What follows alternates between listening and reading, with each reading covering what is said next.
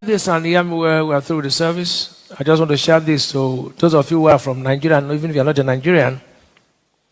Isaiah chapter 5, verse 20. And after that, I say grace and go. Message is over. This is for Nigeria. It's a woe to them. Whoever is trying to take the statement I will take, make sure you quote the scripture. If you don't quote the scripture, don't take my statement. Even if you're a blogger, quote the scripture. It's a woe to them that call evil good and good evil, that put darkness for light and light for darkness, that put bitter for sweet and sweet for bitter. It's a woe to anyone who will see evil and they say this evil is what? Good. Anybody who calls evil good is a woe to you. God speaking. Not me. It's not David Biomia who says so. It's a word to you that will look something and it's bad and say this bad thing is good. And then you say something good and say this good thing is bad. It's a word to you. Nigeria has come of age where every Nigerian now must stand up to say evil must stop. The destiny of Nigeria must be taken by the Nigerians. We can't watch politicians mess up Nigeria. They've done it, and it has come to a point where they think that they have every authority to do what they like. No, the Nigeria is bigger than the politicians.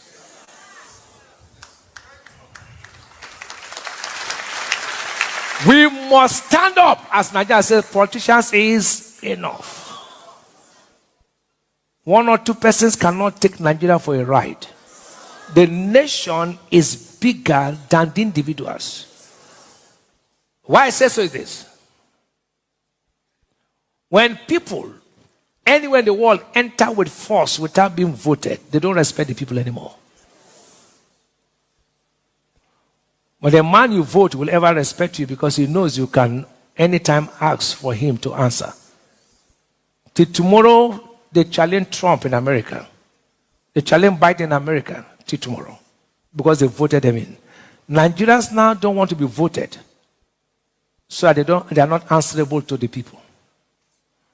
An American president will be answerable to Americans because they voted him.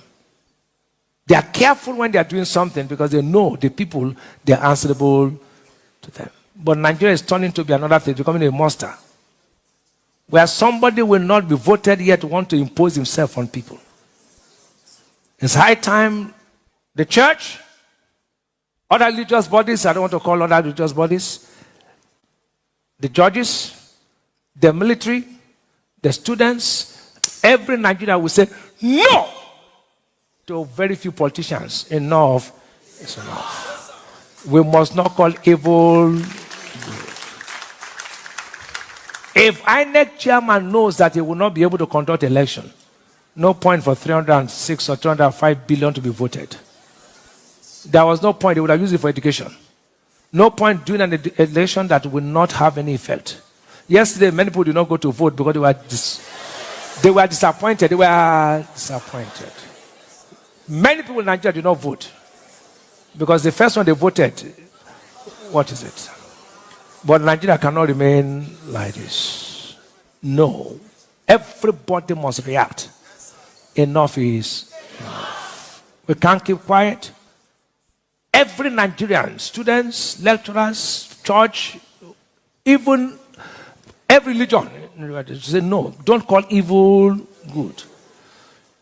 Call evil evil.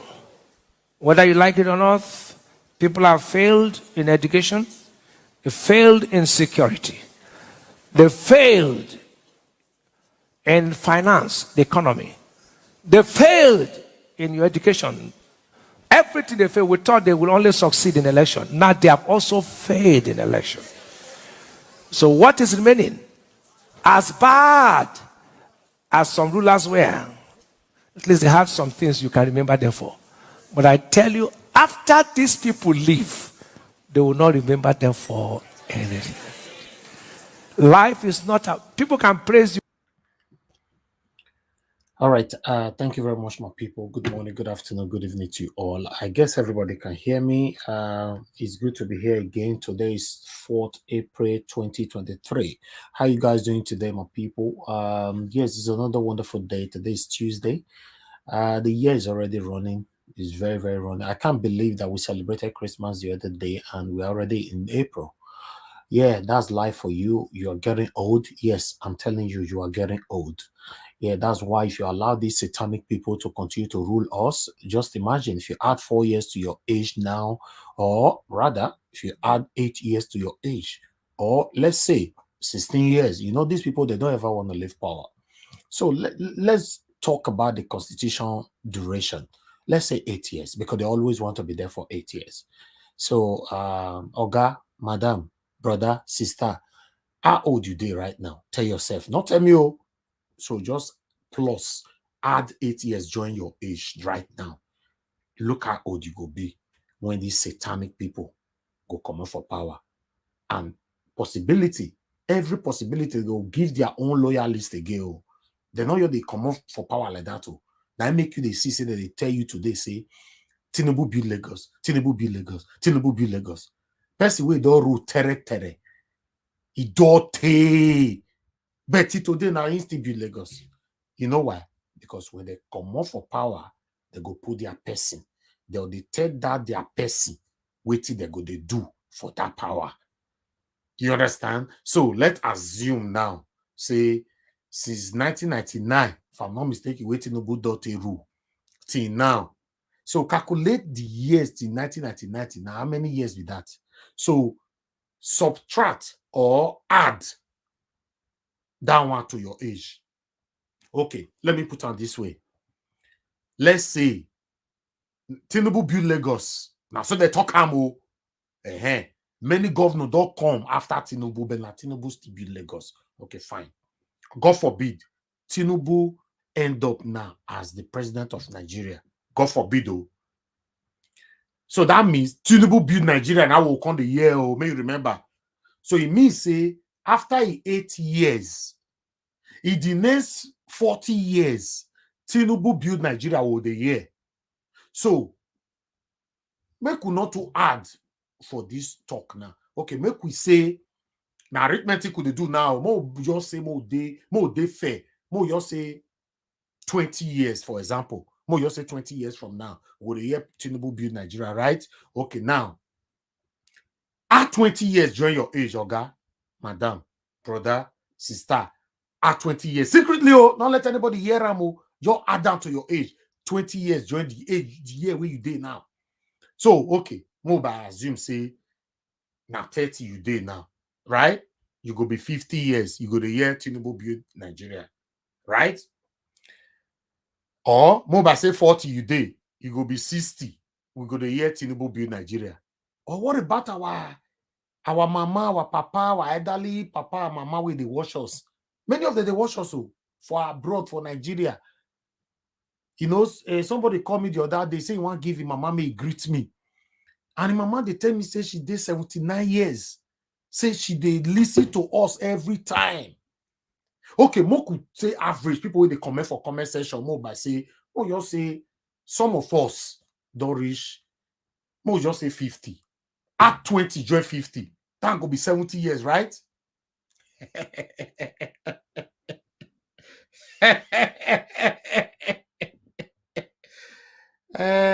You know what did that laugh me? It means, say, the decision is now. Tomorrow will be too late.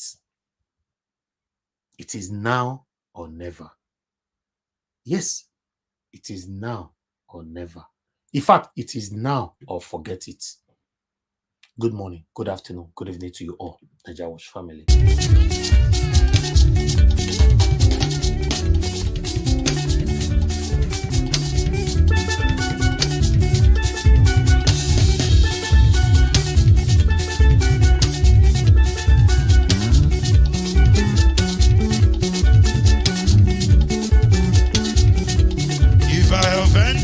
Forgive me, show me love, oh, I go show you love, Kama bara wa lo nínú ìfẹ́ kan.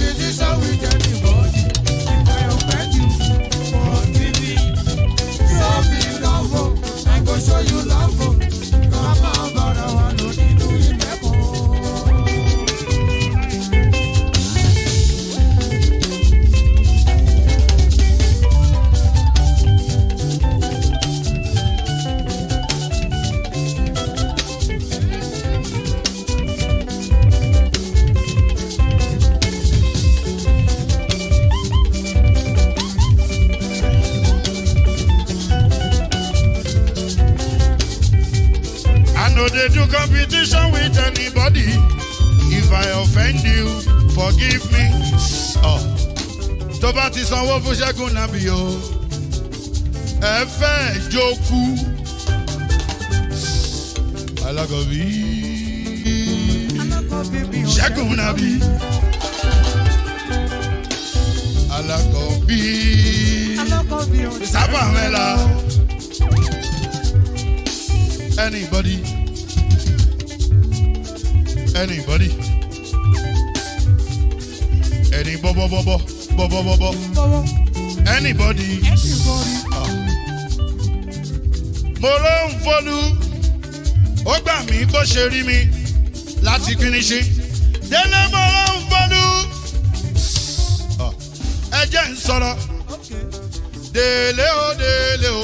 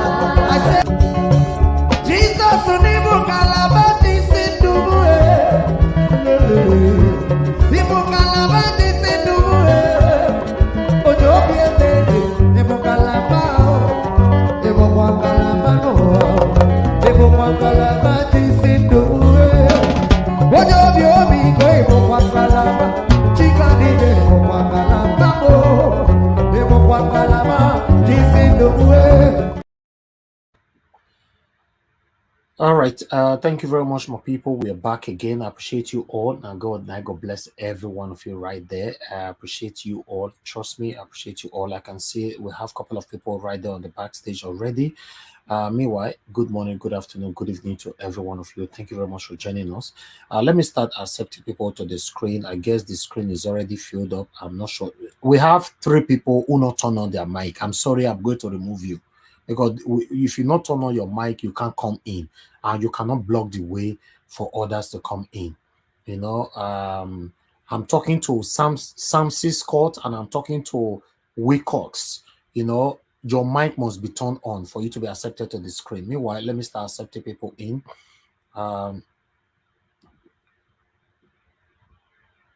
Please stay mute, and mute everybody before I add you to the screen. Okay, Sam Scott, you can't come in. I'm removing you for somebody else to come in. Since you not turn on your mic, I call you. And Tamuno Prayer Wikos, I don't know whether I pronounce your name properly, but I did remove you as well. You not turn on your mic so that someone else can come in. Okay. Somebody, Tunajado already take one of the space there. So let's see anybody else will take another space. So you must turn on your mic when you come into the broadcast. You cannot hold the place ransom, and at the end of the day, you are not on air and you are not out. You are just in the middle. So it doesn't work like that. Thank you very much, my people. I appreciate you all. Now, God bless you now. Help us to like and share. I think I need to go check on how many people that have liked this broadcast now before we even move on. Let me check. Let me quickly check on the likes. Currently, we have 140 people that have liked, and we already have about 700 people watching us across. How many people on Naija Watch?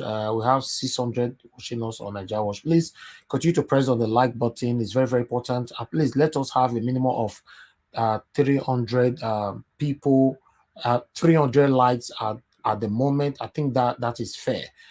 Please click on it, and let's do this together. Now, God, I God bless every one of you. Yes, my people, is another wonderful day.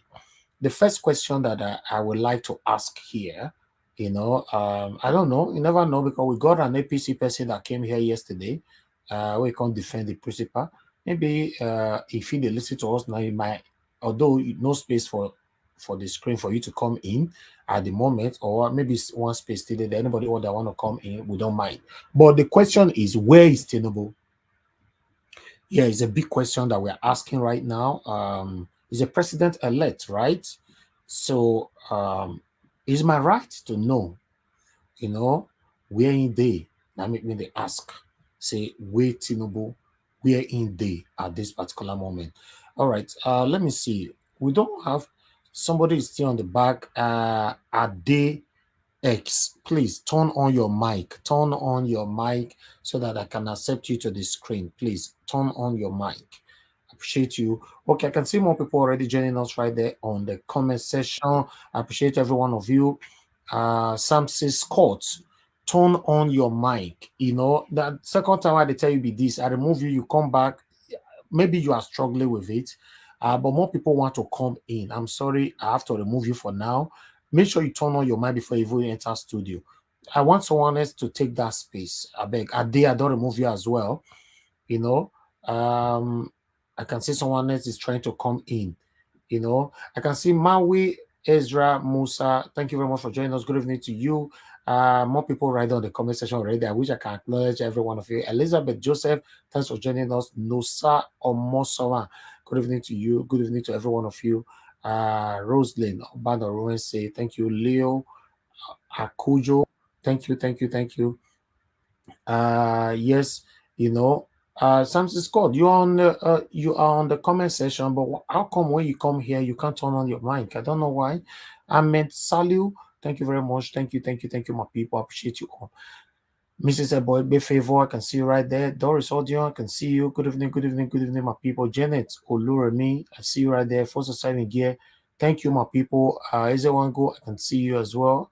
Thank you. I might not be able to mention all names, but I want you all to know that I acknowledge everybody equally. Amaka, oh, thank you. And God will bless you now. Yes, I believe say the space don't full now. Let's see, because busy brains don't take one. Let me see. Let me just put it on the screen to be sure. Because sometimes if I don't put them, okay, they're full. Okay, sorry, my people. I'm so happy that I have CM today with us, Ellie. CM, they come for last minute. Now, if you give her 3 minutes, it go say, no, wait more. Now you have enough time to talk to us. Good evening to every one of you, my panelists. I appreciate you all. I want you guys to know that I really do appreciate every one of you for your time that you spend with us here every day. Is a together spirit. We all are fighting for better Nigeria, together through this platform. We thank God that we have the platform. Thank you very much, my people. I'm very, very humbled. Meanwhile, before I move on, let me quickly pass on this message here. On our WhatsApp group, they say terrorists, they don't enter inside there.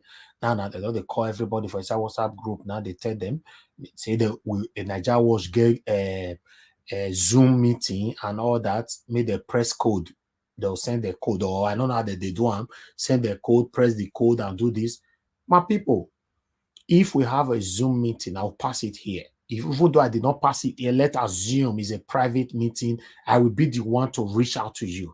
And every one of you that is watching me right now, I've never, ever been on your inbox. You know that. I don't come to your inbox. So as far as saying me not come to your inbox, wait to make you think, say I go send somebody may come to your inbox, may they come, they talk to you. I don't do that. We've been on this business now for the past years. I've never been to anybody's inbox. I know they message anybody, except it's crucial. And you reach out to me, I'll reach back, to you. So anybody will reach out to you, one, my dear sister, Madam Rita, don't address this one, which I support her gidigba. She talk and say, number where you not say for your phone, they call you. Why they pick, by the way? That's number one thing. You don't need to pick, especially in this postmodern world where scammers is everywhere. This is one of the reasons why I created no link is allowed on our WhatsApp group, because link is the quickest way for people to scam you these days. you know. So please, my people, anybody will reach out to you, will call you saying I send them. I don't send anybody. Oh. So anybody will still reach out to you saying be my papa, be my mama, be my brother, be my sister, disown them. I don't send anybody. It's not possible. If me myself not feel reach out to you, why I go send somebody to you? So I wanted to address that. And meanwhile, in general, notice if anybody send you email and they send you link, in fact that link, if you carry your picture, if you carry the picture of your mama, your papa, your brother, your sister, your pikin, you know, they'll build it in a way to look extremely attractive. If you click on Oga Mama, you don't finish. We know what they talk. We know media where, so we know all these things. In fact, even us, you know, they send us series of email. We want to work with you. We want you to promote our business. We want you to do this. We want you to do this. You know, please accept it and all that. For me to just say, "I accept," you don't finish. They are targeting our media, our platform. We know these things. So now because they carry everybody along, say, make una no go fall for this thing. See, and one of our brothers don't fall for their hand today now. FA, you know. As they send that code, they begin to type the code. They type him, he type him. Call him for me, call him for them. You know, they cash him. No, so not be smart, you know. So I just wanted to get this clear. All right, my people. Now, now we'll go start with it. They happen today. Make una share, make una like. We currently have 900 people watching us. Cross Nigeria Watch have about 800 there. I'll be 750. So please, the like should be at least a minimum of 300. Press on the like button, my people. I know say sometimes when I talk, now they look my lips. You know, instead of now to press the like, now they look my lips. I don't understand. That's how they cover my face. Now they cover my eye, not reach. Because I know so now they see my eye. Now they see my head. So maybe I will find another thing after they cover my lips as well. Make una focus on the pressing of the like and all these things, you know. And God will bless you now. Thank you very much, my people. All right. I'm going to start with an article quickly. Let's start with this before we move on. I appreciate you all. We're going to talk about a lot of things today. Yes. Tinubu, where a day. If you know where a day, make una tell us so. And some people they talk say you don't have rights. How you they say? How you they? Normally, you know, so everything they talk for you, they follow constitution. We know you they carry they talk. And I make can say as we deal with those state government rich, they don't feel sue me anywhere because they know say if I they talk, I they listen to myself. We not be people who they carry the common air, we they talk anyhow. No, not possible. We know where we talk, Rich. We know our boundary. That's where they be. But in case some of them say, no, you call the satanic, the APC satanic, PDP satanic, you not suppose they saw them. No, constitutionally not be insult. We know them. We know how they be. You know, although APC, PDP, they are satanic parties. That's where they be. So in fact, on a national TV, this one a national broadcast where the whole world is listening to us. You evil you they look me. So if you call the satanic, it don't mean anything. Don't attack the person. So we know the attack person for you. But meanwhile, let's move on. Let me quickly take on this article and read on what is currently going on before we go on videos. Our people make on airports they like them, they press the like and share. As you can see, this day now I carry can't give you so make we read what that they talk for here. In fighting emergence in Tinubu's camp over concerns on his whereabout health condition. Hi, Oga Tinubu, where you dey? We don't know where he dey. A month after the Independent National Electoral Commission announced him as winner of the February 25th presidential election, the whereabouts and health condition of the president-elect Asiwaju Bola Ahmed Tinubu continues to generate ripples. Although the media managers of the president-elect had hinted that his travel overseas was for the purpose of taking a deserved rest from the bruising toll of the campaigns. Informed sources within his ruling All Progressive Congress party say that Tinubu's travel abroad and stories about his failing health condition are already getting many leaders of the party nervous. Now, I'm not say, I tell you, I just now say, before I continue, okay, make I alert you know, not say sometimes why I don't talk like this, I'll forget where I did. No, say I tell you just now say, not be smart, you know. They fight now, they fight for inside them, their camp now. Where he dey, I know where he dey. What did they do? He dey rest. Not be small thing, no. They say that not they even they blow themselves for inside there now. Say, I know they all these guys that are sick, I know they get hand for inside though. I support to make big president. At the end, now we will not be high things for us. Listen, guys. I hope Nigerians are not forgetting too soon what happened during the time of Yaradua. You know, say Yaradua don't die, tele. I not say Tinubu die, oh, more I don't go change him, oh. I'm talking about my former president, oh. Because I go change him now. You know, say Yaradua die, tele. Many people don't know. They say they take medication for one place, for that, enough he talk, enough he this. In fact, what did these people do before Yaradua died that time? When they bed, you know, he never die. They do video in advance. Now, oh God, this is how you people know, say our leaders, they are satanic. They do video in advance. I don't know whether you understand. Video where you want to use next year, you do it down now. In case the person can't die tomorrow, that video they'll go show and 8 months later say, okay, when I say he die, when I say, you know, they say, okay, he don't talk to now. Then you can't see saying go day front of camera. You go say, fellow Nigerians, how you guys doing? We are hearing rumors that blah, blah, blah, blah, blah. I wanted to let every one of you know that I'm still alive, but I will be coming to Nigeria very soon. Now that video can't go viral. Hey, Una say he don't die. He do video yesterday now. What did they worry on now? That video now tele. What do they talk? So some of them are not they get out because say we know how they do all this thing. So they can't go do video of Yaradua tele down. So when Yaradua can't go, as the tension come they rise. They can't bring one video come out where Yaradua they talk to us. I'm fine, I'm doing well, and all that, blah blah blah. All the tension come calm. Yaradua dey life. So according to allegedly, Yaradua died more than 1 year. Satanic Nigerian leaders not tell us. Another cabals, they call the rulers. I don't say anybody died today. Oh, I beg, make una record this part. You know, although okay, I record with the. I don't know. I just say they talk privately. Oh, I don't know. I record with the. I didn't know the record. So people they watch us.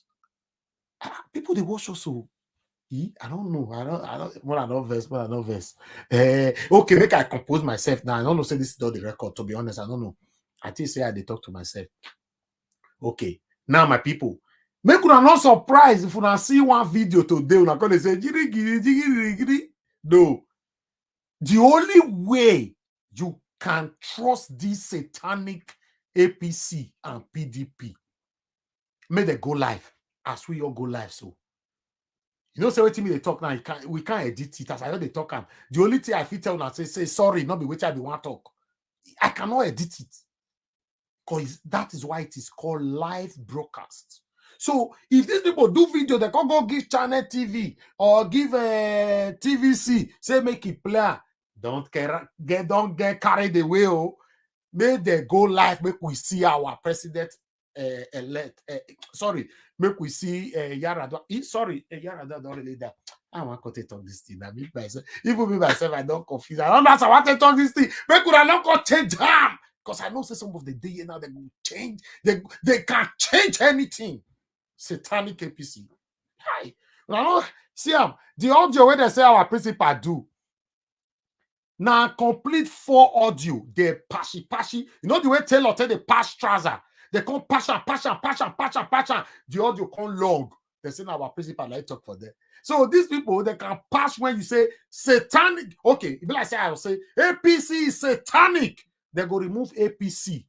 They go put 2 day for where APC day. Now they'll post them out. Maybe you now you'll be 2 day, you'll be my good friend. They'll come say, I call Naija was privately. My brother, make us surprise. Oh, Naija was come to tell me say you satanic. Oh, that one say now lie. You can say I record that now. I record that, make I post that to you. Maybe that my friend are 2 day. Oh, they'll come post that to them. Then when me say APC is satanic, you come to hear today is satanic. Today go your verse. How Naija would go talk about me like this? My people, you don't understand media, not the quick take reaction if you see things. Yes, not the quick take reaction. You get the way these people take day. Let me tell you why they do like this, in case you don't understand. Do you know how much is involved here? We're talking about billions in dollars and pounds, and we are talking about trillions in naira. Neither they deal with, so they can crush anybody who try to stand on their will. Not try them. Now make them they go extra miles. Now religious what they want to tag our principal persona. They don't know say we still know another technology where go still they. You be like say you they tie them, people they go they lose them. Forget that thing. You know they surprise you say that they protect bank rich men go still enter. And you know they surprise you say as you protect your WhatsApp or anything. Not people hack you enter inside they tell people say Zoom meeting then I just watch WhatsApp. So forget. Four complete audio. They take for here, they take for Uselu, they take for Egwariahi, they go take one for Agbagbayan, they can't go take another one for this. They call patch all of them together. He can't talk to one of them. Say Peter Obi was crying, talking, daddy, daddy, daddy, daddy. Aye, in a postmodernism. No. You can fool some people, but you cannot fool all of us. Yes. So now make me say my tell now just before I continue. If una see video now, they say una president elect, they talk to una. That's fine, but pause. Ask for a live broadcast. Don't get carried away. Come they tell me for here say that was he talked yesterday evening. they get what they call video in advance. Video in advance. In fact, some people they do. It's okay, be like as Instagram. You know, say if you want to look for fake life, go Instagram. Now then you know how our Nigeria celebrities they live fake life. Many of them don't take picture about more than 50 picture in advance with different cars and house. Like 3 years, 2 years ago. They'll come they post on small. Post on small. I'm in this location in Dubai. Go your poster. This guy don't travel. You they Dubai. Oh. My brother. Trust what the internet on your own risk. Now let me move on. Let me quickly read on. When I'm not vessel, I say the energy where I get this evening now to talk. If I not stop now, so they talk, they go today. My panelists, they go day board, then the people leave me for it. I know say the panelists when me guess so. If I good do, they deal with me. If I bad do, they deal with me. We know the people when not if they with person. Some people are designed to be with you when it's sweet. When he be as he get, they don't take coffee, they day your life for in case you they look me. People like that, they your life. As they sweet, they day with you. The day when you go be how you get, they don't leave you. They don't follow you, do all those kind of things. Meanwhile, let me continue reading. Thank you. Yes. Within his ruling All Progressive Congress Party says that Tinubu traveled abroad stories about his failing health condition are already getting many leaders of the party nervous, asking, where is Tinubu?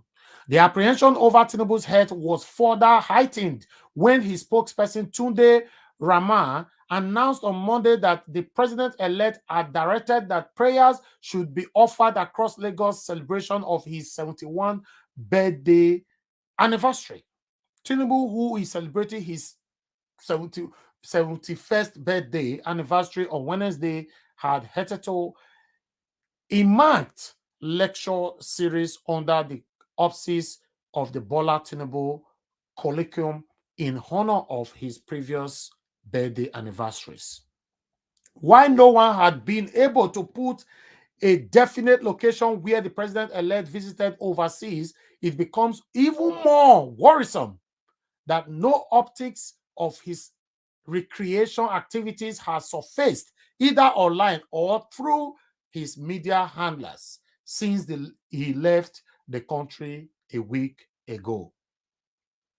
In both the ruling party and the opposition parties, there are growing concerns amongst political leaders on the prospects of Tinubu being inaugurated as president on May 29, when the incumbent Muhammadu Buhari is expected to hand over to his successor.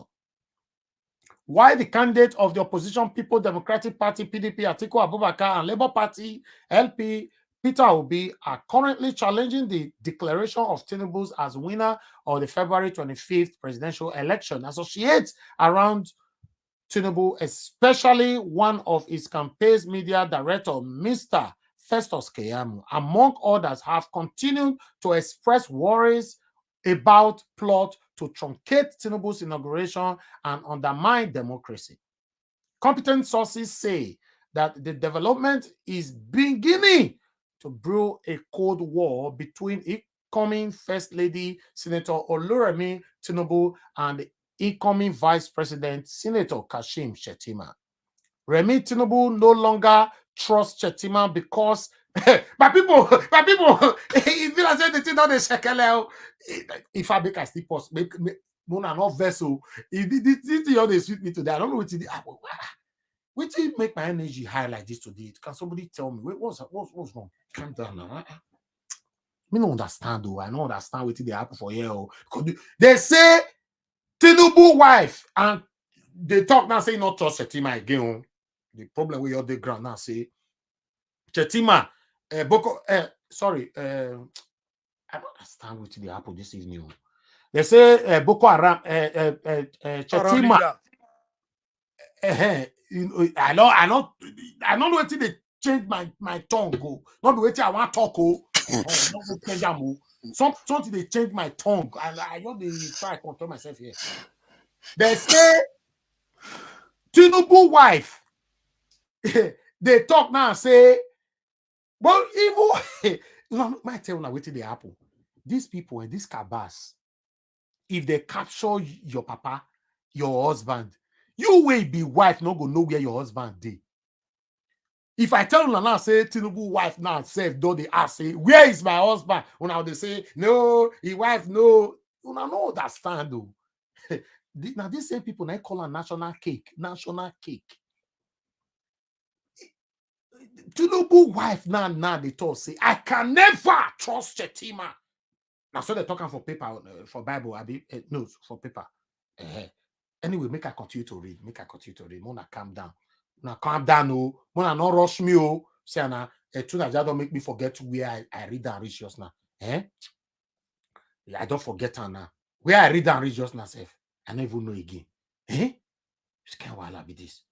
Okay, wait Tinubu wife for his here now. Where don't say this our gongo. So for the use until they find these people, it's very difficult to incoming First Lady. Okay, now they just start the name just now. Okay, you are right. You are right. My brother. Okay. All right. My people. I don't know where these people do, but make I cool. They find out they go. I remember saying a quote just now. Okay, I see Festus Keyamo. I see him just now. Okay, Festus Keyamo. They can't see competent sources and okay. All right. I don't see him. If I may, I highlight him because if I not highlight him, it's difficult to make a highlight him. Make another. My highlights show for screen. It show now there. They could have calm down. Nobody know and not rush me. My professor, I remember that time where I did university. Tell me say if you are reading, calm down. Don't rush too much. If you make mistake, tell the congregation that I apologize. Read them again. They don't the big person. If you no cut, the carry person they go for that kind of thing. They can read that. I want to read that particular paragraph again because some people they now they not hear and where. Remi Tinubu no longer trusts Shettima because she believes that he's the one mobilizing marabots. I don't know what that one mean. No, they digest everything while you talk for him. I digest about myself in the hope that he will be the beneficiary of the tragedy if anything outward happened to President-elect. Oh God, no, wait. Normally, where me come from for those states, if woman they fight for husband property where he never die, not taboo. It's a sacrilege. Let it be all this one. No, this is wrong.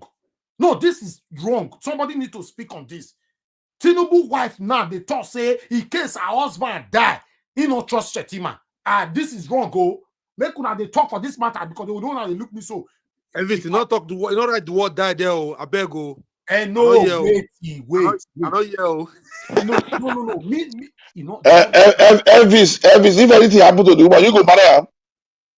No, God forbid, though. Okay. Marry. No, never marry. Mona they call Naja or CM. I don't know. Mona don't call my name for those kinds, you know. Wait, I tell you now, my people. In case you know, that paragraph is a very sensitive paragraph. I need to reread them again. Nobody should rush us today. If you want to go calm down. Wait, this paragraph, he say, Remi Tinubu no longer trusts Shetima because she believes that he is the one mobilizing marabots in the hope that, listen, in the hope that he will be the beneficiary of the tragedy, if anything at word happened. If anything happened to the president-elect. Hi, Jesus. In fact, now we source the carry all this like this. That is the essence of a good housewife, fighting to protect the husband's interest. Otherwise, you, Elvis, will not marry her if anything goes wrong. But person never died. They don't share property. They don't share the property in Nigeria. Nigeria, neither they share. So, Oga Elvis, there's more to that. It is quite a very powerful exposition. Exactly. If we are to believe what is written, it says a lot. It has exposed a lot of things. He did there. I like him. Not be me talk more. Now so he did for them, my people. Not be me talk this thing. No, he did there. He's right there. And I make me carry on. Because if I now only this one, Sam, if now only this one I put for screen, just as I read that now, Sam, I just say my they read, they go on my own. Some people for that say, hey, Nigeria was called they talk him as like see, he's right there. Anyway, let me continue because I know say there's a lot to talk about today. Meanwhile, make I first pray for the young men we never marry. I pray. May God not let you marry any woman where go they share your property in advance where you never die in Jesus' name. If you don't say you young, say mail for comment section. I know they talk to all those CM we don't marry into Nigeria, all of them we don't marry. No, I'm talking about young people. Because me don't understand what they happen for here. But meanwhile, in fact, it was gathered that Tinubu's wife has flatly refused to open up to anyone in the ruling party about the whereabouts of her husband, as she is said to continue to take up hostility with anyone who makes inquiry to her on the topic. Okay, you know, say anything when me they read now, I dey like make I reinterpret them. In case some of you not get them, especially our mama, we don't old way they listen to all. Lamogun.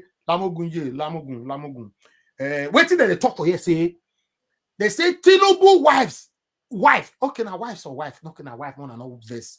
Tinubu wife. He know they agree. May when I ask her any question to do with Tinubu at this moment. In fact, he don't put roadblock for front. Say anybody will want to ask me that kind of question. Now so he go give him back and slap like this. Now they feel me so, and I know someone never seen me for this month before. They get why we are getting somewhere. But remember, I warn you just now. Some video where they don't do tele. If you get carried away, now you know. More continue. The deafening silence of Tinubu's immediate family, especially the hostile demonology from his wife about the president-elect whereabouts and health condition, is already causing nostalgia within the circle of political associates of the situation when former President Umaru Yar'Adua was ill, and the then First Lady Yar'Adua kept everyone out of the picture. Let's say we don't know say Yar'Adua, they mentioned the name for here before me talk and see so. Let's say the two they work together. That means my mood today, if I pray for anybody, go work for your body, because there's power in the tongue. No, nobody should doubt me today, including you too, Niger, CM, Pai doing. Nobody, because everything what I talk now is already coming to pass for you. Let me read the last paragraph so we can start talking, because this one, I can't wait to hear from many people. Share this broadcast, look at like I'm now. It just say, easy, this broadcast, what they do so. Some people, they watch us now, they don't like what they do, so they believe we are revealing more. They don't like it, that's just the fact. Okay. Let me quickly continue. Now, in fact, it was learned that the incumbent vice president, Professor Yemi Osinbajo, known to be a close associate of Tinubu, was barred from seeing him because of the state Tinubu, was in last week, necessitating the overseas trip. Okay, I will stop this right here. Let me stop this right here. The main concern now, make I remove this one from here. My people, when I don't say this, make we take a quick break. Make I come, because you know why I want to take this break. I need to drink coffee. Make una buy me coffee now. See my throat don't dry. Now we won't even take break. So make I go find something to drink. If I continue like this now, energy don't already be finished. Yeah. Me too. I need coffee. Exactly. I might go buy me coffee now. You wanna here treat me for here? I know like Cambo. Me too need coffee. Yes, so my people, like God will bless you. I'll see you soon. I know they do competition with anybody. If I offend you, forgive me.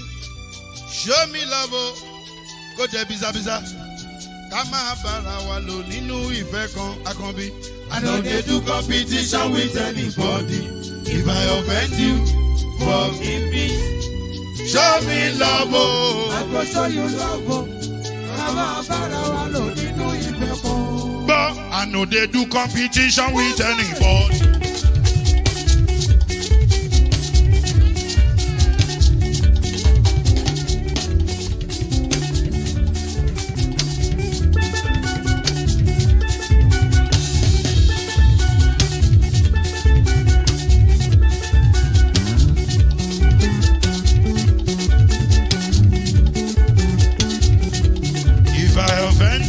Forgive me, show me love, oh, I go show you love, eh. Kama bara wa lo ninu ife kan. I know they do competition with anybody. If I offend you, forgive me, show me love, oh, I go show you love, oh. Kama bara wa lo ninu ife kan.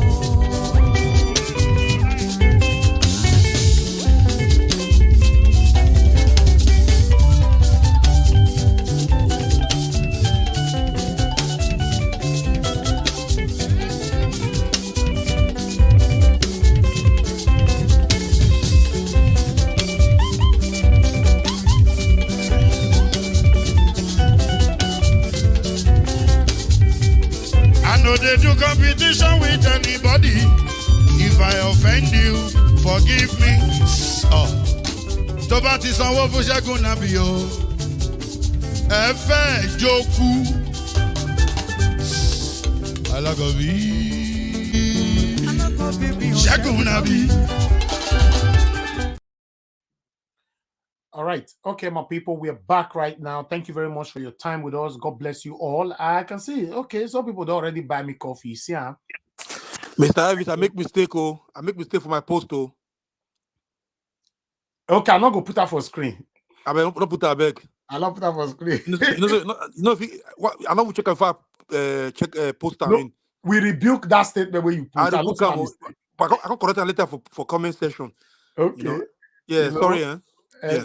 No, I know it's a mistake. It's okay. Thank you very much, my people. I appreciate you all. Thank you. I said Doga and my brother Henry Gabriel. That's why you make mistake with that. I know Tinubu can never be your president in Jesus' name.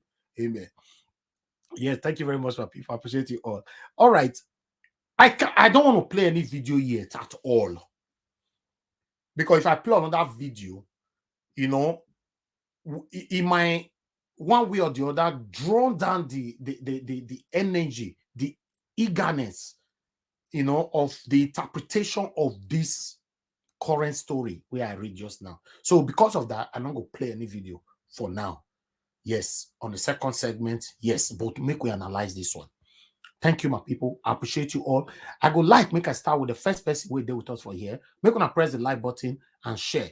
You know, we have video though to tally what is currently happening right now. But we might hear from people first on this one. May not be like say I too keep them, you know, for suspense. Amaka E, thank you very much. I really do appreciate this. Thank you very much. Thank you. Meanwhile, let me hear from Mr. Chuks Obibweze. Mr. Chuks Obibweze, I beg, talk to us, sir. Thank you. Good evening to you. Are you there with us? Okay, Chuks Yeah, Obibweze. I'm here Okay, you are with us. Yeah, Okay, I am here. Yeah. Okay, I can hear you, sir. Yeah, good evening. Say there's fire on the mountain. There's fire on the mountain. Look, talk to us. It's a good evening, everyone. Good evening, Mr. Elvis, and those watching us on comment section and all over the world. Yeah. The main thing is with these people, all they try to do is gag us. Trying to make us believe that we don't have any rights in our country. Imagine the last article that even the man who found him, could not visit him wherever he is. If this scam these people are bringing in, I am saying this, and I've been very, very angry the way our minister went to America to go and say what he said. The amount of money he spent in going to do that kind of campaign to tell the world how successful they were. It's madness. Since morning when I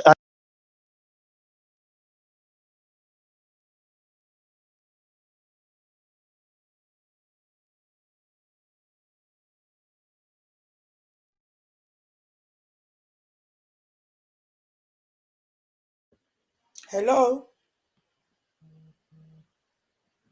He's having audio issues. Oh, I thought it's my connection. Okay. Can you hear me? Yeah, we can hear you now. Okay.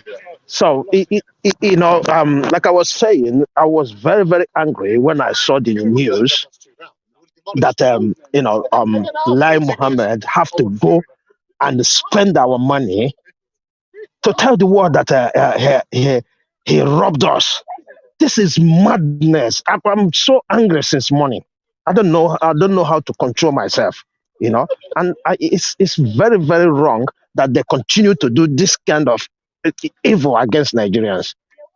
I'm completely disturbed. You cannot cheat the people. Now you take their money, go all the way to America to hold a world conference to tell them that you didn't do this. And the same people you cheated, it is the same people who is financing you to go and do that. Because they know now that we are protesting wherever we live to tell the world how they are. And all they can give us is to tell us, is to use our money to go up there and tell us what he said this morning. And to Osibanjo not being able to see Aguado is very, very telling. And I am saying this. Most Nigerians might think it doesn't concern them, including those who voted.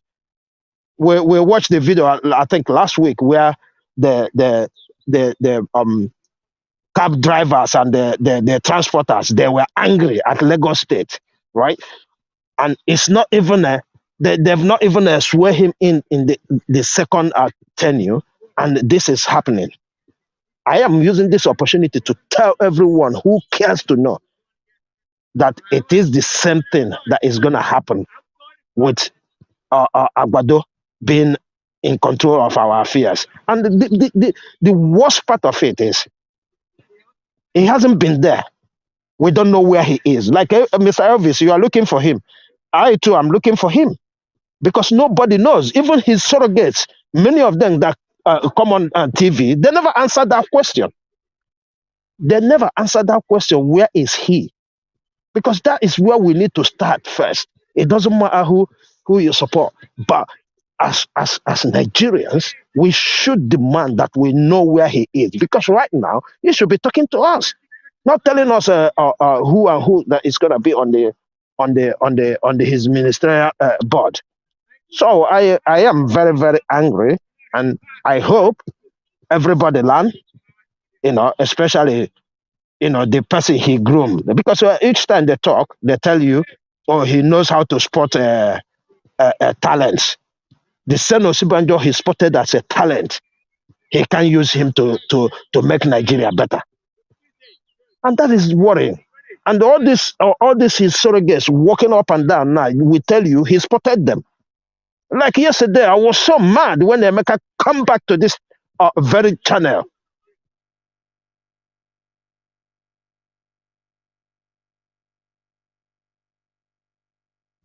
We can't hear you, Mr. Chooks. Why am I having this issue? Can you hear me now? Yeah, we can hear you now. Yeah. APC is attacking you. Exactly. Yeah, because I was talking now that the lives of Emeka who came here yesterday, coming to change his voice to speak like Festus Keyamo. Well, they can run up and they can run up and down, right? But we will soon smoke them out. Wherever he's hiding, Emeka, I am talking to you. You come on here today. You just talk normal. But if you come here to distort, we're gonna come after you. You're gonna leave us. It doesn't matter. Yesterday you try to be cool, you try to be hot, look, you are not smarter than Nigerians. Nigerians, the same way you think you are smart, the same way all Nigerians think they are smart. So I don't know what is your problem. Please leave this place alone so that we discuss something that will be important to us and help us to move forward. Thank you. Thank you, sir. Thank you. Thank you for your contribution. Okay, let me take 2 calls, please, guys. Hello. Yeah, good evening to you. Your name and where you're calling us from. Oh, I lost you right there. Okay, if anybody want to quickly call in now, let us know. Let me pick another person's call quickly. Hello. Good evening to you. Your name and where you're calling us from. Hello, can you hear me? What's happening here? Is it my fault or something? Okay. I think something. I need to switch this phone off. Hello, can you hear me? Hello. Hello, madam. Good evening to you. Good evening. Yeah, thank you very much. What's your name? Where are you calling from? Good evening. Okay, I'm calling from the United States. My name is Christy. Thank you, Madam Christy. Please talk to us. Okay. I listened to the whatever you read on Tinubu. Can you hear me? Yes, we can hear you. Go ahead. Okay, whatever you read on Tinubu, I just want to say, I don't know, my opinion, I don't want to know where he is. My concern is he's not going to be sworn in. Okay? So, I don't want us to go, it's good we are talking about it now, but I don't want us to digress by saying he should be talking to us now. He shouldn't be talking to us. He shouldn't be talking to people like me. I don't even want to listen to him. He shouldn't talk to us because he's not fit to be the president. Number 2, he stole the mandate.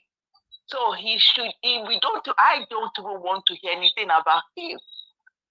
Let him just enter house and allow things to move on. Allow Nigeria to move on. That's my stake. Thank you. That's my submission. Thank you, Mama. We shouldn't pretend about this thing. Yeah, he should just go where he has to be. Thank you. And again, history is repeating itself. This is a common trend in APC because God doesn't want APC to rule Nigeria. They can't fight God. God is the one in charge. They can't fight God. He has to leave the space for us, for Nigeria, in peace. Okay. Thank you. Thank you, madam. Thank you so much. Thank you. Hello. Yeah, good evening to you. Your name and where you're calling us from. Oh, God's power. Are you there?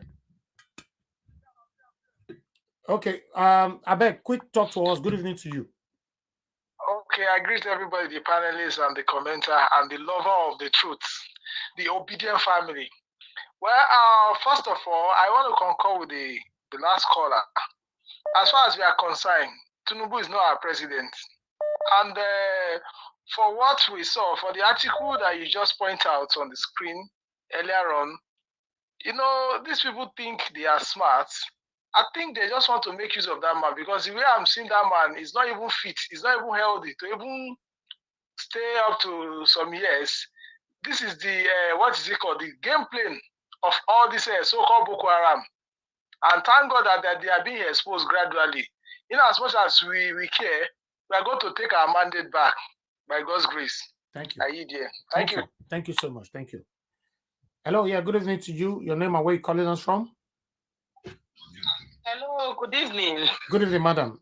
Please, your name and where you calling from? My name is Mrs. Funke Ojugo, and I'm calling from Leeds in UK. In UK. Thank you very much, madam. Go ahead, talk to us. Yeah. God bless everyone in this platform. I really appreciate all what you're doing. And I keep on watching you, listening to you. And I can see that every one of you are lovers of the truth. Like what the First Lady said, the one that called from America. Yeah. Don't really know. We don't really want to know where he is right now. And I don't, for my opinion, I wish we don't even talk about him because it will seem like it's important that we are like recognizing him. And the obedient movement is our leader. You understand? Yeah. The obedient movement is what we want, and Obi is our president that we recognize. So let's give more energy to the obedient movement stories. Not for Numbu, please. Thank you, madam. Don't let us waste our energy. They are just bringing all these stories just to cover up their doing. And, you know, it's not even a president yet. It's disappearing and appearing. That's what Buhari did for months. And he started his own already. So please, let's continue appreciating this movement. Thank you, madam. Thank you. Thank you so much. Thank you, madam. God bless you. Okay, callers, please hold on. I'll come back to everybody again. I cannot continue to pick calls right now. Okay, let me take the last call. Hello, good evening to you. Your name and where you're calling us from? Oh God, they're not again last call for you. Hello, good evening. Good evening, sir. Your name and where you're calling from? Good evening. Okay, I'm Andrew. I'm calling from Italy. Okay, Mr. Andrew, talk to us. 1 minute, please. Okay, good evening to everyone. God bless you, Mr. Elvis. I can see your good work, and God bless you for all that you're doing. God bless you, sir. Please, you see, what we have to keep doing now is for us to keep speaking about the way forward. And we can all see now that what is going on is that, is it so-called president-elect? There is something fishing on the ground. There's something fishing on the ground. What would I say? I don't really know what to say about him. He's not even in existence. They are just trying to play hanky-packing games. Are you getting me? Yeah. They are trying to play hanky-packing games. If he is not allowed to speak, he cannot talk, then there's no precedent.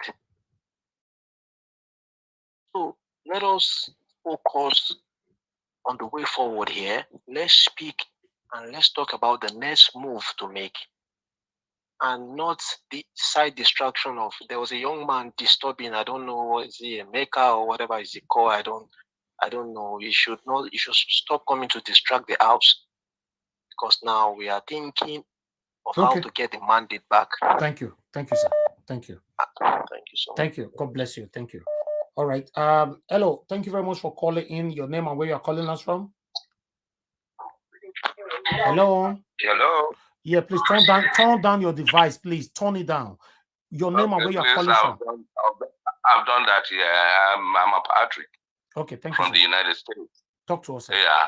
Well, just starting by the clip you just read a moment ago. Yeah. I will start by saying I want to believe that we understand when we say we make prayers. Do we believe in prayers? Our prayer is working.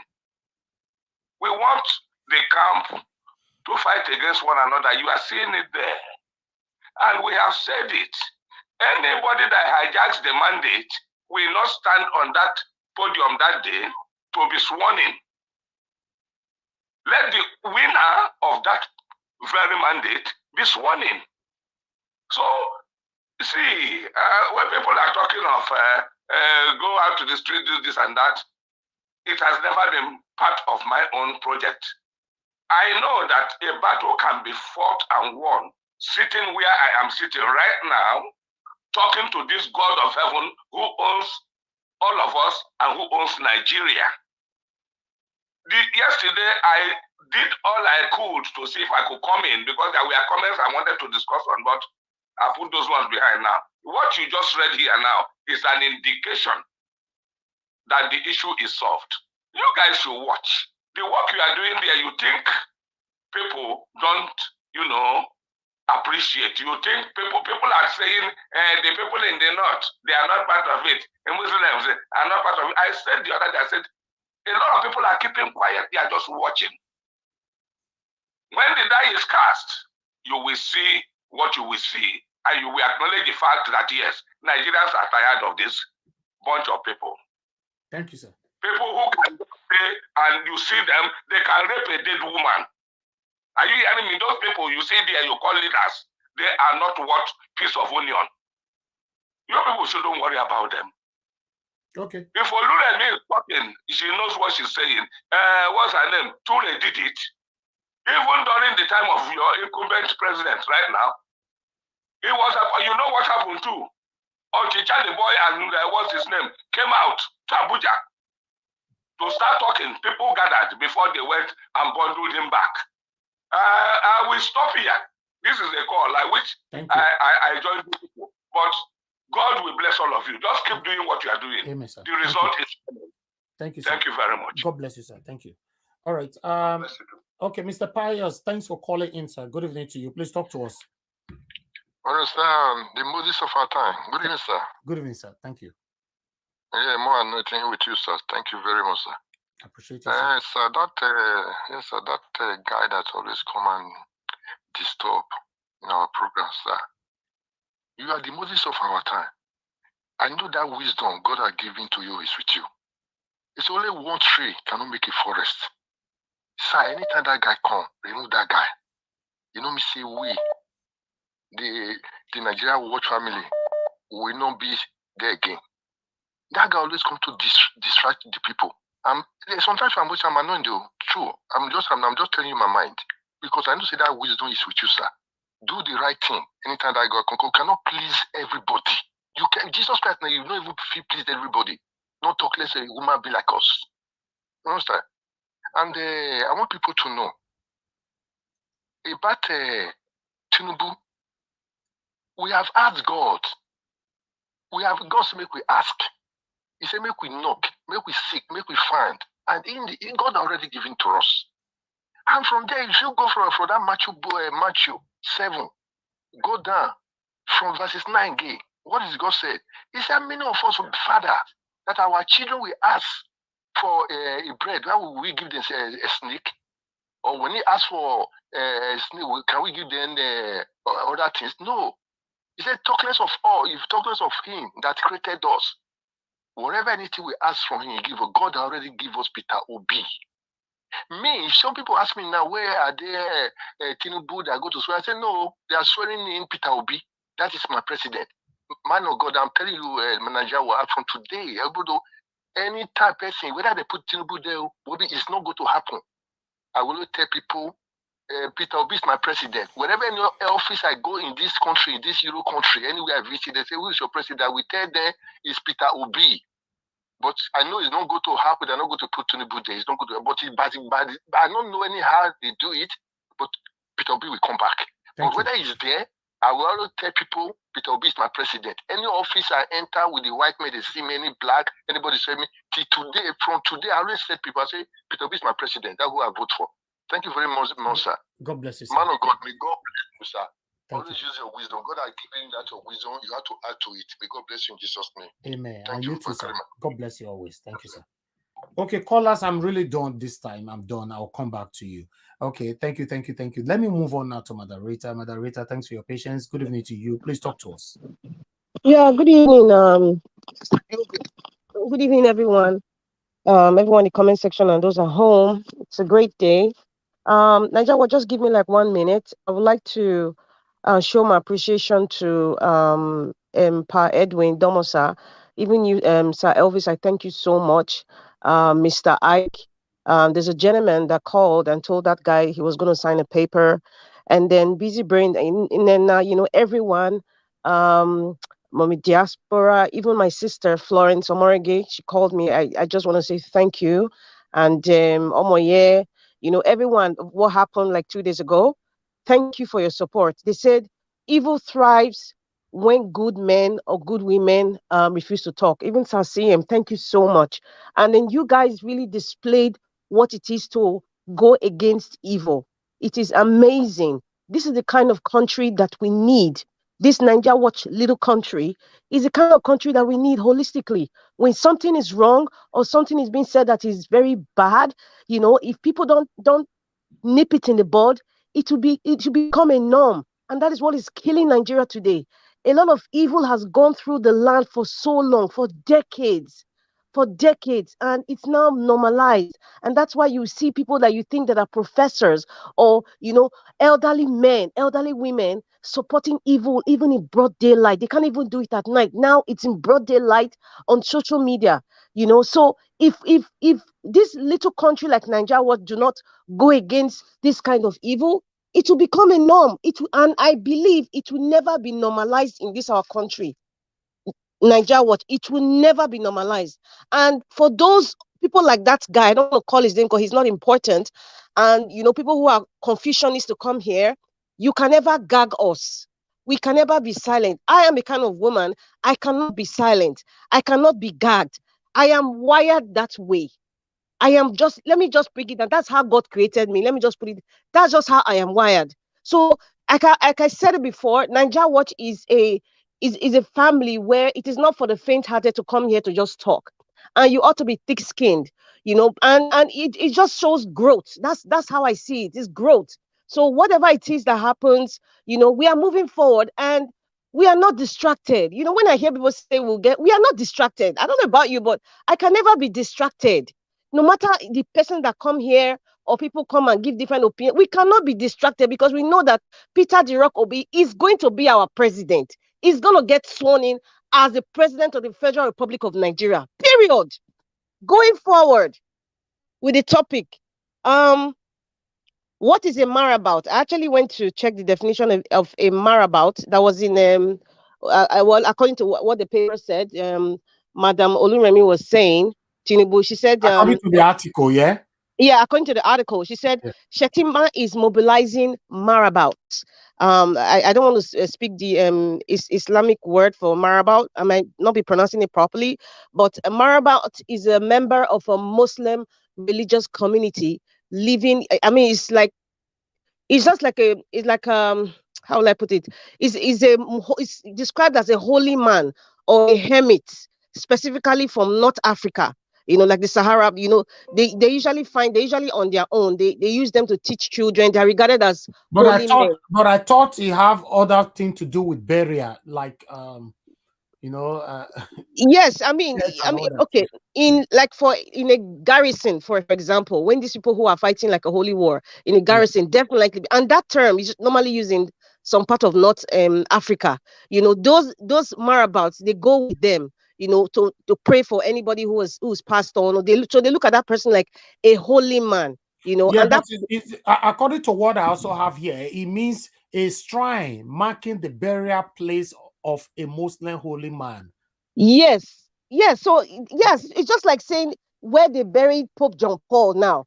People would, if it's open to the public, they will say, okay, that's a shrine because there was a pope buried there. Okay. A marabout is regarded as a holy man, and that definition is synonymous with people in North Africa.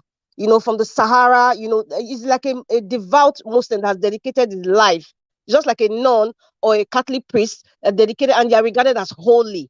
So if Shetima is going that far, maybe he's importing them from Niger, Kanuri or his Fulani brothers who are marabouts and probably asking for spiritual help to know the location of Agbado, or to like, okay, what is his fate? Will he be regarded as the next in line? All those kinds of things. It's like going to meet, a juju man or something, and if you're in second place, wondering if you be the chosen one in case that person falls down or something happens to that person. So, I guess she's hearing stories about how Shetima is going about looking for different marabouts, to determine his fate in terms of the presidency. And then it's kind of upsetting because it's kind of reflecting on her that they're already sharing the cake when the person who is actually celebrating is not there. So they've cut the cake already and they're sharing it, So, and I really don't care. Like that lady that called from the United States, I really don't. I agree with her. I really don't care if whether he's missing or somewhere, because even when he's speaking, I don't even understand what he's saying. I said it before that the spirit of the Tower of Babel is already upon them. It's already upon the APC. So I'm not shocked about this confusion, distortion, and disarray. Amongst them. My prayer is the frustration that all of them are going to have. It will lead all of them to go and beg the rock, the okuta, the game changer. Let me use Mr. Alex's word, the kamikaze, the Leonardis, in fact, the Shaka Zulu without a spear of the Nigerian politics of today. They will all come and beg. All these fake Keyamo and all of them will come to the same Arise TV. They will come to the same channels. In fact, all the social media and their Twitter page, they will be the same. Everything that they've said, they will vomit. In fact, it will turn around and they will start to beg. That is my prayer. And I think that's what's going to happen. And if they don't beg, they will forever remain hermits wherever they are, inside a hole, wherever they want to hide themselves for the rest of their life. That's their business, because Nigeria is tired of the likes of them. We don't want to see people like that anymore. We don't want to see people like the people that have been dealing with for years, looking at them talk. Peter Thr-atens has exposed that all of them, they're all empty. They have no character. They're just a vacuum, nothing to show, nothing to be inspired about, nothing. But they're just in the corridors of power, unfortunately. Take a look at someone like Dino, and that one is a senator, and such a person wants to become a governor. Isn't that disgusting? None of them are even innovative. They're not futuristic. None of them, they're just analog, stagnant. Nigeria cannot afford to be stagnant now. We've had stagnant leaders and their surrogate for far too long. Listen, there's a lot at stake. There is a lot at stake because these people, a lot of them are enjoying, they're thriving from this evil conglomerate, with Agbado and his likes and his surrogate. They're all enjoying it. Allegedly, I heard that when Agbado imports anything, and I dare any immigration officer or a customs officer to tell me that what I'm saying is a lie, because it's an alleged thing that I heard. Anything that man imports to that Lagos airport, he doesn't pay for clearing, nothing. Nobody touches it. Nobody questions what's in the container, nothing. And a lot of people in Lagos, even in the entire country, they're even benefiting from it. This is allegedly, but hello, if the man has been controlling Lagos for the past 20 years, and he gets to that point where the Lagos state government is touch not my anointed, nobody touches what he imports, even his friends, and even some of the so-called Bali and the rest, there's a lot of them, all these wealthy people you're seeing, a lot of them are part of all this evil gang, all of them. So there's a lot at stake. You can just imagine somebody who is alleged to be importing things to the country, and customs and immigration cannot question when his mark that is his own. Nobody questions, nobody asks anything. Imagine if Peter Thr-atens comes and stops that, or checks what's been there, or charges them and they pay import duties. Imagine. So you can imagine they cannot even let that go. They can't let that go. God knows what they're bringing into the country. Without the expensive cars that you see, all the expensive furniture you see, some of them they import it, they don't pay. And some of them, Agbado helps most of them. That's why they don't pay. Just that aspect alone. Imagine what they are gaining from. That's just that little thing. Imagine the other things that they are gaining from. So that's why there is a do or die affair for them. And that's why they are going tooth and nail. Anything they can do. They can spare their last blood. They can sacrifice even a human being just to get what they want to get. So there's a lot at stake. That is why this thing is so deep. I don't think sometimes I feel that we don't know the gravity of what these people want to lose. Because when you know the gravity, you know how desperate they are. That is, they can even bribe and twist the mind of people who are living in diaspora. You live in diaspora. You're living in a white man's country. The man that have suffered. And you are enjoying the dividends of the democracy in that country. And you are supporting somebody who who is drawing your country back. Is that normal? It's not normal. They need a mental evaluation. Those of you in diaspora, I can even give a little chance to those in Nigeria who has never experienced 24 hours life, who has never experienced or understood good governance. Imagine someone living in Lagos. You are born and bred in Lagos, and you are 20 years old, and all you know is Lagos life. All you know is one man is controlling who wants to be. You don't know anything outside that. Imagine. So those of you in diaspora, shame on you. Shame on you. Go and hide yourself in a hole. Shame on you if you are supporting this evil government. You know, I'm not surprised. Finally, I'm not surprised that Remy is not going to tell anybody. I told you guys some time ago, Nigeria, what I said.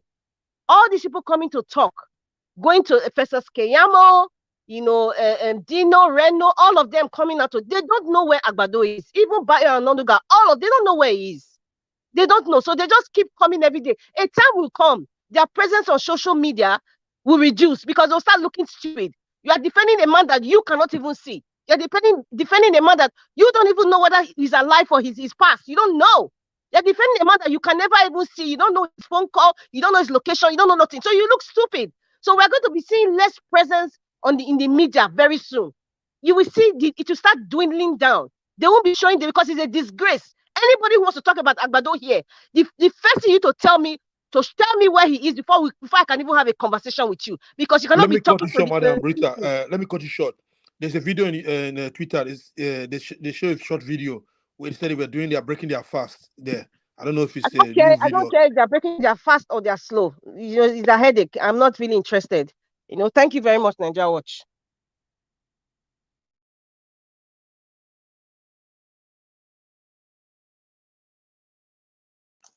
Hello, Nigeria Watch. All right, Hello. Thank you. Okay. Thank you. I can hear now. I didn't know I was muted. Thank you very much, Madam Rita. I can see the passion. Thank you so much. All right. Let me hear from CM. Good evening to you, sir. Please talk to us.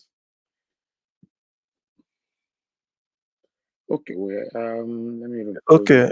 Thank you. Okay. Good. Yes, I can. Can you hear me too? Yes. We can. Yeah. Actually, Tinubu's case is pathetic because, for obvious reasons anyway.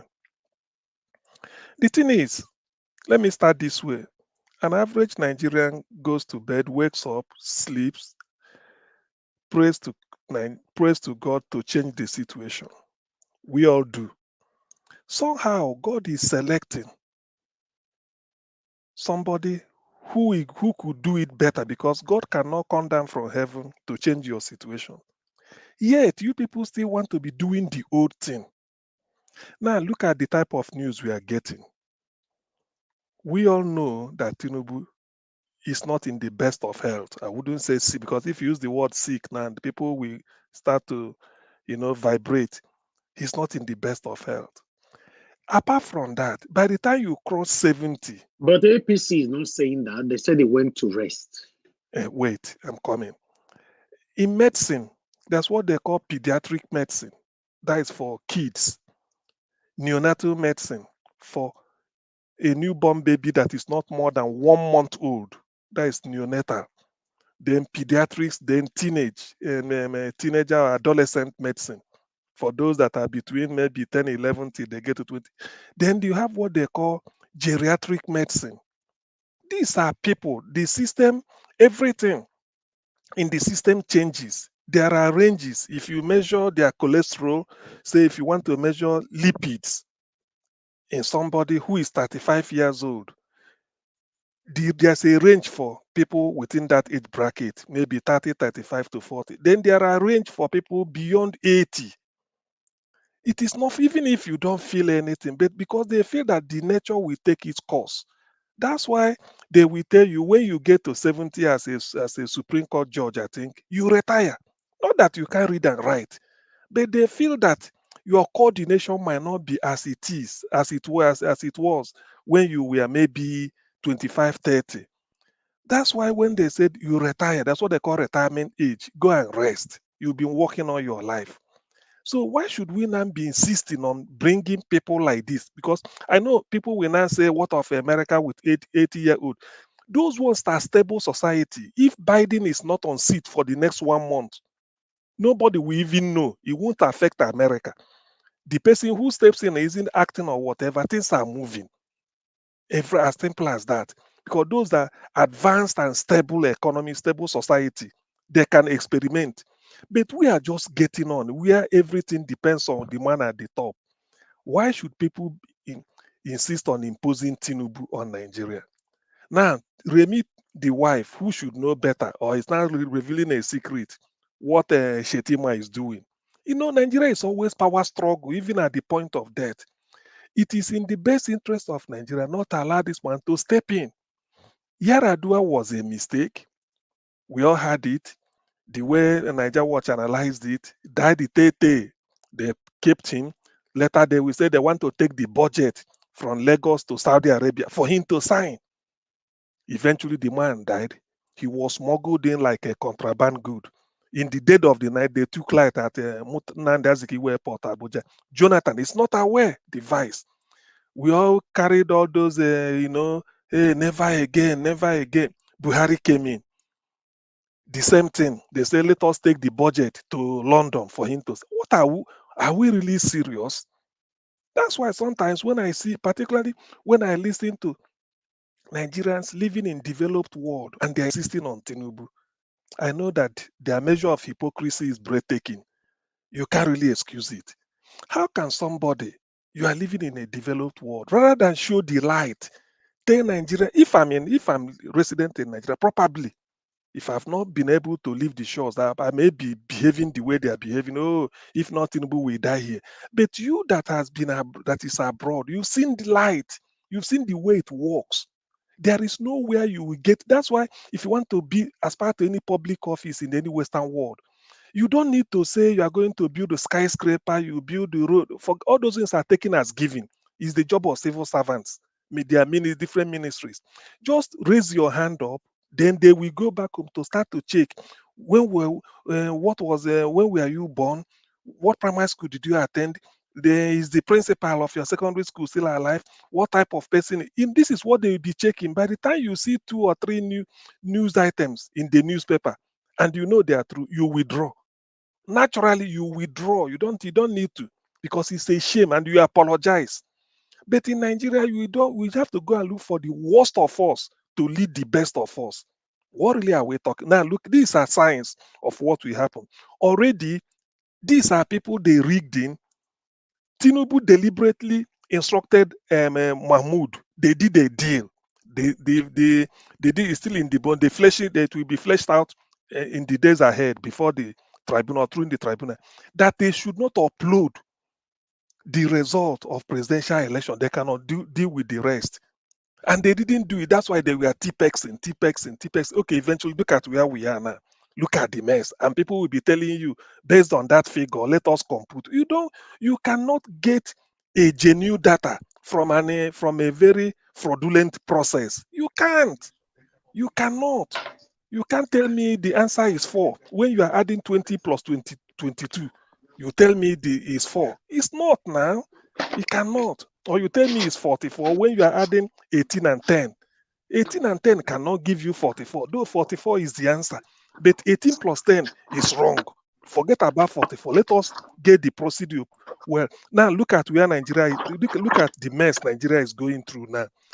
Tinubu said, go to court. APC said, go to court. INEX, go to court. Now, P2B is waiting for them. Has APT filed a counter charge till today? Please, Niger Watch, correct me. I don't think so. And today is the 3rd day because we are doing countdown to 15 days.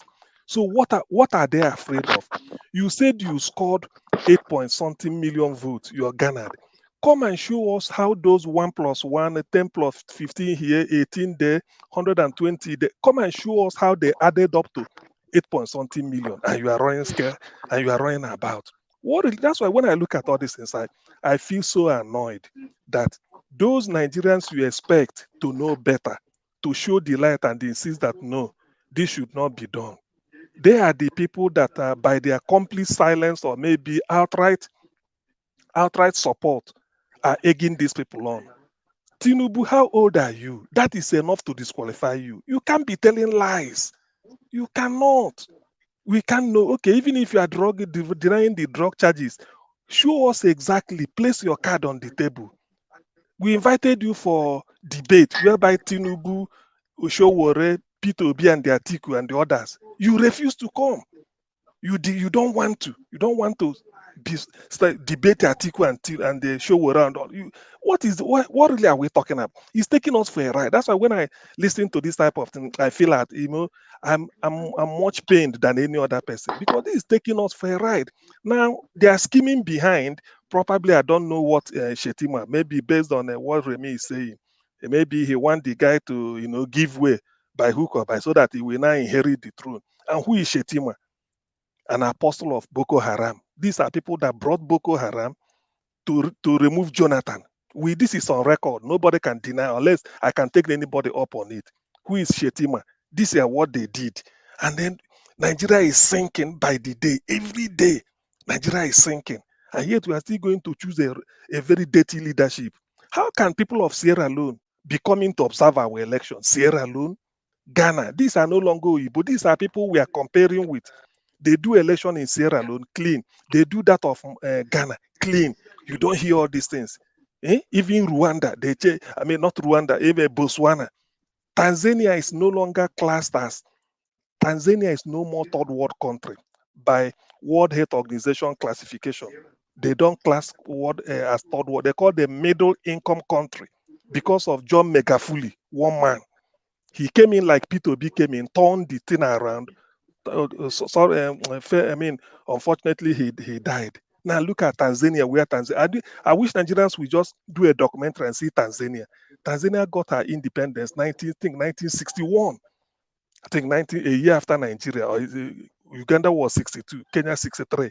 All these are modern countries developing at their own pace, enjoying relative peace, enjoying economic prosperity. Yet Nigeria is still wallowing in ignorance. Electricity is a problem, and for us to advance forward, people are still imposing the old guard.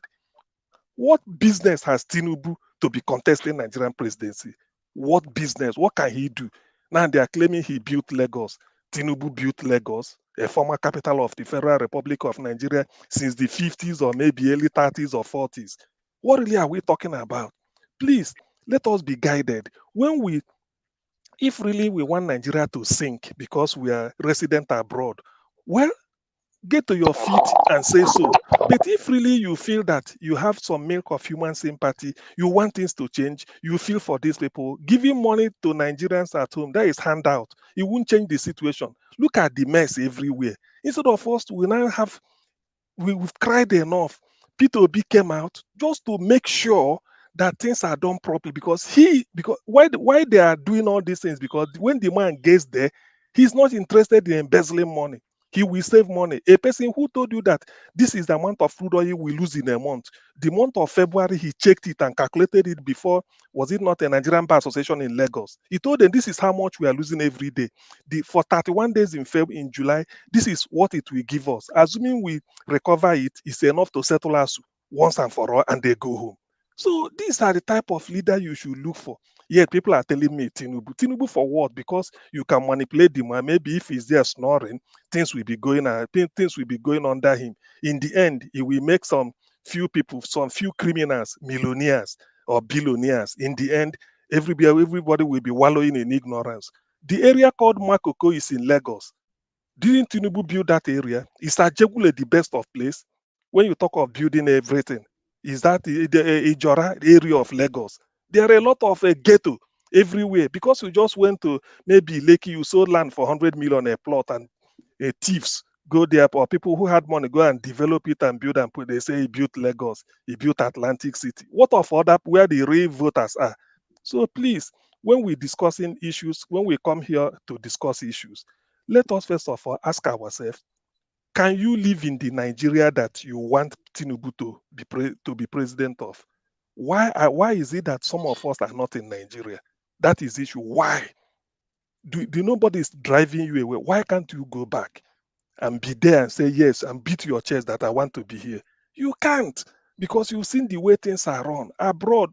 Even if you're a cleaner in the UK, nobody will take you for granted. A cleaner, you clean, do 2 jobs, maybe do cleaning, you can still feed yourself, at least eat. be able to do one or two things and then have your faculties intact. But in Nigeria, with all your money, nothing. You can't even access anything. Nigeria is just a laughing stock. According to Pat Utomi, Nigeria is strategically irrelevant in the global affairs. Well, before we brag about crude oil economy has gone away now. People are no longer interested in buying our oil, particularly United States. Now new countries are coming up. They look up to them. Sierra Leone will now be sending people to come and monitor our election and make reports. Sierra Leone of yesterday, even Liberia. Please, sometimes there's something they call shame. If you feel that they said in my tribe, from my background, they said a madman. If your brother or your sibling is mad, there's a way you feel. You will be on knees anywhere you are. Not because of the fact that you are the person, but when you look at him, despite the fact that you are not the person, but you won't feel happy. Nobody feels happy about Nigerian situation. In fact, Nigeria is becoming a sore on the conscience of black people, not Africa. I mean, on the not the world anymore, but the West Africa. We are not even champion again in West Africa. We are not. Nobody looks up Nigeria as a leader. Okay. In the whole of Africa, nobody. Forget about we might be bragging in those days. Nothing, because this election has exposed us. Look at the mess we are doing. And moreover, let me end on this. Lai Mohammed is going abroad to say he want to tell the people the truth. What is the purpose of an ambassador? When no matter what the Nigerian minister or president will go and say in New York, if America wants the truth, they ring the ambassador, we tell them. That is the way it is done. So why should Nigeria waste money, the scarce resources we've not seen, going all over the land to tell them this? Go and come and present, give us analysis of how your vote added up to 8.something million. You should be proud to say it. You are not saying all these things and you are waiting. Maybe in the end they say technicality. They swear Tinubu in. Are we moving forward? Are we going backwards?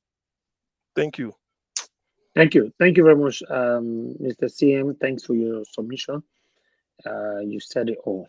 I appreciate you all, my people. Please help us to press on the like button. I beg, because all these voices, our contributions, submission needs to go far. Press on the like button and help us to share. Thank you very much. And we have a $ right there on the comment section, wherever they are watching us from. Click on it, support what we do here. God bless you all. Let's hear from the next person here, which is President Peter Obi. Now I'm here and I have inside there. I'm here talk to us. Good evening to you. Why don't become president? Yeah. Yeah. So. now my president that they represent, Abemona leave me. Good evening to you, thanks for joining us. Good evening, Mr. Elvis. Greetings, everyone. It's such an honor to be here again. Greetings to Sister Rita. Sister Rita, it's been a minute. We're missing you on this panel. Thank you for. I was glad to hear your voice today.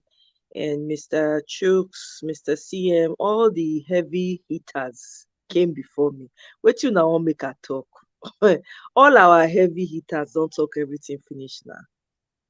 My mom will just shut down the show. It's over. Anyway, what I want to say is I don't understand. Everywhere. You say it? Sorry. Shut down everywhere. I'm telling you, they don't show that you. It be like say you do them on purpose, Mr. Elvis. You just put all the heavy hitters in front of me. May they come out all the words from my mouth. But it's all good. So here's the thing. I've been thinking here, right, as everybody was talking. Not be only Peter Obi, not being go tribunal, not being file petition. Article 5 petition. Why they know they make noise about article petition? In fact, Peter Obi petition cheap pass article 1. Peter Obi pay 5,000 and something naira for a petition. Everything when he file petition for na 5,000. Article 1, I think na 12,000, something like that. Why they know they talk about article? When this whole thing, when the election was over, article was on the streets. Why is the attention not on article? And the other parties that are aggrieved, so why people know they make noise? Reason why I'm saying all of this just tells us one thing. They are afraid of the unknown. They are afraid because they know that Peter Obi represents the hope of everyone in Nigeria. And they know that the majority is behind Peter Obi. Peter Obi has a grace that is not common to them. They've never seen such a thing in their life. So they figure the more we try to pull this man down, look at the audio that came out yesterday, already been debunked. I salute the obedience, man. We have some of the brightest and creative minds amongst us. They've already debunked and they fired the person who put out that information within the Gazette newspaper. Now, people are asking, before you fire him, please, we want to know who sponsored him, who paid him to package this badly done job together. The reason why they are fighting so hard is because they know their time is up. So they're throwing everything at us. That they throw earring, shoe, pillow, bed, television, everything when they see, now they throw. Because everything now they make sense. That how many conspiracy they don't come up with now within a space of how many days? All of them debunked. Personally, me, I'm seeing through all of this conspiracy theories. Nothing moves me again. If they like tomorrow, let them put out another conspiracy that Peter Obi was found with multiple women. Omo, we stand gidigba like Iroko tree. We are not moved. Because everything is lies upon lies upon lies. Now here we are talking about where Agbado is, asking questions. Where is Agbado? Another thing that I'm thinking about is perhaps this is a plan. This was part of the deal that they will use Agbado to win to rig, to steal, to take the election, the mandate, right? INEC will select so that they will now turn around, because now everybody is saying, where is Agbado? Where is Agbado? And now come out and say Boko Haramist is, God forbid. Because I hear this man has been going to make visits to, he's been paying visits to Babangida, he's been paying visits to the so-called elites in the north to try and win them over to accept. This is why he probably is fighting with the wife of Agbado, because now she can see the handwriting on the wall. People don't understand that this fight we're fighting is not just for a few people, it's for all of us. You can stay in your corner, but have peace there. Let me also have peace where I am. That's what we're fighting for. Now, it don't declare for their eye. Why would there not be confusion in their camp? Why would there not be confusion? Because they've turned around. The likelihood, this is just my own opinion. No? They've turned around and figured, you know what, this Baba is about to hit rocks. Let's just present this one as they are trying to package a deal. This is why the federal government, everybody's thrown their weight behind this Agbado scheming party. I'm telling you, this is why they supported the Muslim. Knowing full well that it's Nigeria, where it's a very volatile time. Nobody has time for that, but they still went ahead with Muslim with their fake bishops that they hired. Let's not get distracted. This is what I'm going to say. Our focus now should be on that tribunal. I want it to be televised, because me, I don't buy popcorn at the wait in front of my television. That tribunal, I am hoping that they televise it so that we can see how well our judiciary really works, and let the whole world mock the judiciary. You know why? That wig and gown, wearing wig and gown in extreme heat, me, I don't know whether sometimes it doesn't make them think well. I don't know, right? So that everybody will see the sham that it is. Because nobody's going to, whatever they try to do, they have to be aware. Everybody is sick and tired of being sick and tired. if they don't do what is right, they already know which way it is going. Me, I've been seeing clips of military vans coming into Nigeria by our own military, driven by our military. They're coming into Lagos. Some people are saying they're coming into Lagos and they are warning obedience, be careful. This is all for the so-called fraudulent May 29 installation that they want to bring about. We need to pay attention. And this whole thing about Lai Mohammed going and going to Washington to say to accuse Peter the Rock Obi of treason. Are you serious? The treason that Lai alone has committed with his mouth, he passed the whole 200 million people for Nigeria. You accuse a man who has been towing the side of peace and calming. You people should be applauding him for calming the nerves of people, because you guys don't know what's about to erupt in your faces. You expect us to fold our hands while you rob us broad daylight. It's not going to happen. It's time up for these old guards, and they're afraid. They're running scared, but we're not giving up until we collect our mandate. Now here we pin put. That's all I'm going to say for now. Thank you very much. Thank you. Thank you very much, Oma Yeskola, and God bless you. Thanks for your submission. Okay, let me hear from the next person that we have here quickly. Mr. Edwin, thank you very much, sir. Good evening to you. Thanks for joining us. Please talk to us. Thank you very much, Nadia Watch. Co-panelists, I greet all of you. Thank you very much. And this issue of Tinubu and his ill health, like they told us, they are ranting now among themselves. Sorry. I'm sorry for me. I see this thing differently. This man has never risen in a positive direction and in a positive way for Nigerians and for anybody has dealt with in the world. For me, what he is doing and what he has decided to plan is to go out from the eyes of the judiciary, delay responding to the petition that was sent to him, to buy and kill time, so that at the time he will now finally come to the surface and surface himself before Nigerians, he will say he was sick. And people will now say, oh, we are sorry. You can't blame him, he was sick.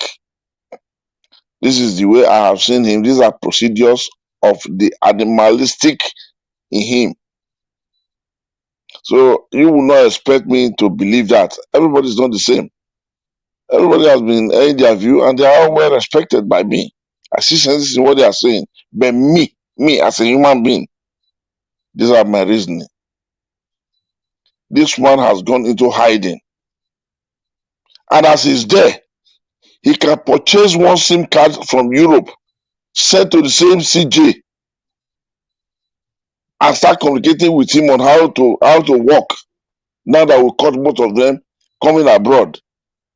Nothing evil that this man can never think of. Now that they say, okay, my coming with the CJ is going to be a problem, then they say they can see. The CJ can be in Nigeria, they will just send the SIM card to him from here by saying that he's sick. He will be planning all the evil, delaying and buying time. This is the extent this man can go. I'm not saying my fellow panelists, they are not reasoning. No, they are reasoning. But one thing I will advise, in the midst of the wise ones, let no wise people leave anything unturned. What you don't see, I will see. What I don't see, you will see.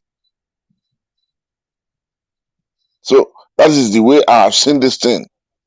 As people were not saying the Osibanjo could not even see him, have people forgotten that it took this man almost 5 to 7 weeks before he even met Osibanjo when he started his campaign, because he was angry with Osibanjo for even taking form or for even saying he wants to contest the election. Have people forgot? That's to tell you, this man, you said that you must portray to him to say yes sir, yes sir. In an attempt to say, I also know what I am doing. He now kicks you as an opposition. And he venges angers on you. This is what this man did to Simajo. So, I mean, there's no way we can expect this man to be positive, to be honest, truthful to Nigerians. And again, some people are now saying he's not seeing most Nigerians, or most Nigerians don't know where about him. Yes, most Nigerians must not bother to know where about him because most Nigerians never voted him. He must not want Nigerians to know where about him because they didn't vote him. That's my reasoning. That's my view. People that didn't vote me, why will you not know my whereabouts? What do you want from me? We should also see it that way. The question of Maraba. Maraba is a kind of set of people in the Muslim. They are just like prayer warriors in the Muslim religion.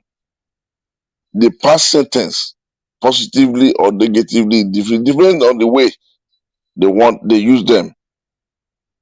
They are just like prayer warriors, like Afar. They use them to do the unknown. So that's the meaning of those people.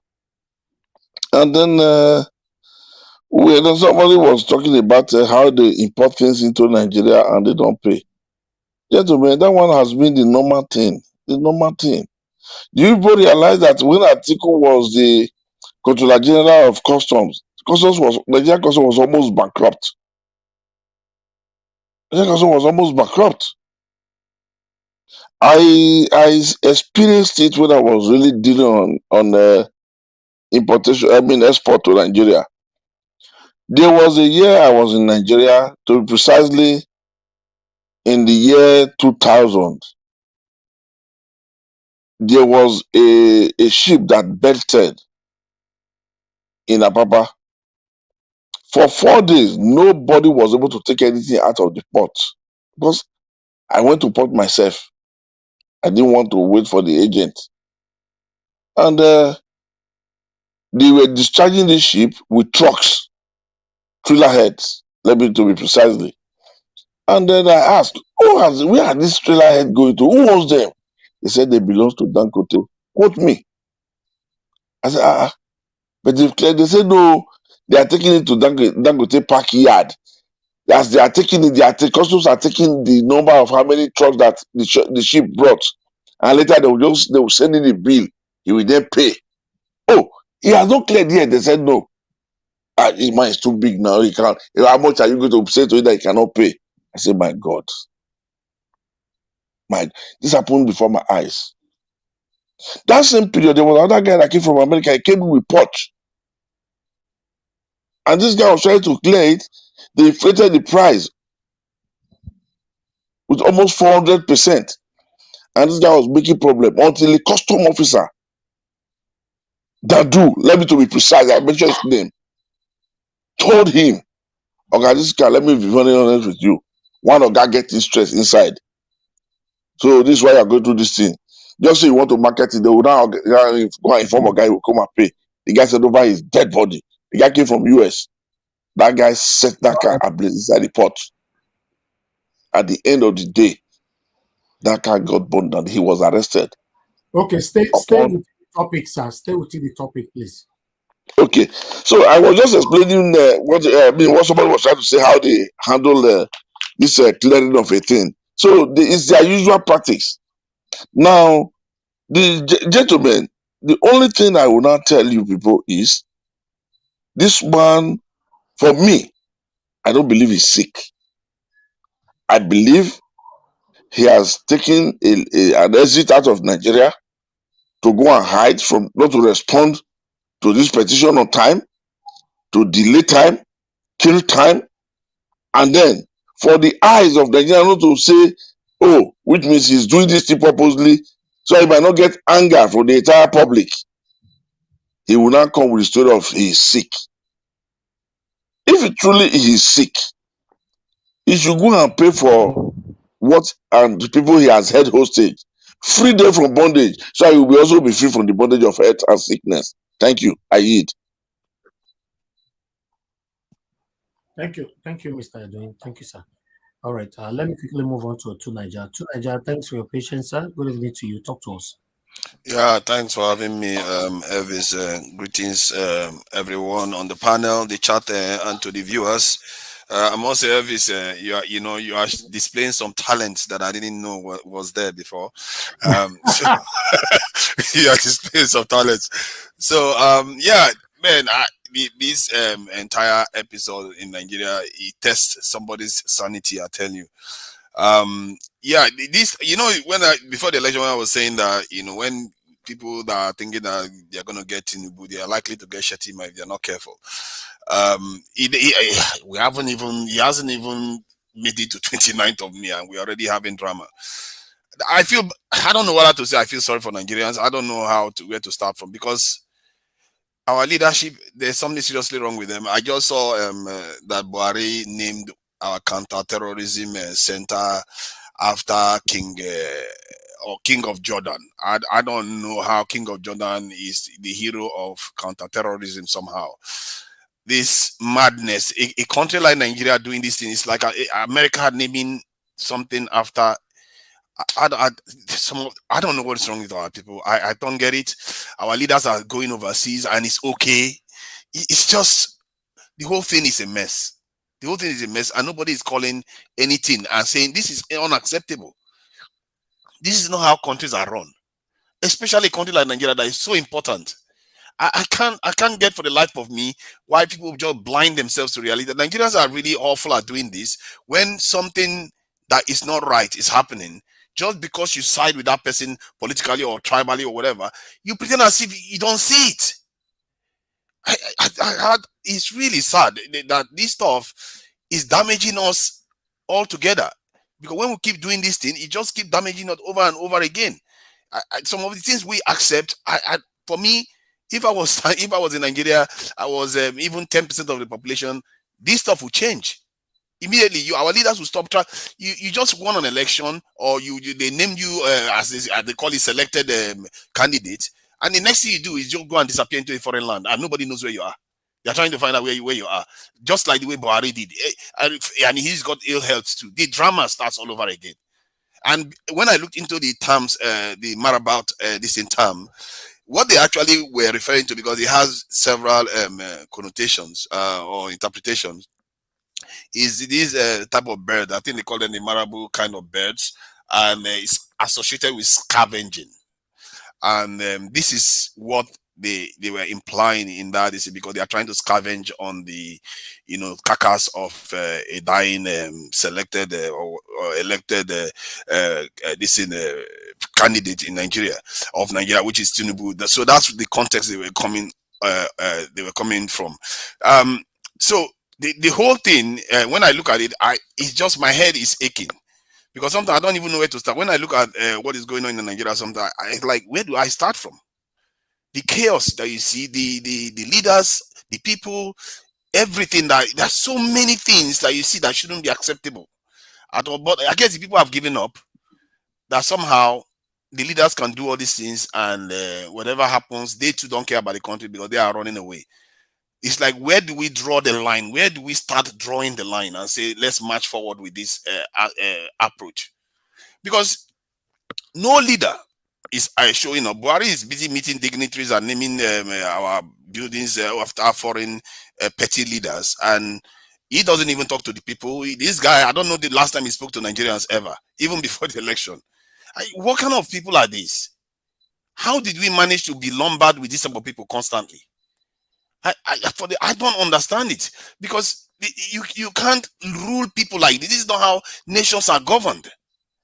Even the simplest things that even African countries tend to do, although we know that Cameroon, this leader, that one is gone for months now, but at least the Ghanaian ones is talking to their people. It's only our countries that experience these problems. They are always overseas. Our judges are overseas. Our journalists are overseas. The other day I was saying that these people, they are all compromised. Because if a journalist is supposed to report something objectively, they'll be worried that, oh, no, my visa is going to be revoked, so I better shut up my mouth. They will not say what they are supposed to say. Because all of them, their eyes overseas. They are not thinking of building their own country. Everybody's eyes overseas. The whole thing is really sad to see for a country that is so important as Nigeria in West Africa. And then for the entire black race, you guys, you can't believe some of the things I hear people talk about Nigeria. You can't believe how people are looking up to Nigerians, because when they meet Nigerians, they see how capable we are individually. But as a group, our performance is it just confuses me. I don't even know where to start from. How can we start untangling this thing completely? My own approach from the beginning was to go through the people. And if you go through the people, we have to start changing the culture, and people have to be on the ground that will be setting good example, like P2B is doing right now. They have to be on the ground. But he is just one man. And I also heard the speech from Aisha Yusuf the other day. Very, very formidable this character. She's setting a very, very good example. But we need far more of those type of characters on the ground and in the media, changing minds. Because Nigeria is going through something right now that people, there's a disconnect between what is going on the ground and what the people overseas are seeing. The people on the ground, it's like they've just given up on leadership. Their eyes either working for people overseas, the young ones, or they are looking to escape the country. And then there is another group that just want to get into politics and make a lot of money. That just seems to be. Then the rest are stuck in between. They are not getting anything done for them. For all I know, because I always say that this year might be a turning point for Nigeria if we get it right. This year might be a turning point if we get it right. And me, I'm not very pessimistic about this Supreme because judges and this thing. I'm not very pessimistic about it because I know they too know the judgment that they pass might mean an existential this in situation for them. If they pass the wrong kind of judgment when there's clear evidence, their own position is in trouble too, because they would have aided a coup. That's what it is. Let's not mince word here. It will be a coup. So the judges know that. They are not stupid. They know their own position. They might be kicked out, maybe even executed tomorrow if they go and do that kind of stuff. So I'm not that pessimistic. The trick is get the evidence that they need to overturn this election. That is what we need. And once that is done, just be rest assured, P2B is going to be sworn in. Nobody's going to take it from P2B. Nobody can, because anything else, then all bets are off. Everybody will be losers for it. And that's my own take on that this aspect. For me, in terms of us moving forward, I've said this before, we have to learn how to start taking over control from the ground, from one local government area, from one official, from the police, from the DSS, all our security establishment. We have to start taking the ones that mean well, because some of us have connection with somebody in the military, some of us have some connection with people in the government. All that positions you have association with, start using it, start impacting them, especially if you're overseas. You have money to donate, you donate to aid, to sponsor specific agendas, because we have to wrest this thing away from these yeye leaders that we have, because we can't keep complaining about their yeye leadership when we are not taking over. We have to. What other choice have we got? If we leave them, they are willing to do the dirty work on the ground, go on the ground, fight people, kill people, do whatever they like to get whatever they want. We have to be on the ground to take over the entire this system, so that when it comes time to enforce laws, it's actually enforced, really enforced. And we all have to be committed to it, not based on tribal affiliations or religious affiliations. We have to swear to it that this is what it's going to be. When if it hits you, it hits you. If it hits your brother, it hits your brother. But the law has to be enforced, because that will mean that rules and systems will actually function. And guess what is going to happen when you start doing that? Your nation will start recovering, will start building and developing, because people will know what is expected of them. Then leadership is all about telling people what to do next. We have to start doing it ourselves, because if we keep pointing fingers at the leaders, who is the leader? We are the ones giving them they are the dummies. What does that make us? If they are the dummies, are we dumber than them? Then we should try to take over from them. I'm getting past the point of complaining about leadership. I want to start acting. And believe you me, the stuff I've been doing for the last 5 years, I'm not sitting down. I've been acting, but in a slightly different way. My own approach is to start to build development, so that we start creating an ecosystem that can start creating added manufactured product. That is my own approach. All this talk P2B is talking about, what they call it, consumption to production. That's the field I'm in, because I know that is the only path out. The only problem I have with that, you see, that's why I'm very sensitive to it too. I know Nigeria is unsafe. Nigeria is unsafe. It makes it very hard to build a system when everything is in chaos, in flux all the time.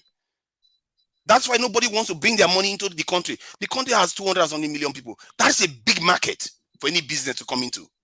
It should be one of the, as a matter of fact, not it should be one of the, it should be the most attractive country in Africa to come and invest in. If all it takes is to fix your security infrastructure and put systems in place that enforces stability. When we say stability, stop the nonsense infighting and tribalism, stop the religious squabbles that doesn't get us anywhere, because our children are not going to thank us when they don't have schools to go to. Our women can't go to hospital and feel safe there. Electricity is all over the place. Nobody is going to thank you for that. Believe me, I'm not very happy with our forefathers right now. I'm not. They left us a total mess. That's why I go by that name on some channels, so it reminds me of the mess that they left us. They didn't do it. We have to do it. We can't keep passing this weakness to the next generation. They leave it for them, because I'm sure one of them is going to cost us too. If I can call out our forefathers for not doing what they were supposed to do, yeah, they will be the ones that will call us out. Look at them, another useless set of generation. They didn't do it. They left it for us to do again. And believe you me, we have the chance to do it. Our generation now have the chance. There's an opening right now in the world. It's almost as if there's a job opening. The job opening is, Nigeria, are you going to step up for African people and for black people all over the world? It's not only me saying it. All of them are saying it all over the world. I was watching one channel today and I was shocked with what an African American was saying about Nigeria. And this guy is somebody that is very, very proud of America. He doesn't care about Nigerians at all. He doesn't even like Nigerians sometimes. But some of the things he said, it tells you how people are looking up to Nigeria. They're just waiting for Nigeria to get it right. Because when they look at Nigeria, the calamity. I think I saw the same video, to be honest. Yes. Yeah, the calamity that they see, it just depresses all of them. Like, yes. Why is these great people, why are they not getting it right? Everywhere else they go, we feel their impact. They go to Nigeria and go to South Africa, they feel their impact. And Nigerians are doing well in other countries. Everywhere yes. They go, according to one lady, Nigerians show up in any country, they disorganize all the ladies in that country. And in industry, they disorganize it because they just take over things. They are everywhere. Doing all this is overseas, but in the country itself, especially many of them want to start coming back to Africa now. Many of them are from Nigeria. You can't believe how many African Americans and the diasporans and Brazilians, the Jamaicans, all of them, that are actually linked to Nigeria. It's even scary. I was even asking, why is so many of them linked to Nigeria? Is it that Nigerians survived the slave era more than the other groups? Because most of them are linked to Nigeria, but they can't come. They can't come and invest. My brother, our leaders have planted one thing in our society. That is by wasting life like there's nothing there. And that thing has sent a very wrong signal to a lot of our people, a lot of our parents. That is a signal to them. They keep with impunity and nobody asks them. It's one of the problems. That's what they planted. Continue, my brother. I'm enjoying it also. We have to take over from them, and because they say if you sit aside, then your inferiors will govern you, and our inferiors have been governing us forever. We have to be ready to take the bull by the horn and start taking over institutions. And this stuff is not as hard as people think. It's really not as hard, because there are people that believe in what you believe in Nigeria as we speak. A lot of them. They are not just getting enough support. They are not getting the protection. They are not getting the funding. They are not getting what they need to get it done. That is the problem. They don't have even to pay transportation, sometimes to fund yourself to go and fight for your country. How are you supposed to do it when you are being paid little money? The little money that you have, you can't push yourself. So we have to start organizing ourselves. The groups that trust themselves. If you have a group of 3, even 3, that you trust yourself very well, you'll be surprised what you can change. The people that created the Zionist movement, they were barely 5 people. 5 people did that. And look at Israel today, one of the most powerful countries in the world. If you have people that you trust, you have a group of people that, and you mean well for Nigeria, you come together and you start taking over whatever sector you have the capacity to do. If it's in the politics, you start taking over that part of the politics and ensure you strive for high standards, not just this standard that you always go for high standard, and you'll be surprised how quickly things change. Because if you make one change, the next one will come, and these leaders, when it reaches the threshold, it will just be over for them. And I believe that is the only part. That's why I always go after the people. I say we have to start dealing directly with the people. These leaders, some of them are I don't even know where to start. They just all run overseas. Like, I don't want to call them animals because the way it feels, it's almost like, why are you running everywhere else? You're always in London, you're always in France, you're always in the US. It's like this is open slavery. They are not even ashamed. No other people do this. They are not even ashamed to be going to all these places because they know that, what are people going to say about it? Who is going to challenge me? Until we start challenging them directly, they're not going to stop. That's the deduction. It's over. If we don't start going on the ground, it will just carry on. If we are lucky, they might be merciful and do a few things for us. And I'm not going to count on that. I bet that if you leave them, they are not going to do stuff for you. So you want to start taking charge. And if they decide to do the right thing just because you are also there, all good. It's a win-win. We can't afford to risk it because we had this opening in the 60s, 70s, and we failed. We're busy doing first stack and doing symbolic stuff when we're borrowing Asian countries' money and all the rest. Look at where they are now. We didn't do what we were supposed to do. Our forefathers made a catastrophic mistake. You can't believe how annoyed I am with them. They had a chance and they failed us. They failed us. Look at Singapore. Look at China. Look at other parts of the world. These people failed us. Let's not miss what they actually failed us. All those people took that time and built a strong nation. And we have that opportunity again to do it now.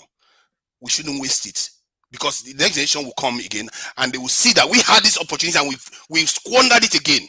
And they will start wondering what is wrong with them. What is wrong with our people? Like we keep asking every day. Thank you. Thank you to Niger. Thank you very much.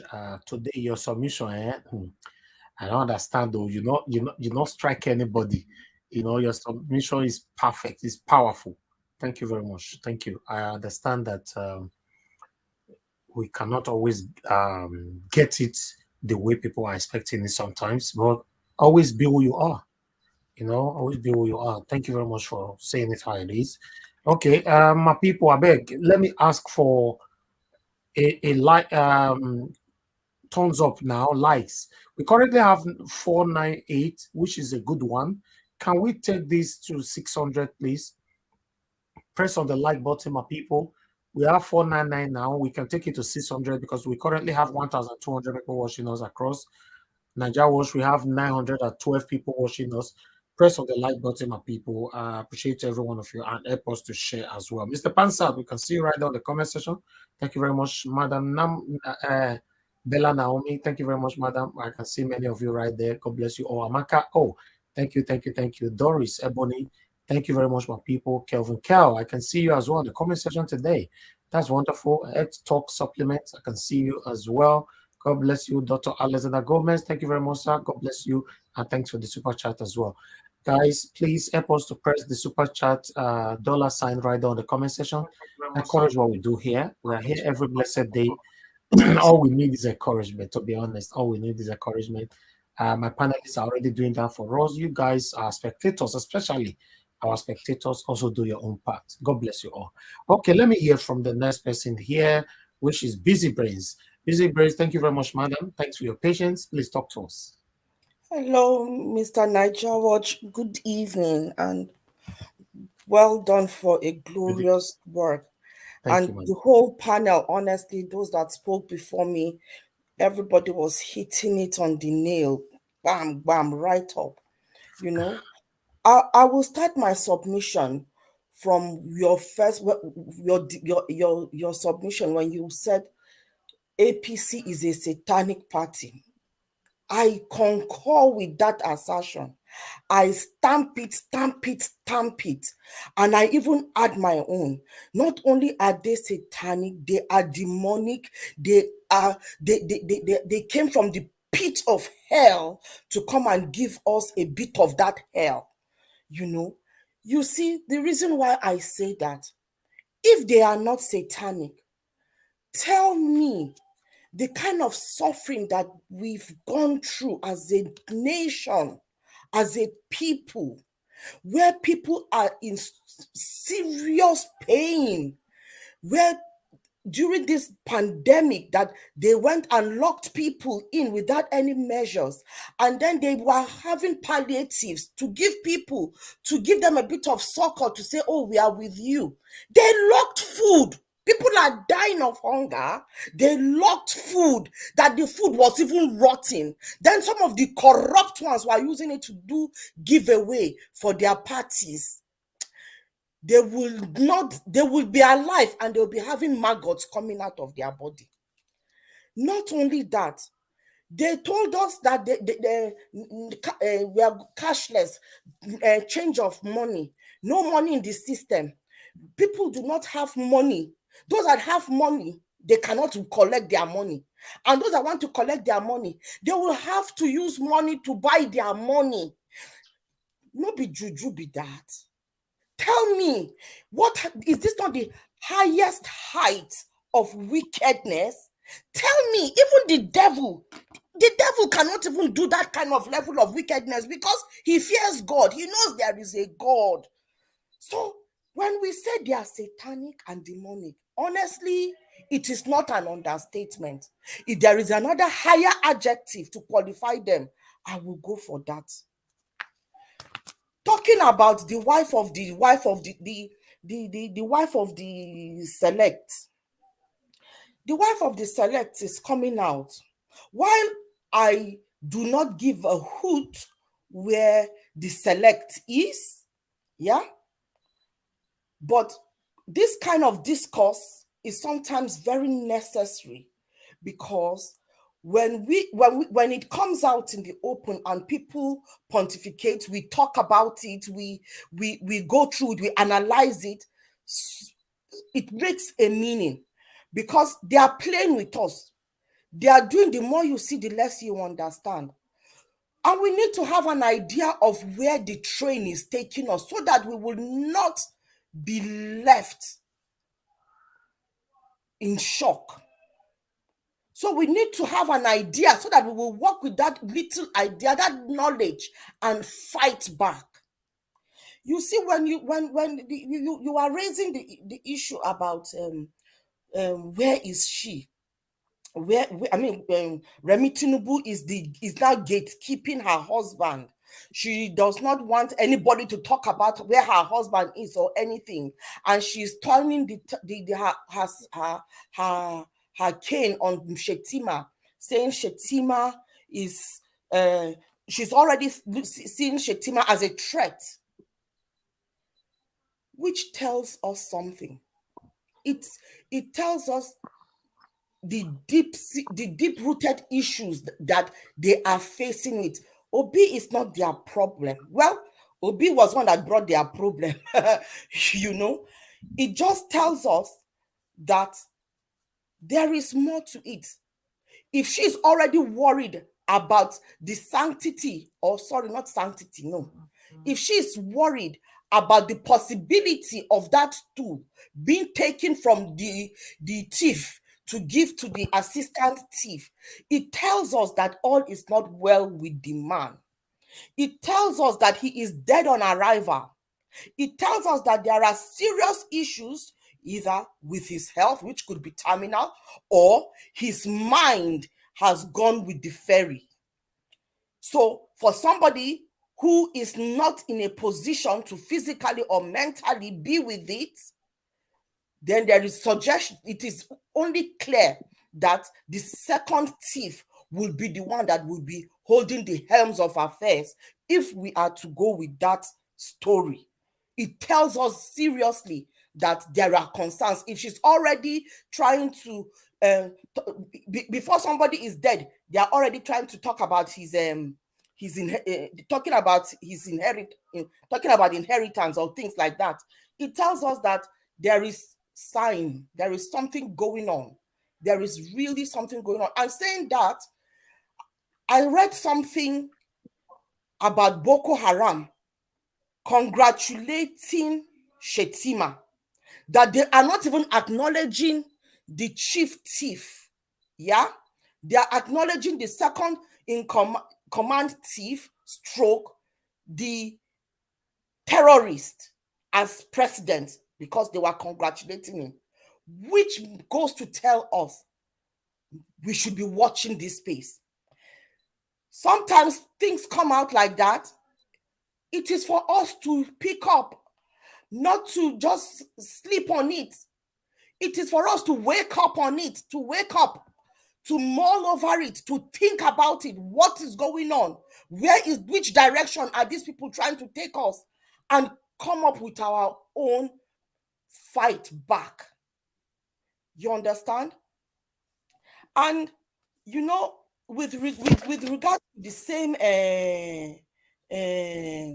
Tinubu, I think the so-called APC people, or whatever camp is within APC, they are waking up to the fact that Baba is more of a liability. He has turned out to be more of a liability than they had expected, because they did not see spotless and stainless Peter Obi coming. They did not see spotless, my very, very spotless, my very, very stainless Peter Obi coming, where he hit them where it mattered. He punched them where they cannot even stand up. They did not preempt it. They did not see that coming. And they are wishing it away, but it has come to stay. It has gummed them. It is there. Everybody has picked it up and everybody is running with it, that it has become a wave in the international realm. People are talking about his drug dealing, his crime, his criminal enterprise. So, no matter, they knew about the criminal enterprise, but they brought him in. And they are thinking that they will wash over us. They are thinking that they will impose him on us. But that the people, my Nigeria, I hail you now. Nigerians, I hail you now. All meaningful Nigerians, all obedience, all people that are the lovers of truth and honesty, no matter which party, which spectrum you fall on, I hail you now, because you have come out in your forces to say it is not possible. A criminal, a drug baron, and let anybody come here and come and tell us we are spoiling name. That one, I didn't even get the opportunity to speak the way I wanted to. I am calling it because it is still, he comes out and a court of law tells us no. It has been in the press. It has the US, the courts in the US, there are documents to show that he was convicted. So nobody should come and say that we are calling him, giving him a wrong name. The name belongs to him. It is his own. He owns that name. And that is why it is not going anywhere. That is why it has become a thorn in their flesh. It has become a rope around their neck. And I say, Nigerians, continue to tie that rope tight around the neck. Continue to push that thorn into their flesh. We'll continue to let them know that we will not take it. The moment we start succumbing to their pressure, their propaganda. They are hitting everywhere, but it's not going to stick. Peter Obi is spotless. He is really spotless and stainless. That is why I know that this process, the judiciary, in as much as we might not have faith in him, in the judiciary, yeah, but we have faith in the strife of the overwhelming evidence that we have. We have faith in the fact that our principal went through the process righteously. He led by example. He denied himself and sacrificed himself. And also, he let his needs, he denied his needs and that of his family to go through this process where they are trying to crucify him. Because he is spotless, he will go to that court and he will take our mandate for us. Those that went before him and fell in front of the judges is because they did not go with clean hands. Obi, Mr. Peter Obi, spotless and stainless Peter Obi is going there to take our mandate because he is going with clean hands. He did not allow anybody to stain him. He did not allow anybody to spoil his bad name, even though they tried to destroy him by giving him the kiss of death, which is bribery. He turned it down. He knows their tricks. He knows their tricks. He knows their antics. He's a man that has an anointing on him. He knows it all. He knows their trick, and he knows why he's towing the line of peace. Lai Mohammed will lie. He's one of those that will be alive, and maggot will be coming out of his body. That man that will go and say that kind of lie, trying to say that my principal has committed perjury. Abi, what did he say? He committed what is the word, please? The legal Treason. term. Treason. God will punish him and his lies. God will punish him and his lies. This spotless, stainless Obi that has calmed us down. The reason why they are afraid of this man is the shock, because the people are behind him. He says calm and everybody is calm. Sure, no be juju be that. Can they ever say be calm and everybody is calm? We are just calm because he told us to be calm, and they cannot believe it, because what they wanted was that we should have been on the streets by now. They are thirsty for blood. They are looking for who they will kill, steal, and destroy. But because our principal, the stainless and spotless man, told us to be calm, because he knows their tricks, he knows their antics, he knows that this is what they want to do, so they will slaughter his people, and he's protecting us. And he said, calm, and we obeyed. They cannot believe that we are that obedient. The name obedience did not come by mistake. Yes, we are that obedient. You know, these people, we need, Mr. Tuna just said something, and that is something that I believe that Mr. Elvis, this your platform is for a time such as this. You know, a time such as this, where Mr. Tuda just said, he asked, how do we change the mind of people? This platform is for that. This platform is to change the minds of Nigerians, to stand for rights. Like I said, one of those days that I did my submission, I said Nigerians have come out to show in mass that they are not evil, that they do not like criminals, that they do not like thieves, that they do not like anything that is not right, that they are standing on the side of righteousness, even though we might still be walking in our own sins, but we are saying that right is right and wrong is wrong. It is time to start changing our minds. That a so-called non-entity will come on the show. God forgive me for calling a person non-entity, but his thoughts was quite a non-entity. He came on the show to tell us that we should not be giving name. What do you call a thief? Is it not a thief? What do you call a drug dealer? Is it not a drug dealer?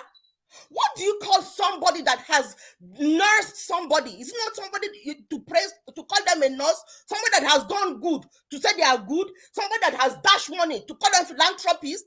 So what is wrong in calling a thief, a drug dealer a drug dealer? Wrong is wrong. Wrong is wrong. There is no way to pussyfoot around it. I am not perfect here or boil my sins. God, I'm always praying that God forgive me every morning, because as I am talking, I am sinning in the process. But God's grace, we need to acknowledge whatever faith we are, whatever faith, and in each faith, there is wrong and right. There is moral, there is a societal moral code. And Nigerians have adopted that moral code, irrespective of the fact that the corrupt elite, the criminal elite, are trying to force us to accept a code that is not one that is genetically ours. The truth of it is this: if somebody is coming to come and bring and gloss over the issues, gloss over the matter, that is where the problem is. That is why we can get people that go into power and they will not give us good roads. We will end up having potholes that will swallow our people in there. We'll end up having hospitals that are slaughterhouses, because we've had people that do not stand right, that do not call it as it is, that do not make the effort to do the right thing. Not what is saying you should do the right thing all the time, but if it is right, do it. At whatever expense, do it, because there is better name in doing the right thing. Our principal has shown us that there is a massive reward in doing the right thing. The love that he's getting, people spending their money to push his campaign, people leaving one place to go to one place to go and protest. All those protesters, kudos to you, because the sacrifice that they are sacrificing is not easy, but they are doing it because one man came out and showed them how to do it, and he did it with love, and they are all going out there to show the love. The love is not going to just land only for them. The love is also for all of us that are seated on our backside, that are not doing anything.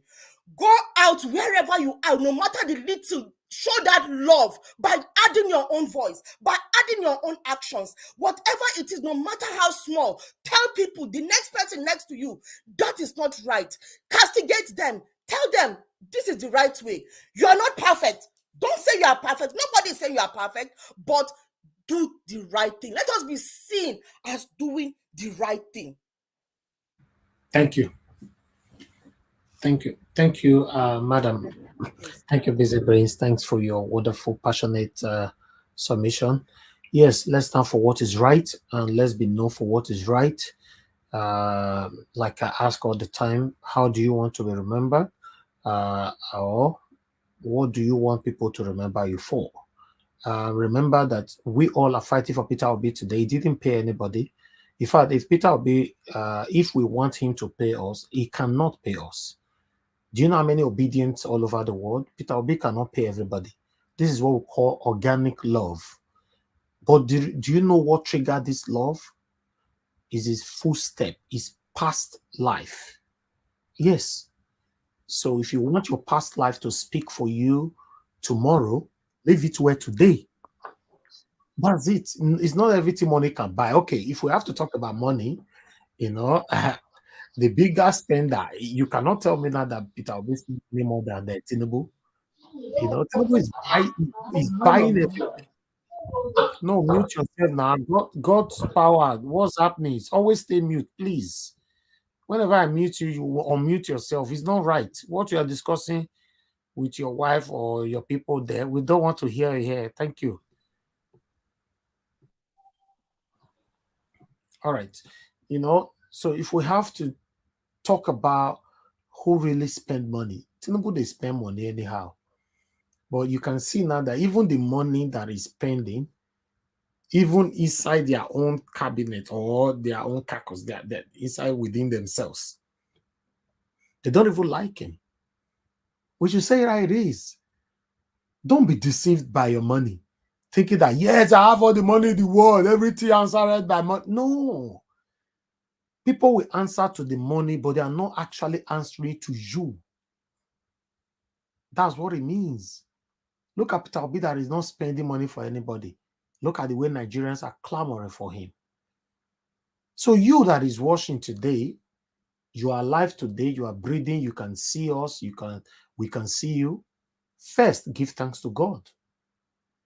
Then second, you have the opportunity to change things. If you have been doing things wrong, in the wrong way, you have the opportunity now to change it because you're still alive. Ask yourself all the time, if you're in the bathroom, if you're in your bedroom, if you're in your car driving, if you are alone, people don't need to be there. Just ask yourself, how do I want people to remember me? How do I want people to reference to me? It's very important though. You don't know. No matter how clean you live, people will still hate you. That's a normal thing. Look at Peter Obi now. People are plotting here and there to bring him down. It's the same thing, no matter how good you are, that's a normal thing. So, but we are talking about, things, how you live your life, the footprint, your footprint. That's all I can say. Let me move on to Busy Brace. Thank you very much. I appreciate you, madam. Thank you. Okay, let me hear from Ghost Power. Ghost Power, talk to us now. Unmute yourself, please. Ghost Power, are you there? See now, so when you talk to us, now you know unmute yourself, Oga. Can you hear me? Ghost Power, you are not speaking. Maybe he's not around. No, he was there. I just muted him not long because noise was coming from him. Yeah, he's already unmuted, but I'm not hearing him. Yeah, you just unmuted yourself, Ghost Power, but we know they hear you. So your network is Okay. Good evening. Your network is bad. Good evening, okay, everyone. You are good now. Can you hear Okay, me? good evening, my brother. Yes, it's good. Go ahead. Wow. Okay. I don't really have much to say. I want to greet everybody, my co-panelists, the commenter, the obedient family, the lover of the truth, and everyone that is watching us all over the whole world, because this is our platform. Not a small platform, on a world platform. In fact, like someone was saying the other time jokingly that by the grace of God, if our mandate is being given, and this kind of platform that always exonerates, this kind of TV station, this kind of media station is the one that will really lead in Nigeria, because, as a matter of fact, these evil and satanic people have bought all the media there. It's the only few ones that can be used to cry or to speak on behalf of people. Well, first of all, let me go straight to the missing of the Emilokon, the Agbado himself. Yeah, I'm not surprised, because I remember one certain time when when he was campaigning for this this wicked status, because I believe that, to me, we don't have a president, we only have status, which a lot of people have been calling for concern, because how can a president be travel up and down, be moving up and down in the meeting, claiming to go and be going to world leading meeting while your house is on fire? And Nigeria has been going through a lot. Okay, imagine sometime last year, a whole what is it called, maximum prison was being bombed by terrorists.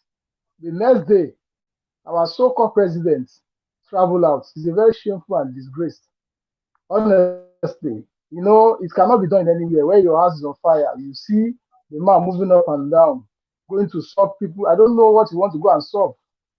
So let me leave that. That is aside. Then, when this Agbado said he wants to contest as a president, I told somebody, I said, this guy no go last.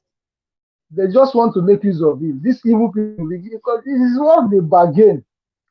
It is what they bargain to do, what to remove Jonathan from power. So all what we are seeing now is something that they plan. It's a game plan. That, okay, since you have a, what is it called? You have an influence with the stolen money and whatever thing that you do. At least you use your money, then who will give you the whole tactics how you are going to manipulate. So, and when I tell somebody, I say this man is going to last. It's not going to last because the way his health is deteriorating. It's deteriorating, and the way he has a dementia. Imagine in so many times when he was doing his so-called campaign, he was just saying all sort of, I don't know, it thought like a baby that cannot pronounce. Forget it, somebody will call another party in the place of the party. We call AP, PD, From there, I started telling people that, are you sure this guy is not going on mental health? Well, I tell people, I say, let's watch and see. So I know that these things will surely happen. This issue of maybe him not being seen. So to me, like Mr. Edwin has said, is something that they planned. Right now, it's not that he's sick; it's a game plan. And since they throw all sort of what is it called? All sort of damage control and the obedient family, the lover of truth, the people that are tired of this so-called wicked and evil leader are standing on their right that no matter how this thing that people have been throwing for long, enough is enough. Because imagine, sometimes when you look at Nigerians all over the whole world, we have been, people are envious, people are jealous of us because intellectual, we are there. What is it called? Technically, we are there. But because of we have a leader which cannot even care for their people, just like a father that doesn't care for the children that they gave birth. That is why Nigerians have been like a bit suffering up and down. And thank God, God bring out someone like Mr. Peter Gegerobi to come and say, no, I will take a risk. Because to be honest, I've been telling people for a long time, I say the only person that can take this leadership position from this evil leader, that person must be someone that wants to take a risk, because these evil people have hijacked the power, the system for a long time, and they are not even ready to leave it. But thank God for a selfless man, a man that has integrity, a man that has a fear of God in himself. That's okay. I'm ready to take this lead. Like Esther said, that if I perish, I perish. So at least every reasonable and sensible Nigerian should be able to embrace this man that really mean well for us. And a lot of Nigerians are being tired of staying abroad. A lot of people are tired of staying abroad. They want to come back home and just feel like, I want to come to my home, because there's no amount of years you stay in away. You always want that feeling at home. And because of this, all the whole sector is being hijacked.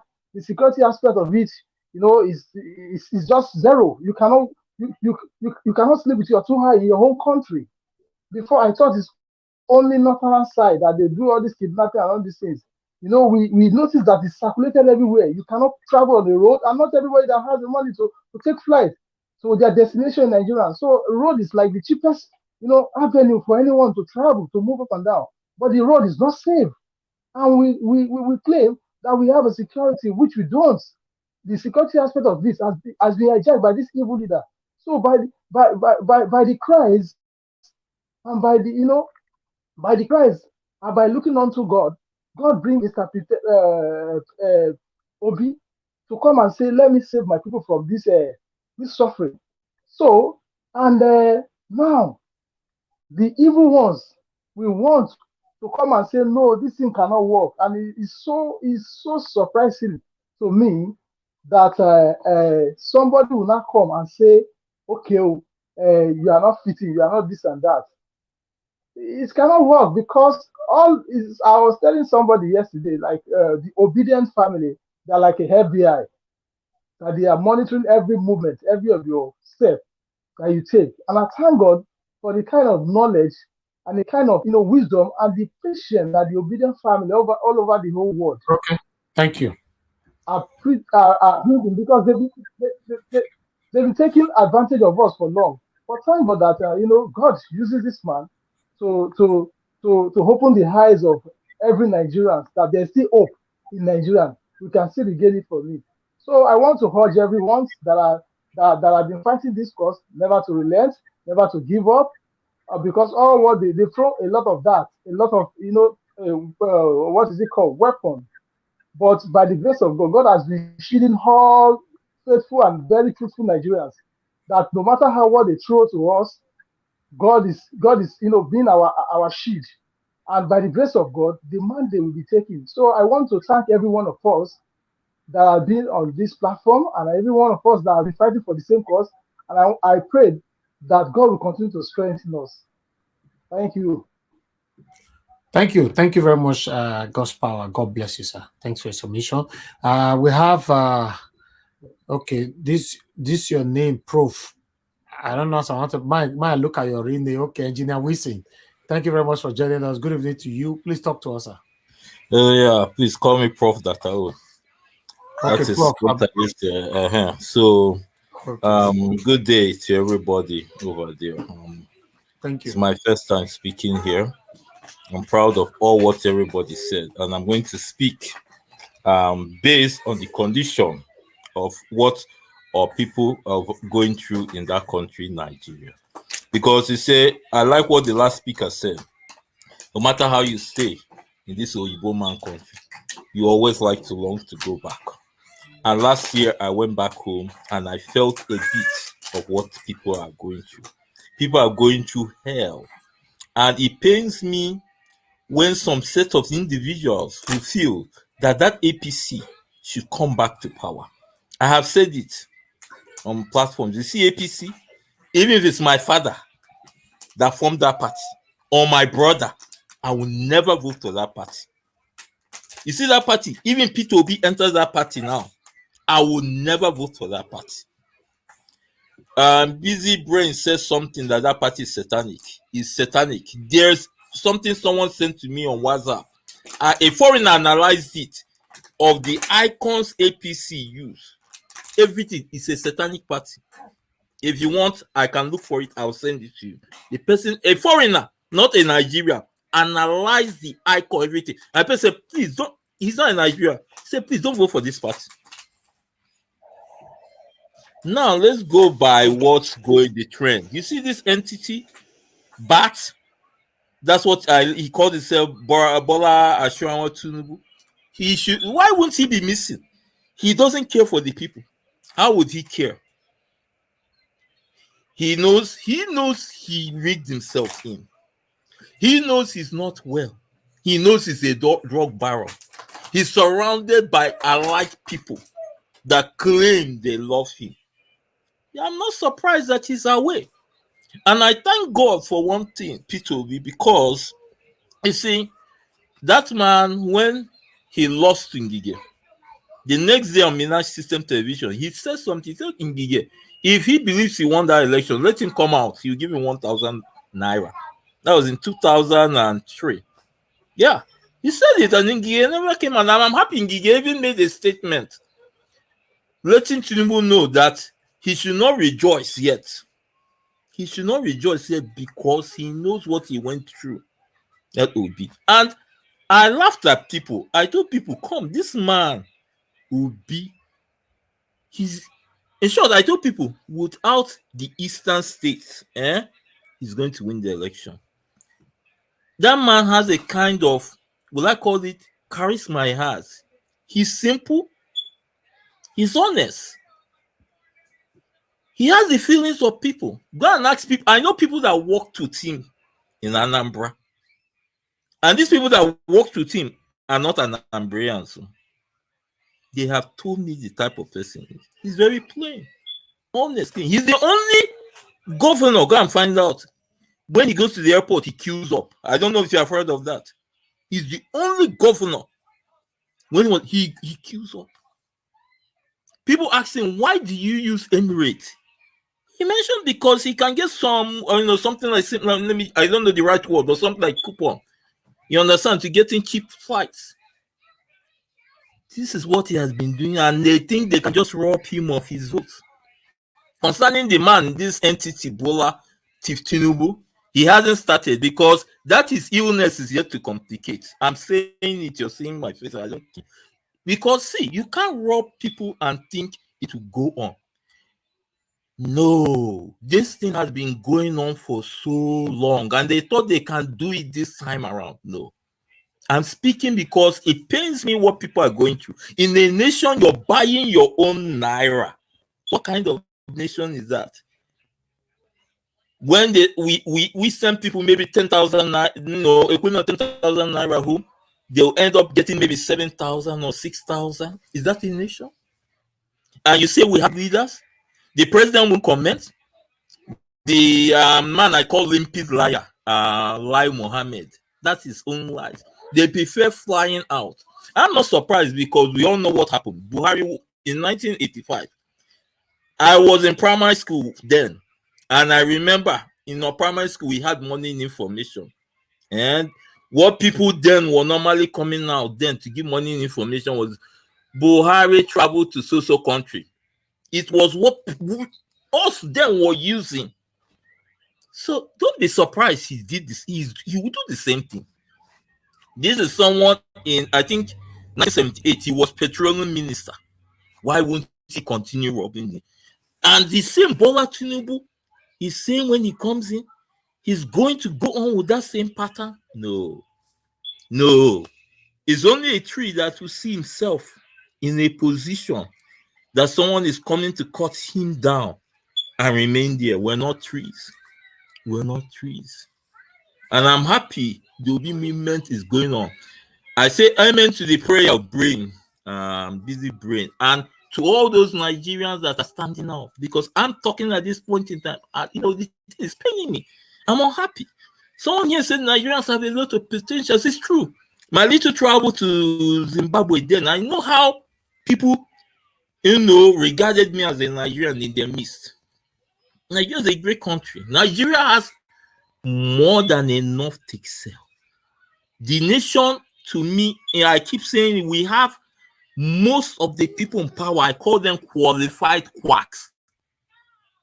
That is what most of the leaders are. How can a nation have Nigerian Port Authority in Nigeria and have in London? What are we doing with that office in London? Isn't it to embezzle money? These things go on and on and on and on and on. My message to that entity, Pat, or whatever he calls himself, he should know he's wasting his money in vain. Nigeria has come to the stage that even if you have money for bribe that can fill a bottomless pit, it won't work. Let me stop there.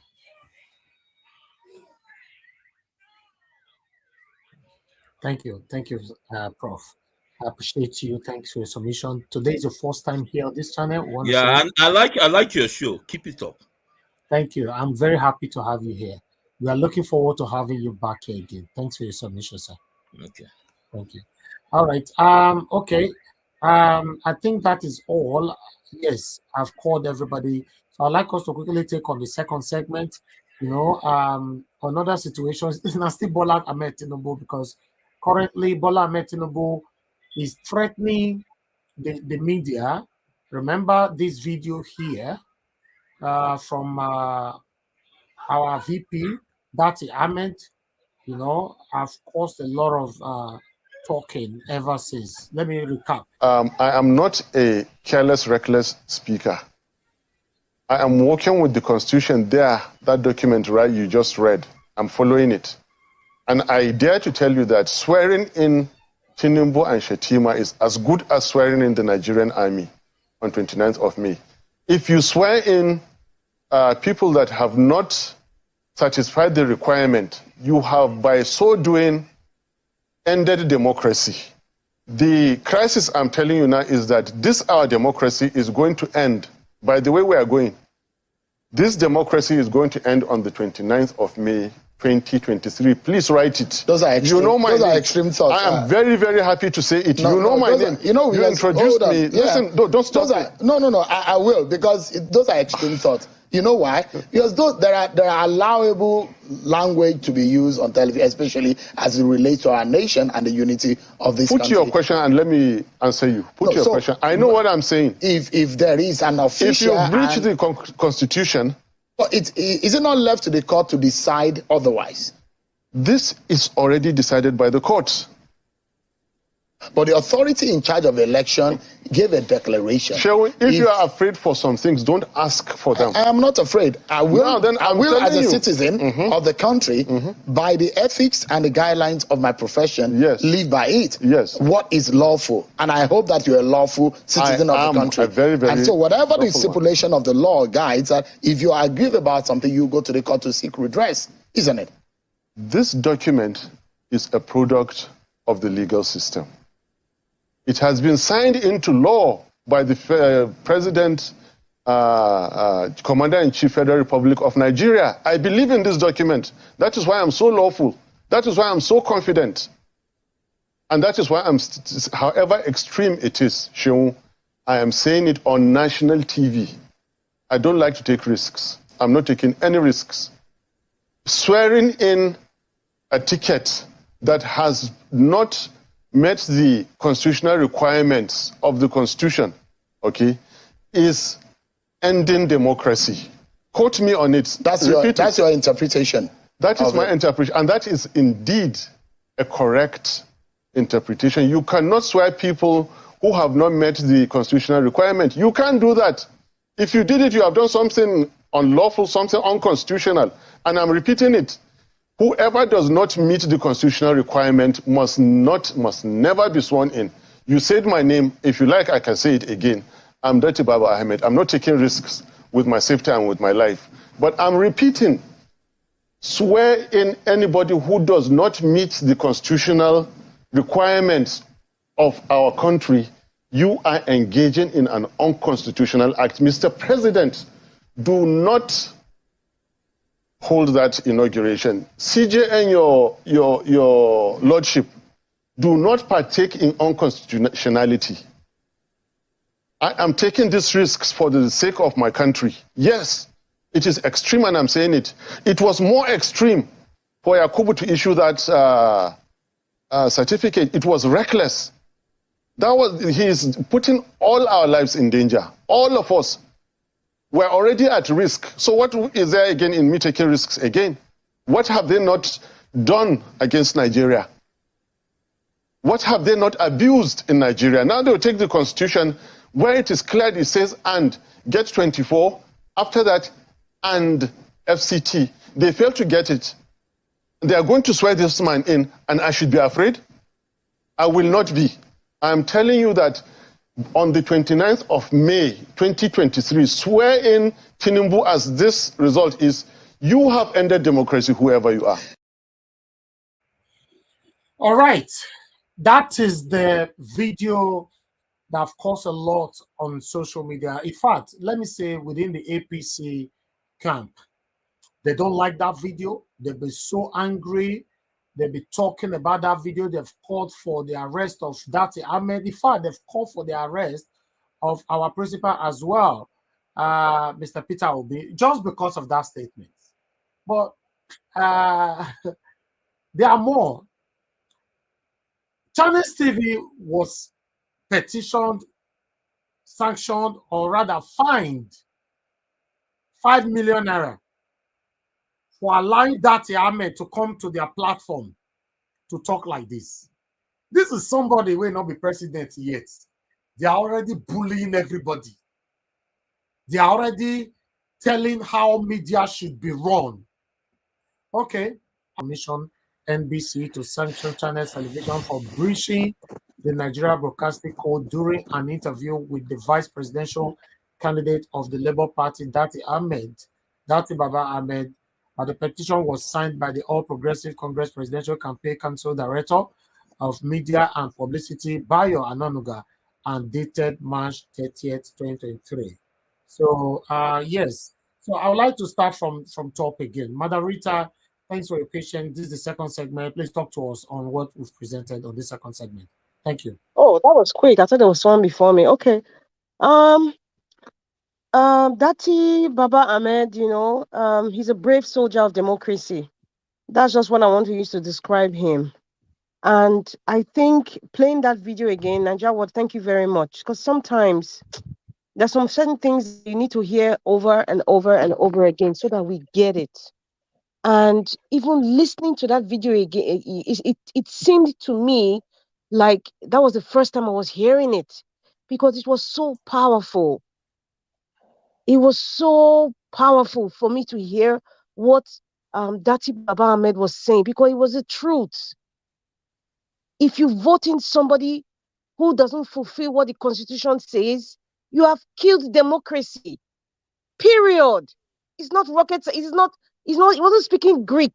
Even what is even written in the Constitution is written in simple English. Even if it sounds ambiguous, but it was simple. As a matter of fact, maybe you should play that video, Nigeria. What is just an advice. Maybe when you start every time, you should play that video. So those people who are listening to us, once they hear that video every single day, they will understand the gravity of what's going on. I'm not even going to go into the part of, whether if it was an Igbo man or another man from another ethnic group that said that, whether they wouldn't have arrested. That's not just the point. Let us not get distracted by that. It's his message. It was so profound. Oh my goodness. He's a brave soldier of democracy. That's all I can say for him. And speaking about, the disgraceful, disgruntled NBC, Rufai just, what Rufai was saying was just what I was saying in my heart. The NBC is still operating under the ethics of the military junta. Period. That's what's going on. And it's not just the NBC. The Nigerian police force, the Nigerian army, even if they're quiet. In fact, right, I think we have just been under a military government disguised as if we are under a democratic system. That's what's going on. Look at how Nigerians have been treated. What's the difference between now and Abacha time? The only thing is that because we have we are privileged to have the internet now. Many of us are in diaspora now. We're sending the messages to the international community. Things are being exposed now. So we have, I think, all these years, I would say within the past 8 years, we have just been under the military rule. If not more than 10 or 20 years, ago, listen, this is the trauma I'm talking about. This is the trauma I'm talking about. Anybody born, if you are 30 years old now, or 35 or 40, you must have experienced some form of brutality from the military junta. Anybody above that age, you must have. Is it Babangida or is it Abacha? Nigerians, we are traumatized. We are all traumatized. Even if you don't want to admit it, we are. And it also plays even in our systems. The military, the shadow of the spirit of the military is still embedded in the way the system is. Even if you look at when we talk about placement of people in high-ranking positions, what do you see? The style of the military. When you have a military man who is in the most pivotal point, what happens? He puts his same tribal people all around him in all the top positions because they don't trust anybody. We still have that. We're still in the spirit, in the shadows of the military junta. Now you have seen it in the NBC. Look at the police force. Look at the army. Look at Ministry of Communications. What is Patami doing? With all this Boko Haram, all these people kidnapping people, and they keep giving them names. They keep giving them bandits. Another time, they'll probably give them another name again. That's why I said, when you talk about money laundering, just call them a thief. That's what Fela said. Stop using all their laundering money. They are stealing money. Use the right word. It's just like Agbado is a drug baron. Convicted drug. Let me use Okonkwo. Drug baron. That's what he is. We say the word exact. If a thief is thief, call him thief. So that it will be disgraced, so that because people understand what a thief is. They don't understand money launder. They don't understand. Use thief is a universal word that even a baby understands. You steal something that doesn't belong to you. A thief is a thief. That is what the NBC is doing. They're playing the game of the military junta. Look at all the parastatals. Just take a look at all the system, the parastatals in Nigeria. Look at how they've been behaving before the election and even after the election. Look at what is going on. Look at the people speaking with all might, with all confidence. Nobody is touching them. MC Oluomo, look at Lagos. Look at the governors. Look at what they are doing. All the APC governors, even the PDPs. Let me tell you, the PDP is part of all this. So let us don't get it twisted, my people. The PDP is part and parcel of all the shenanigans happening. They are part of it. They're just keeping quiet to be like they're the good big brother that is just sitting on the fence. They are part of all this nonsense. They're in part and parcel. They're collaborating with the APC. So that is what, unfortunately, this is what we are facing now. There are many people in Nigeria that cannot even speak the way we are speaking. You know, so it is sad. And for the NBA, you know what? I don't know. My feelings towards the NBA. The NBA, I don't know if they're looking for attention now, or the president of the NBA right now is going through some internal crisis, so he wants to be seen like he's working or he's doing the right thing. And if you're part of the NBA, you probably know what is going on. So coming out now to say, you know, the unlawful arrest, you know, or of their colleague in Port Harcourt, man, listen, it's all part of the game. As far as I'm concerned, Nigeria Watch, it's all part of the game. Whatever game they're playing, I don't trust any of them. Why is the NBA coming out now? Have things not happened prior to 25th and after 25th that the NBA should have come out now? Why is it now? Because it's just their colleague. Now it seems as if they want to fight for their colleague. Hello? I beg, make they enter house, I beg. Oh, they are part of the system. Maybe. Sorry? So that is nepotism.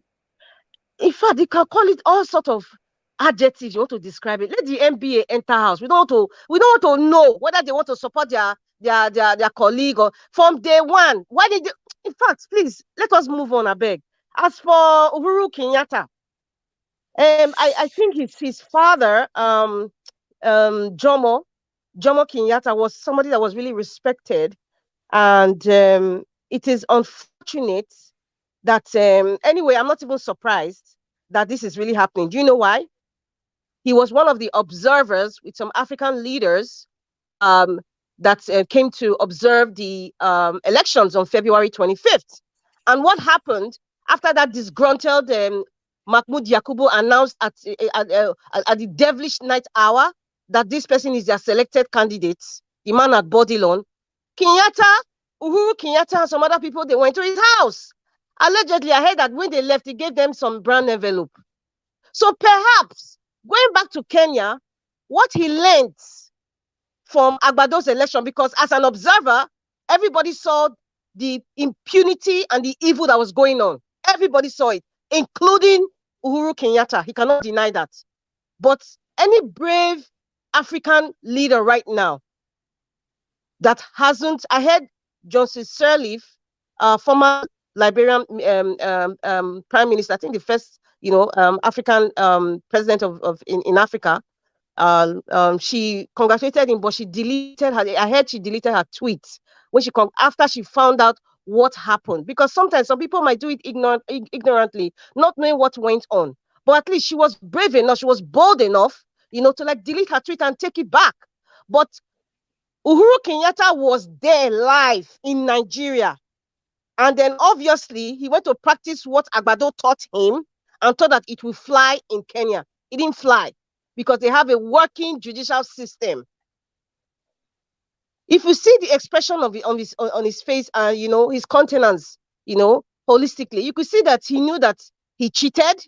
He knew that he has to obey the law. I mean, that's the Supreme Court, right? It was the Supreme Court that announced it. So I don't know, maybe he wants to go to The Hague to complain, which I know he won't go. So he should just, take the defeat and enter house and enjoy the rest of his retirement money, being the former president of Kenya. So, when I see African leaders like this, I don't blame them, because most of them learned from Nigeria. That's the truth. They learned all this nonsense from Nigeria. I'm talking about this present African presidents now. I don't want to even digress. We're talking about my country, Nigeria. But it is what it is. I really don't care. He deserves what he got. And I pray that they put Odinga, if that's what the people wanted, and he deserves it, because they say the people deserve who they vote for, right? So if the people of Kenya, really wanted Odinga, and they probably did not want Uhuru Kenyatta for obvious reasons, then so be it. So be it. If they want to do a rerun, I pray Odinga wins. If he was done genuinely without cheating or any of the instances of overvoting or any malpractices during the election, let the people's voice speak. Let the people's vote count. That's all I have to say for now. But for for the NBC, we're just in a military junta, and we have to fight this, as Nigerians. We have to. Thank you. Thank you. Thank you, moderator. Thanks for your submission. Yes, I would like to quickly tally to what you said earlier on with Kenneth Okoko here. Let's take a minute break with this, people. But one thing I forbid is telling myself a lie, because to thine own self be true. There is nothing on the table for me to use to defend APC. Nothing. And that is why when both of them are talking, I don't know what both of them are still waiting in their parties. They should make a competition on who failed more. The competition between PDP and APC is who failed more, because both of them are failures. Well, respond to that. Dino, the last time I heard him talk, he said he was blind, and now that it's obvious he's still blind, he's not seeing. In 1 minute. No. Right. Yes. The APC person, they hired a drug trafficker by the judgment of a court, and he has not resigned. Drug trafficker by the judgment of a court. Yeah, but no court has PDP ruled on that drug trafficker that you talk about. No, not 10 districts of Illinois courts, certified through copy, drug baron. The PDP man talking is talking. All right, that is the only part I just wanted to hear. That's the only part I wanted to hear, So let me call on CM. Okay, CM, I beg talk to us. Okay, thank you, Niger What? Turn on your mic, so you are on the backstage. Turn on your mic so that I sent you in. Thank you. Go ahead, sir. Okay, yeah. So thank you, Niger Watch. Actually, I have to, this is really, well, it's not really something to be happy about. But let me quickly say this. When Dati Baba, Yusuf Dati Baba Ahmed was a fielding question from Shehu Kimbaloye, he was particular about the fact that swearing in Tinubu is an affront on the constitution, because in his judgment, Tinubu did not satisfy the constitutional requirement. By that I mean winning at the Federal Capital Territory, Abuja. I'm not a lawyer and I've never pretended to be, but I know that when you say 36 states and the Abuja, because of science background, you have to, let's switch matters and say 36 oranges and 1 apple. They can never be the same. They can't. Abuja is apple, the states are oranges. So if you say 25% of 36 states, well, that should be also 25% of the apple, which is Abuja. So, but then that is for lawyers, they know the way they turn things upside down. But from a layman's point of view, I understand it that you have to satisfy 36 states by winning 25% in at least 2/3, which is 24 states, and then at least 25% at the Federal Capital Territory. So that's one. But let's see how it goes with them. Then the other thing I want to quickly talk about is the Kenya Supreme Court judgment. To me, that judgment is very, very, how do I describe it? It's very, very fundamental, very, very basic to the practice of democracy like we need in Nigeria. And it should be historical as well. It is not that the judges don't know what to do. They know, because they are part of the society. Sometimes you judge, you estimate the value or the importance of your judgment by the way it is being received. It's not that when somebody will give you sacks of money, you deliver judgment based on the pecuniary measures of what is obtainable. In the end, nothing. Okay, Tinubu won 8 point. They say INEC gave Tinubu 8.something million votes. How many people are rejoicing? The moment people wake up in the morning to hear Tinubu is this, no, there was nothing like celebration. People were in mourning, as if Nigeria was bedeviled by one hurricane or maybe one volcano or one natural disaster. So that says it all. In some of these things, we know natural justice. We can see things happen. So the people of Kenya, they did the right. I mean, the Supreme Court of Kenya did the right thing. He looked at the thing critically, find out that though the electoral body is sanctioned with the function to to conduct the election, but there are irregularities, and you can't just rule it out. Meanwhile, for any election you manipulate, is the will of the people. There is no constitution stronger than what the people says. No constitution, no in the world. As long as the people say this is what they want. The thing about democracy is that a cockroach can become president. Insofar as the procedure is clean, forget about the end point. Forget about the outcome. So far you follow the right thing. Even if it produces a cockroach, so be it. That is what the people voted for. They will live with that option. It is not for you to change. Mahmoud Yakubu cannot go around telling the world he will be clean.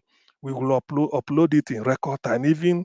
Was even saying whoever is saying it cannot be uploaded in what is it called? Is it real time? That the person is lying. We shouldn't listen to them.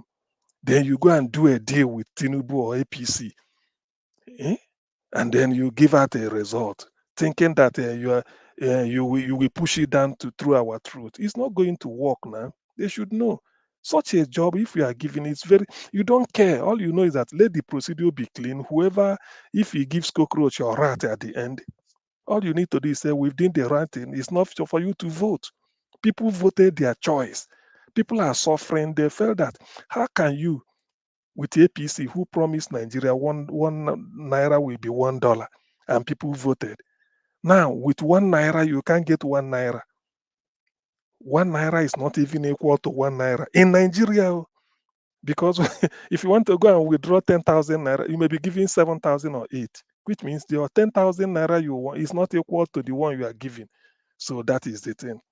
You see, with all this mess, no petrol, people agreed, get your PVC is a problem, people paid money. And in the end, although, and people be assured then, take your annoyance, don't quarrel, take it to the polling unit. And they took it to the polling unit. So who is Mahmoud and the APC to go and change it?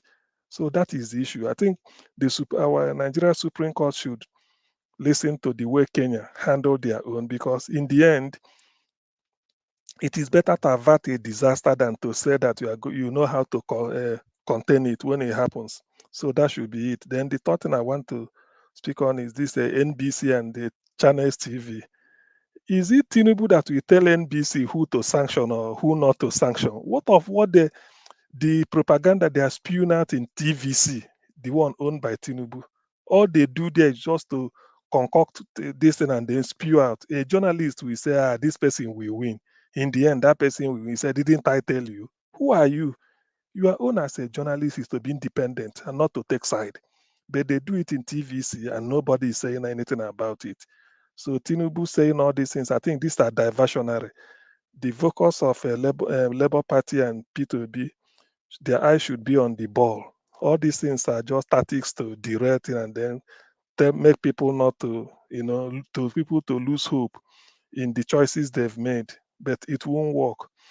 However, let me end on this note that today is, I think we are counting down 15 days for APC to reply to the allegation at the tribunal leveled by P2B and the Labour Party. If they fail to turn out, I don't think Nigerians will expect anything technical. There's nothing technical should happen. They has to come out and explain how that figure gave to how they arrive at 8 million by adding the results of different polling units. That's what they expected to say. And then let us know the people that aided and they abetted that fraud. So that is the most important thing about it. And then the earlier they did it, the better. I read somewhere that somebody said it can be decided within 1 week, which is good. So that before the middle of end of April, everything must have been sorted.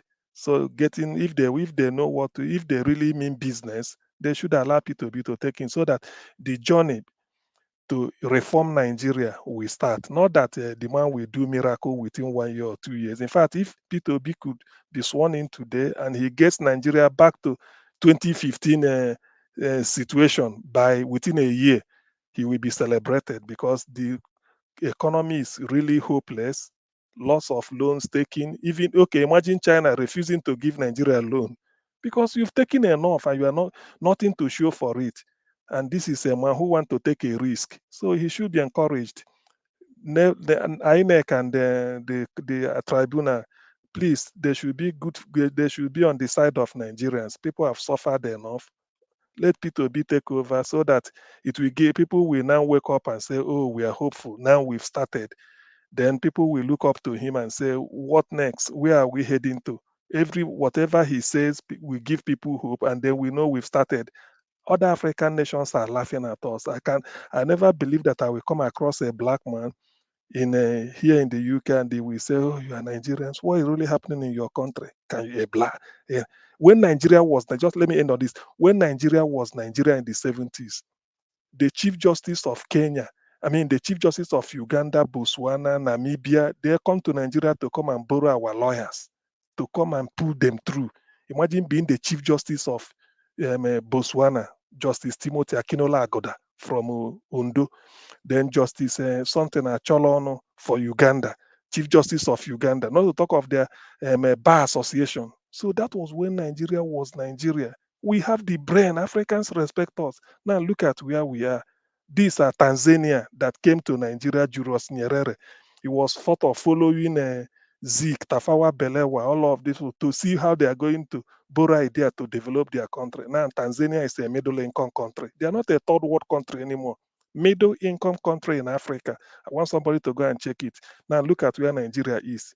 Being a shame to the black race and the whole of West Africa, even Benin Republic, Togo. We can't compete with Togo now in anything today. Not to talk of Senegal. Somebody phoned from Senegal the other day, was telling us what happens in Senegal, the way they are everything, and you'll be ashamed. These are countries that ordinarily should come to Nigeria as if they are going to United Nations. Just like Nigeria will say, come over here, they will run and come, and then we talk to them. They will even be happy that they are in good terms with Nigeria. But look at where Nigeria is, simply because of inept and corrupt leadership we've been having. So please, part of our duty here is to, like we said, to educate people and then let them realize that the coming of P2B is like turning a new leaf, so that Nigeria, the real reformation and the some measure of fresh air we blow across Nigeria so that we can continue. It doesn't mean I don't like a peddling sentiment, but let all bygone be bygone. Let all the iniquities that accompany this election of February 25th, let's try and sweep them aside and have a fresh sort of open up a fresh mind to receive the coming of P2B. And then, like somebody suggested, we now see what we are going to do to reform the situation, reform the mind of the people, and not to poison them by trying to tell them that Tinubu is an option, which clearly he is not. There has never been any country in the world.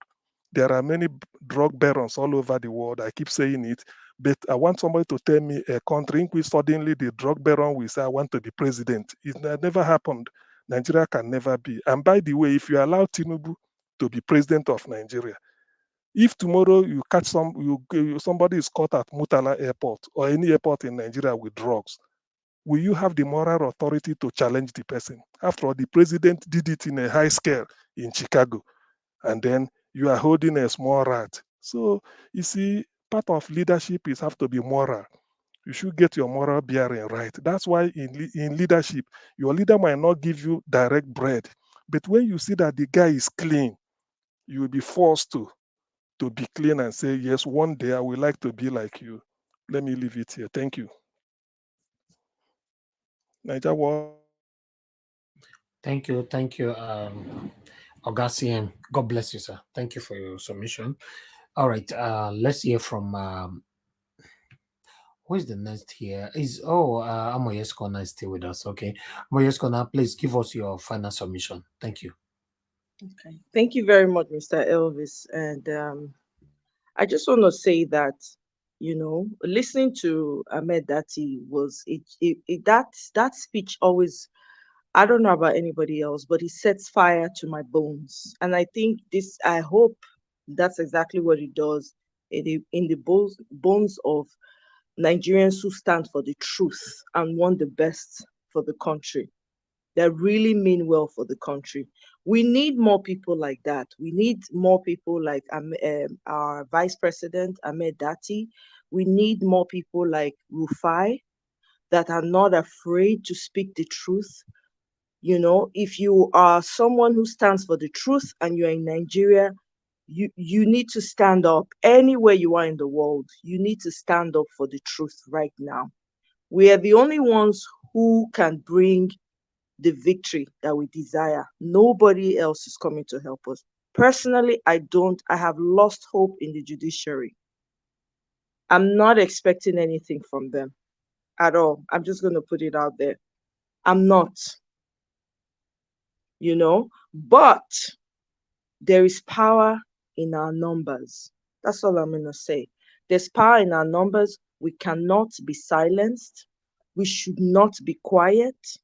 We should continue to speak truth to power wherever we are, because we only have one country, and it is Nigeria. And I encourage everyone, please, if you're not yet a card-carrying member of LP, please do. Please do. You cannot be a card-carrying member of APC and PDP because they're Siamese twins. They're cult, unless you want to drink blood, like they all do. Because once they do that, they cannot see anything anymore. They cannot hear anything anymore. So I beg you, everyone should endeavor, doesn't matter where you are, endeavor to be a card-carrying member of LP. You might not use it now until you're ready, but just be a member. Thank you very much, Mr. Elvis. Mr. CM and Rita has said there's nothing else to add. So I appreciate your effort. I pray for continued strength for you and wisdom. Thank you very much, and greetings. Goodbye, everyone. Thank you very much. I appreciate you too. God bless you. Thank you. Okay, let's hear from the next person here. Everybody, you are giving your final submission now, so but we don't have time limit. That's a good thing about it today. If I doing, are you still there with us? I'm here. Okay, sir. Please talk to us, sir. Yeah, thank you very much. Ahmed Dati, to me, only quoted the Constitution the way it's stated and what's stated. He had wanted the channel television man Shehu to understand where this thing was now projecting to. And at the end, these people now decided to take it upon themselves to start calling for DSS. But that could be the work of Festus Kayamo, quoting the law in his own way, that they should go and arrest the Obidati. That was what happened there. Kenya has become perfect after learning from the so-called masters of the game.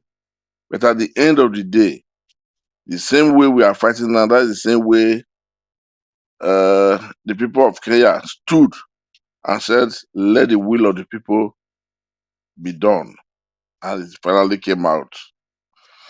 So I'm not surprised if tomorrow, we are not saying this man is sick, maybe he's going through a serious hard time. Because for me, I would rate myself again. This man will come back to Nigeria when it's about 5 days to expiration date to respond. The third day he will go and submit his response. And when they now go to court, the response definitely he will inflate. He will now state different things that did not happen. And then the the Labour Party lawyers now will now have to get that copy to study. The case will be adjourned. Just you people should get the picture. For them to, because now the Labour Party is not getting anything from them to study, so I have to know what to respond to appropriately. So when they now bring it 3 days to, and they submit it, that sitting day, they will only just come and glance through the record as, okay, have what you want. And when they don't do that, they will go. That day, INEC will tell you they've not been able to complete the loading of INEC. Because today, I even understood that even up to 9,000 or 10,000, according to Kwakwazo, has not been loaded. At the end of the day, they will now also take time. Adjourn and said, let us do what the court has ordered. We have got a lot of different complaints, a lot of different problems. That's why we could not meet up time. What are they aiming at? Like I've always said, aiming at the time to elapse. This is why they are crying for that May 29. This is why they are crying for that May 29. Because anything that makes them not to swear Tinubu in on May 29, Tinubu's presidency or elected presidency or given presidency has died on arrival. Professor Skyamon was telling Nigerians if they did not get their mandate or they don't allow their mandate to stand, they will make Nigeria a hell for them to govern. Is that not treasonable offense? What has Dati said that equivalent that? I don't understand. At the end of the day, Kayamo, I said last time here in this platform, I said Kayamo is not the chief commanding officer of DSS. Because he's the one that will not write and said the DSS should not go after him, go after them, go after this. At the end of the day, they will do according to them. Now, as we speak, INEC has not given Labour Party lawyers the actual documents they want as required. I think they will not bring it. They will tell you we've been able to upload some. We still have some unloaded. What will that happen? Meaning there will be an adjournment. This adjournment will not be carried out, pointing and working towards the day they want, which is that May 29. So by May 20, when it comes to May 29, they have the chance to be sworn in. What is the game? Tinubu is now the commander of every position. He's in charge of the Supreme Court.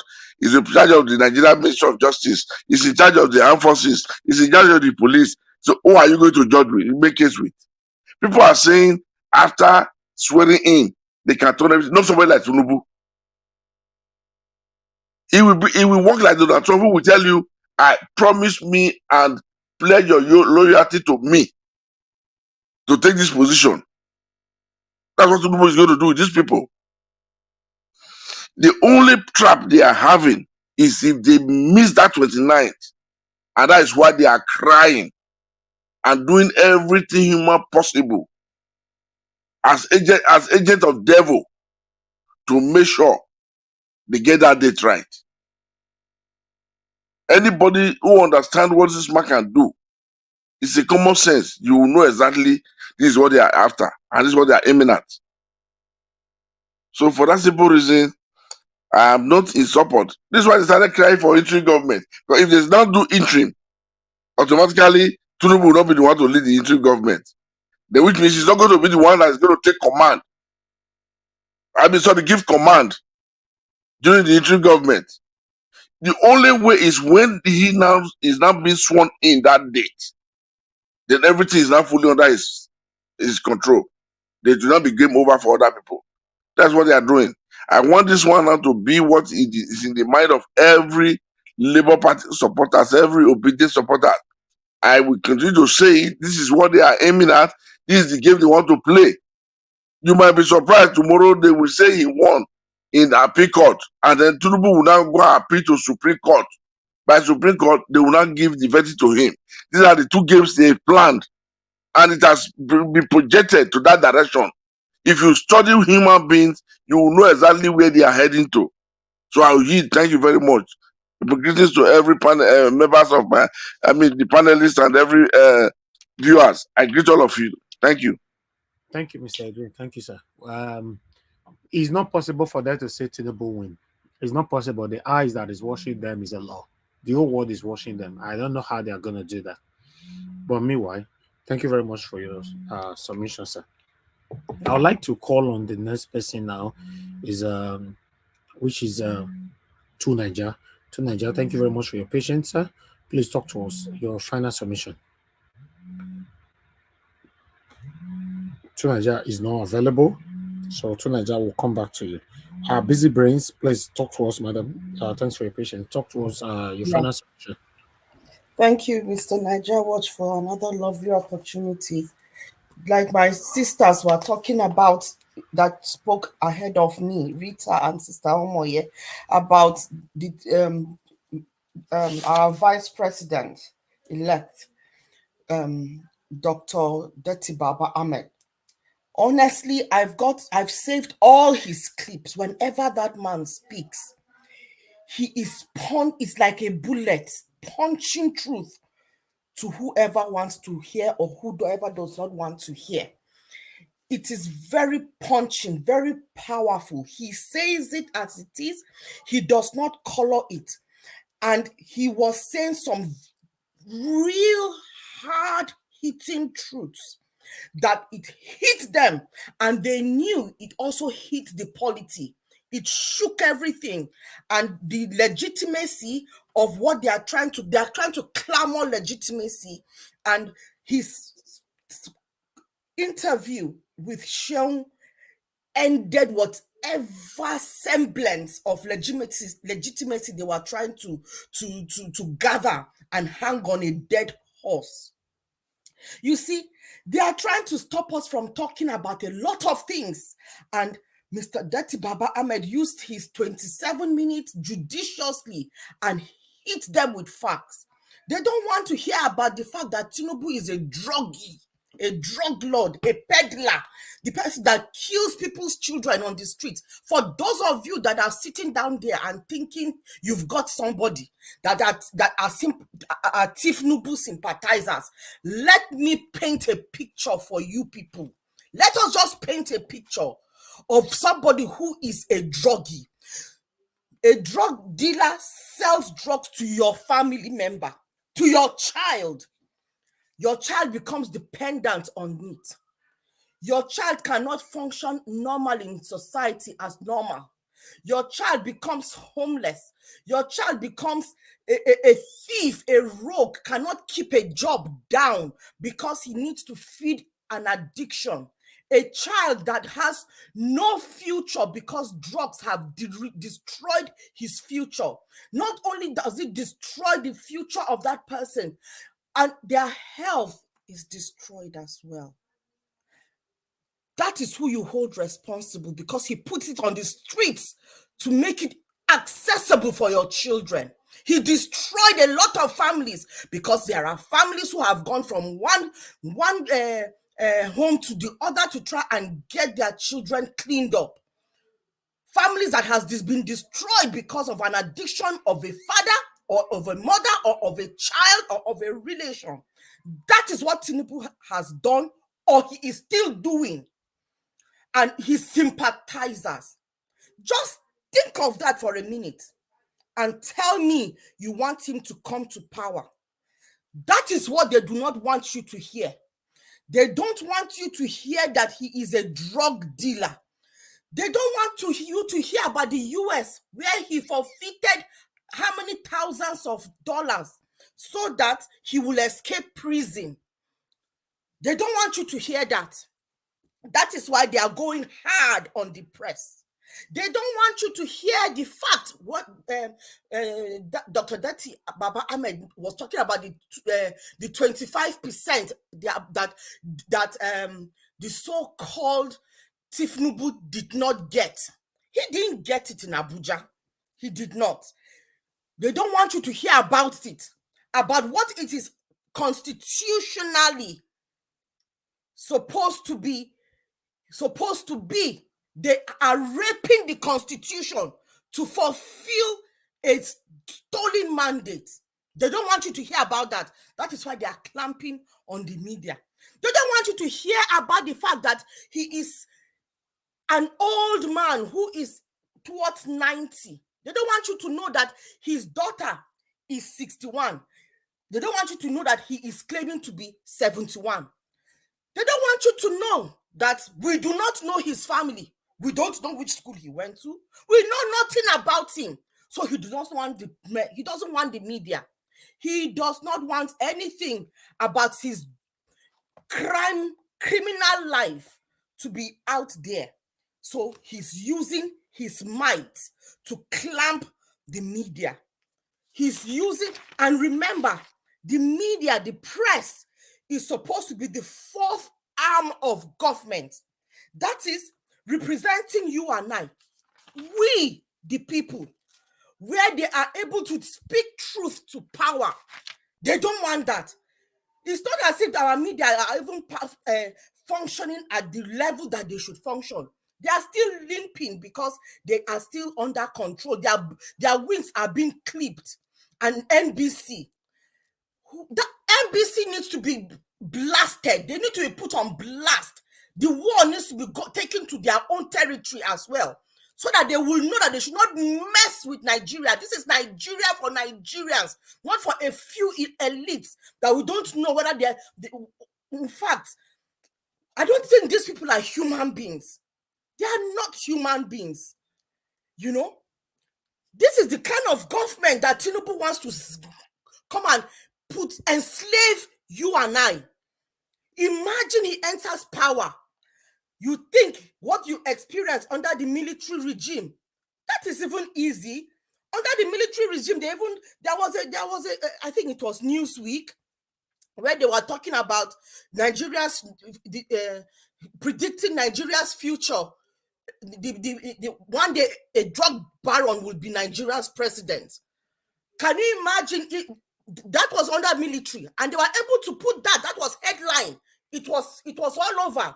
It was during the military that they coined the term for Babangida, evil genius. The military did not even clamp like that. This baboon from the pit of hell is coming out to try and muzzle you, to put a leash on our mouth so that we cannot talk. The ultimate rape, the ultimate killing. That is, he is killing our will now. If you cannot talk, you cannot express yourself. And we have been, the press is speaking for us. They speak for us. That is why when Rufai sits on that chair on Arise and speak hard facts to power, he speaks for me. I feel a bit relieved that, okay, somebody is speaking for me. Imagine if his mouth is gagged and he cannot talk. Imagine, that is the ultimate death. How will you live life if you cannot speak? Remember, life and death is in the power of the mouth. How will you live life? How can you order your future if your mouth is clamped shut? It is because we are speaking now. It's because we are doing what we need to do with our mouth, our God-given will expressed through our mouth and our actions. That is why we have been able to shake the polity the way it is.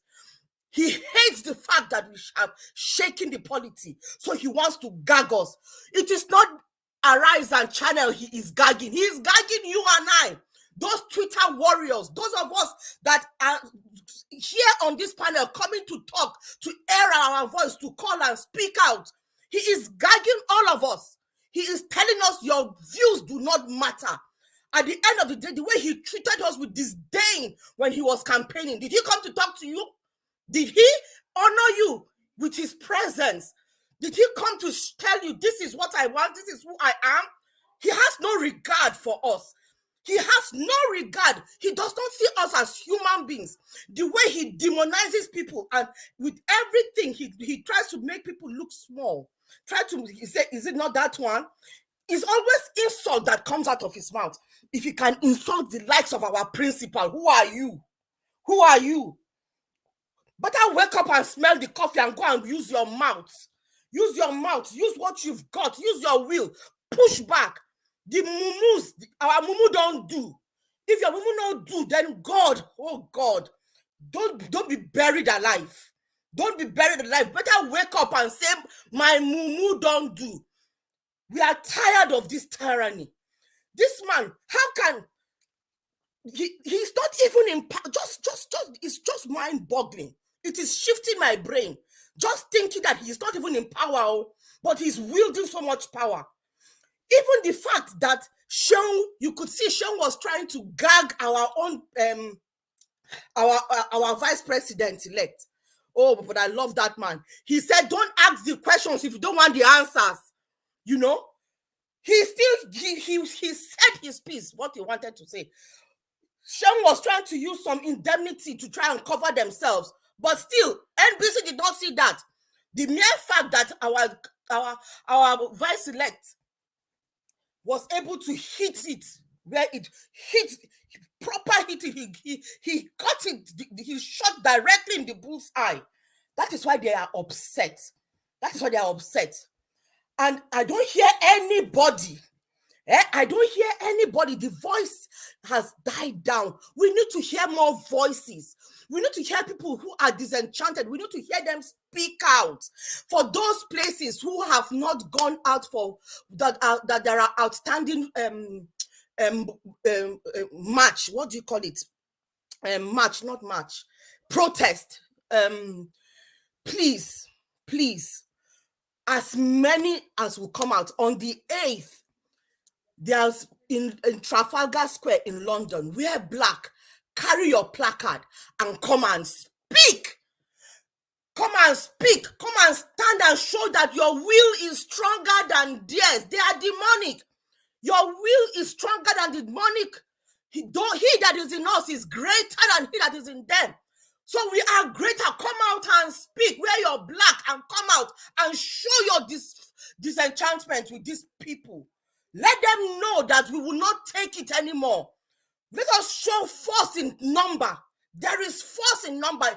If we just trickle at 5, 2, 3, it's laughable. It's laughable. Don't sit down in your house and grumble. Come out. This is war, but peaceful war. Go out and fight with your mouth. Fight with your words. Use your placard to show how bad you feel. That you have been raped. They've beaten you. They've stolen from you. What have they not done to you? And you are still sitting down there. In fact, we don't even know the tip of it. The wickedness that these people have perpetrated against our brothers and sisters, our fellow Nigerians. We do not even know the half of it. And we are sitting down. I'm a bit frustrated. I want to do a bit of to tell people about this trip, this protest in London. People are just I know fit. I beg, go come. What nonsense? Go come. You have 2 hands. You've got 2 legs. You can talk. You can carry placard. Just do that sacrifice to show the love of your country, to show that you want to show that, to add voice, to give credence to what is happening back home. You are saying go come? What do you mean go come? Those are the haters, and they will say that because they are living in small comfort, and the comfort is just because you want to go and fight for shifts. For God's sake, it's country that is not even your own. Tomorrow they'll tell you pack your bag and go. That is it. Do one small offense, they say, they throw you. Show your love for your country. Those of us in the UK, in the UK most especially, I do not live anywhere near London. I live about 3.5 hours from. In fact, if I'm going to Trafalgar Square, it's going to take me. I'll have to park outside London, take the train into Trafalgar Square. So it's going to take me about 3-4 hours, if not even 5, to get there. But that is just one day. It isn't on a weekend. If this shift, you want, sacrifice that shift for that day. Or call around, call people. Find out who is near you that is going. Get lift, go together. It's time to speak. This man wants to cut our mouth. He wants to seal us. And by doing that, that is demonizing us. He is demonizing us. Come out. Let your voice be heard. Let us shout. This is when we should even shout loud. They want to lock our mouth up with key. Let me paint a picture for you. You think that you are free men and women? We are not. If we allow this to go on, we will become slaves. During the slave era, yeah, when the white man took our ancestors as slaves, they could not just do it like that. They used their mouth.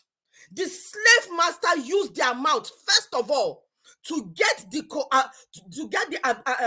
abeyance of their own people. So what did they do? They used their mouth and the press to excuse me, to demonize us Africans. They demonized us first. If they demonize you, they make you look like you are no human being. It makes it easy for them to do whatever they want to do to you. Already, they have demonized us. That is why they can hide palliative.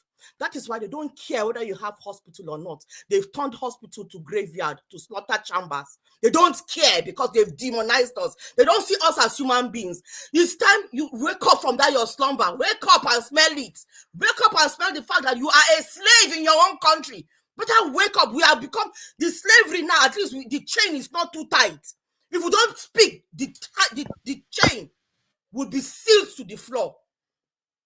I rest my case. I submit, Oga Elvis. Thank you. Thank you, madam. Thank you. Busy brain. God bless you, madam. I really do appreciate you. Trust me.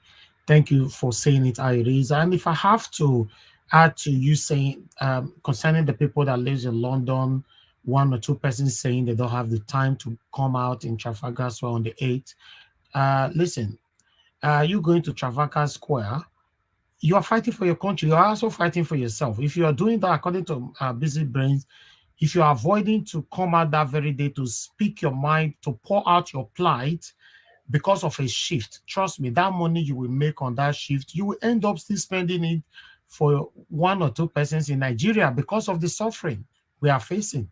Have that in mind. Just check yourself out how much you spend or send to Nigeria in a year. Calculate it, because some of us don't have time to calculate this money. If you calculate how much you send home, you will know that in fact, we are carrying two loads on our head. If many of us that lives abroad are focusing on our life, not thinking about Nigeria, which, as you get to abroad, you just want to live your life, your family and all that. Many of us would have been a millionaire already in pounds or dollars. I'm telling you. But because we have two loads, how do I say it? Should I call it two loads? There's a name I wanted to use. You have to, when you receive money, you have to think about the people back home. You have to think about yourself wherever you live in abroad. It's because of a failed system. Because we don't have a good system. If we have a good system, you shouldn't be thinking about the people that live back home. Many of us have house in Nigeria. We also have house here in abroad. But funny part of it is that the house you have back home, for some of you that don't travel to Nigeria that much, in 10 years, you only travel to Nigeria maybe 3 or 4 times. For those of you that even go home that often, you cannot even live in your house. Some of you still end up living in the hotel. Is that not a fair system? Please, you don't have any excuse not to come out and pour out your plight. Say it how it is. Let the world know what we are facing, what we are passing through. Let's stop pretending and deceiving ourselves. Thank you. Let's move on. Let me hear from Madam Nena, it's supposed to be your turn. We just lost you again now. Okay, hopefully you join us. I don't know if Tunaja is available now. Tunaja, are you back? I'm here, but I missed some of what they've said. So let's somebody go after me so I can catch up. Okay, that's fine. All right. We were talking about the media, how Tinubu is trying to sanction or control media or to intimidate media just because of the interview that was granted for Dati Ahmed the other day on Channels, and the Channels TV have been fined 5 million naira, and it didn't end there. They want to truncate the power of the media, so that was the video we played earlier on. Yeah, I saw that video, and I was having a conversation about it the other day. I think because this happened some days ago, and how quickly this fine was placed, and how quickly they had to pay it, given that we've seen so many law breaking all over the place, and there was no action. Then just because it's against the interests of the APC, suddenly they want to act. But you see, when you play that video again, it tells you everything that you need to hear. What that guy said there, in a level playing field, you can say yes, what he said there was a threat. You can see clearly what he said there was a threat. But in my mind, it doesn't come to me as a shock because of what I've been saying even before the election. It doesn't come to me as a shock. The more it is played, the more you see clearly that this guy is telling you that if those judges screw around, trouble is coming for them. And maybe they like it or not, and they can't touch him. What he has said, you heard when the reporter was asking him, you know what you are saying is a little bit, he said he's not afraid. Now he's going to say it because he knows that this message needs to get out there, just in case. I don't know what is going on at the top of the Nigerian society. I can't say I know. All I know is that this judgment that is coming down, those judges, if they give them money, they better start vomiting it and giving it back to the people that gave them the money. Because if they go and pass a judgment that doesn't meet scrutiny of anyone, like there's blatant evidence, they go and rule against it, they are going to be in serious trouble. And what that it did was to bring it to the public. And I've said this before, that I've heard this type of talk behind the scenes, where people were saying that these people we can't let these people rule this country. I don't think it's necessary. I think it's about old generation. The establishment, they don't want this old generation in office for some reason. I'm not so sure why, or they just want somebody from the southeast like Peter Obi, because it came to me now. Somebody informed me, I think yesterday, that Peter Obi earlier on, even before now, that Obasanjo tried to get him to run as VP to Yaradua, the one that passed in office. So Peter Obi could have been the one that ruled Nigeria instead of Jonathan. But because of some shenanigans in the southeast, he was thwarted. So I didn't know that before. So you can see that for some reason, they already have faith in this man for a long time. For whatever reason, they have faith in this man, or maybe they just want to pass it to the next generation. Because if you look at it, when they were going for the primaries in the PDP party, when Wike was doing quite well, I heard Obasanjo saying that maybe Nigeria needs a madman. So I'm not sure it matters who it was. It is, as long as it's not Atiku or Tinubu. And this is what you get in the background constantly. You keep hearing that noise.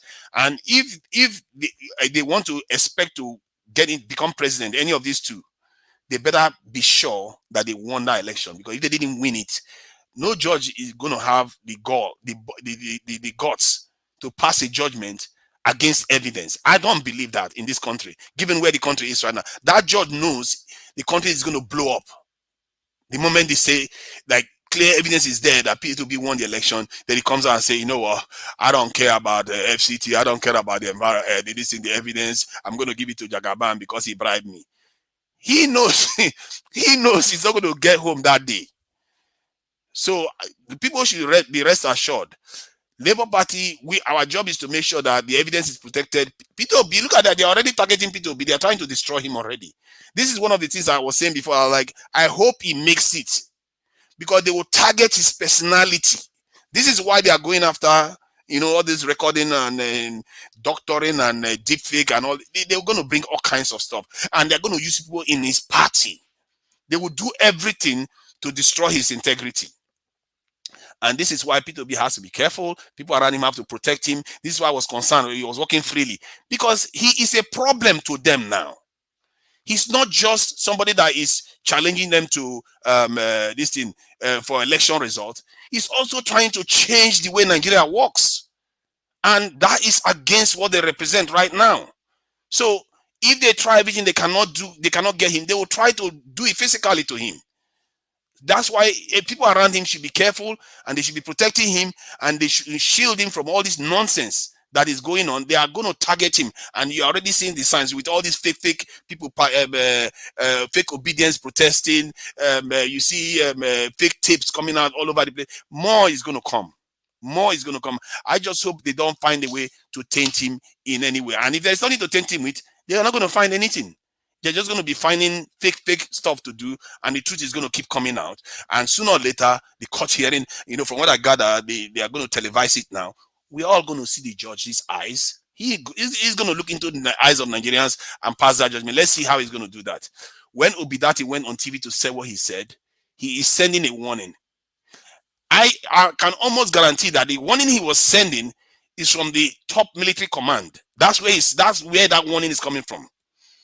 Because how can you come out and say that? Bring the military name into it. on TV. Do you know how risky that is? You drag the military name into something like that. And the reason why they told him, he said, I'm not afraid. Because he knows what he's saying. You can't violate the constitution. That is a coup. This is why there was a coup in Mali and one other country in I think also Guinea, because the president wanted to change the term limit. Because that is a form of coup, democratic coup. You use your power in office to influence the outcome of a democratic process. That is basically what it's going to be. If you go and bribe the judge goes and rules against clear evidence of violation, that is a coup. Then you might as well start competing with the military then. Because that's what's going to happen. The military is going to come and say, you know what, we are not going to stand here for you to come and violate the constitution that we swore to protect. Out you all go. And there is not going to be anybody that's going to stop them. So people should take that for what Dati literally said. He's speaking for the military command, the powerful forces in the country that are saying that the constitution has to be followed. There's no bending the rules here or there. If they do that, they're going to have problems. Thank you. Thank you to Naija. God bless you, sir. Thank you. Okay. For me, though, it's my first time hearing that from you to Naija, that Peter Obi was the one they're supposed to choose during the time of your Yar'Adua. I've not heard that before. Yeah, I was surprised to hear that. I was like, whoa. Was that like they love this guy from a long time ago? From day one, yeah. Yeah. You know, I've not heard Obasanjo wanted him. It was the Southeast were the ones. Some people in the Southeast were the ones that thwarted him. Then Jonathan came in. He will still get there by God's grace, because amongst all of them now, he's the only one standing out. So we are getting there. Information reaching us now that they are going to televise the whole thing on air in the court. So if that is true, that would be very nice. But I've not verified it though. So if that is true, that would be very nice. So that the whole world can watch what the courts, the judges will be saying on that particular day. You know, CM, you wanted to say something? Yeah, quickly. Like that was, talking about this Supreme Court. The judges, the level we are now. I just want us to cast our mind back. Is it really not a shame that a country like Nigeria that give chief justice to other countries? I remember now that Justice Egbert Ududoma, former chairman of the Constituent Assembly that midwifed the 1999 Constitution, was one-time chief justice of Uganda. They all worked in Tanzania, East Africa. They came to Nigeria to come and borrow. Please give us one of your Supreme Court justices to be our chief justice of the country. Senior advocates of Nigeria, senior lawyers are being appointed to courts of appeal, high court judges in East Africa, just like that. And look at the mess Nigeria is now. Look at, you see, that's why sometimes when you then see the shock Africans are having when they talk of Nigeria, you can't believe it. Because if they tell you where they regard Nigeria, what the height Nigeria has attained in the world that made the world to call us the giant of Africa, the whole continent. And then we are still swimming in the middle of, just like washing our hand with what saliva when we have ocean around. It's a shame, really. That's why when I remember all these things, I feel ashamed. They don't know. Mediocre everywhere in Nigeria, from head to top to bottom. Things are not moving. But we have intellectuals, we have experts in every field all over the world. Even we export to Africa, then go and help them set up their judiciary. Go and help them set up their faculties of law in Nairobi, University of Nairobi, University of Tanzania in Dar es Salaam, one university in Boso. This is what they do. Come and help us and set up your law faculty. Thank you, sir. Thank you for adding that on. Okay, let's hear from Give Us a Mandate. Give Us a Mandate. Thanks for joining us, my brother. Good evening to you. Please talk to us. Thank you very much. Hope you guys can hear me. Yeah, it's not very clear though. Okay. Sorry about that. I think I'm on my phone. So, I just wanted, the reason I joined is to maybe ask Madam Rita actually spoke my mind, but before then, all protocols will be observed. Greetings to everyone on the panel, and then the comment section, and everyone all over the world. Can you play that here made video again, please? We don't really have time to play it again. We've played it before. Okay, no worries. Okay, just to second what Madam Rita said, if you can be playing that video every day, yeah. that would do. Yeah, that would do good. Then I think to what Sean said, the Nigerian Bar Association is also in the pocket of these people, so they need to hear and then begin to do the right thing also. Then Tinubu calling for channels to pay fine. I think channels should even sue Tinubu. They should sue Tinubu and his APC surrogates, because there are things that they incited during the election that caused so many harm to Nigerian people. People died, people lost their properties, people lost their source of living and all that. So APC should be sued to pay heavy fine for all that they did during the election. Then I think the Kenya rulings is just a pointer, like Mr. CM said earlier. The justices know what to do, and Omoye said she doesn't believe in the judiciary, which everybody's also may believe on. We may not believe in them, but all we are asking them to do is do the right thing. You may not believe sometimes in people, but you can ask them to do the right thing. So, Olukayode, Ariwola, Nigerians are saying they don't believe in you, but there are amounts of evidence. There are amounts of evidence. So don't follow the technicality of the law, of the case, but look at the overwhelming evidence and do the right thing. And the right thing is that Peter Obi won the election arms down. And Mr. CM, Dr. CM on Niger Watch was just talking about the 24 states and FCT. So you also have to follow that. Chief Justice Olukayode Ariwola from Oyo State, my state, represent us well. Represent us well from Oyo State. Chief Justice Olukayode Ariwola, ọmọ Ìbàdàn ní ọmọ Ìsẹ́yìn. Ẹ ṣe dáadáa níjọ́ tó bá gbé ẹjọ́ ẹ wá sí Supreme Court tí ó bá ti kọjá Appeal Court. Chief Justice Ariwola ẹ̀ ń gbọ́ mi níbikíbi tẹ́ ẹ bá wà báyìí. Ẹjọ́ Peter Obi Labour Party àti Tinubu APC ẹ dá ẹjọ́ yẹn dáadáa. Peter Obi òun ló já ìwé olúborí nínú election ìdìbò tá a ṣe láìpẹ́ yìí. Chief Justice Ariwola Olukayode ẹ̀ ń gbọ́ mi dáadáa. Peter Gregory Obi òun ló já ìwé olúborí ní ọjọ́ tá a dìbò ti presidency ní Nàìjíríà. Tó bá ti gbé ẹjọ́ ìwá sí Supreme Court tí ó bá ti kọjá Appeal Court, tó bá dé Supreme Court, Peter Obi ló já ìwé olúborí. There are so amount of evidence. So what I'm telling him now is that there are amounts of evidence. If they bring the court to Supreme Court, hopefully it doesn't get to Supreme Court, but if they bring it to Supreme Court, Peter Obi won the election. That's what I just told him in Yoruba language. And he's from Oyo State. He's listening.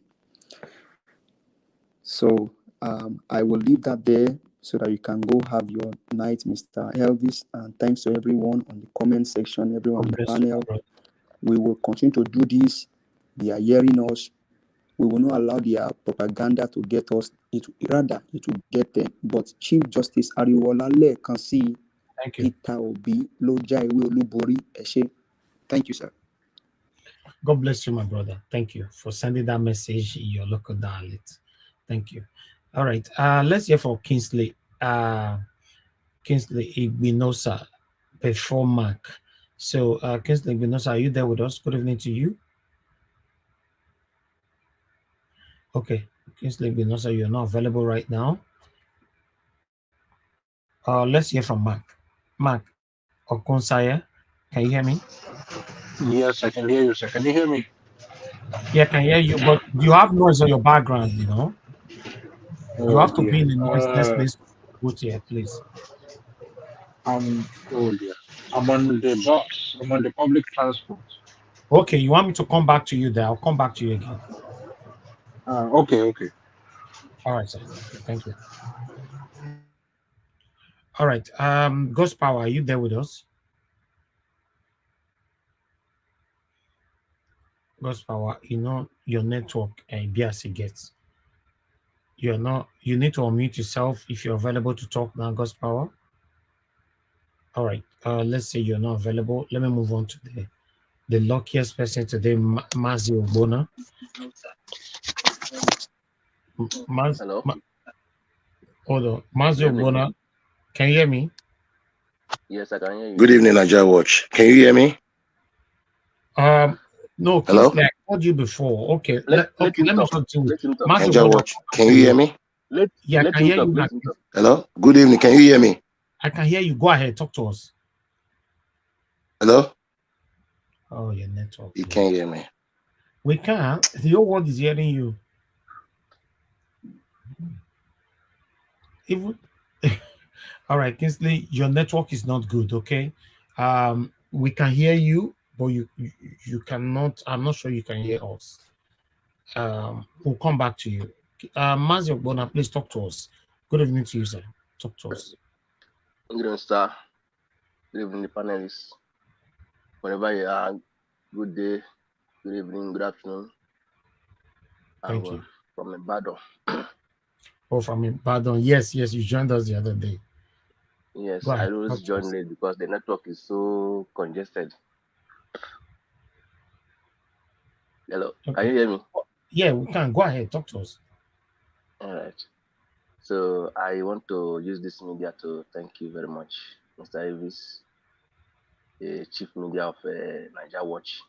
Thank you. I appreciate you for this opportunity. I don't know that I will have a place a platform where I can talk my mind in Nigeria. So yes. So you guys don't have a platform there where you can talk your mind. We have it, but it might not go far. Just a WhatsApp platform, Okay, WhatsApp okay, yeah, platform. you can't go far, yeah. You can't go far. But this one, the whole world is hearing us now. That's true. Even those who think they have come to destroy their father's land, they are hearing us. So I thank all the panelists. Thank you the way you speak, the way, in fact, you give me hope. You give me hope. Whenever I listen to you people, from the time you started it till now, though there's no light or a little battery on my phone, I still managed to continue with you people. I was in the road coming back home. I'm still listening. Can you imagine? Una not get light for Ibadan. Throughout since the morning, since around 5 o'clock in the morning. Kai, now wow. And some people don't that your area they will see food for APC. They plenty now. They plenty. They plenty. One idiot gonna tell me say, Obiti Jasiko. What are you okay? I shown the guy. I say, see, don't greet me again. Don't even talk to me again. If they inside darkness, if they talk about oh God. People are, I don't know what I will call it. I don't know. I don't know what I don't know. You lie on top of lie.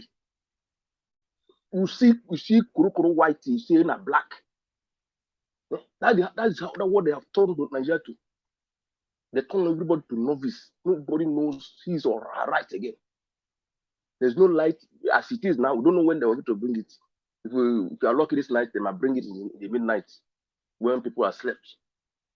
Tell me how the economy of that country will move. You know, Ogbona, wait till they pay me for inside this whole matter. Be say people wait they inside darkness, they use candle till they sleep. They'll still they say like APC they want. They that is it.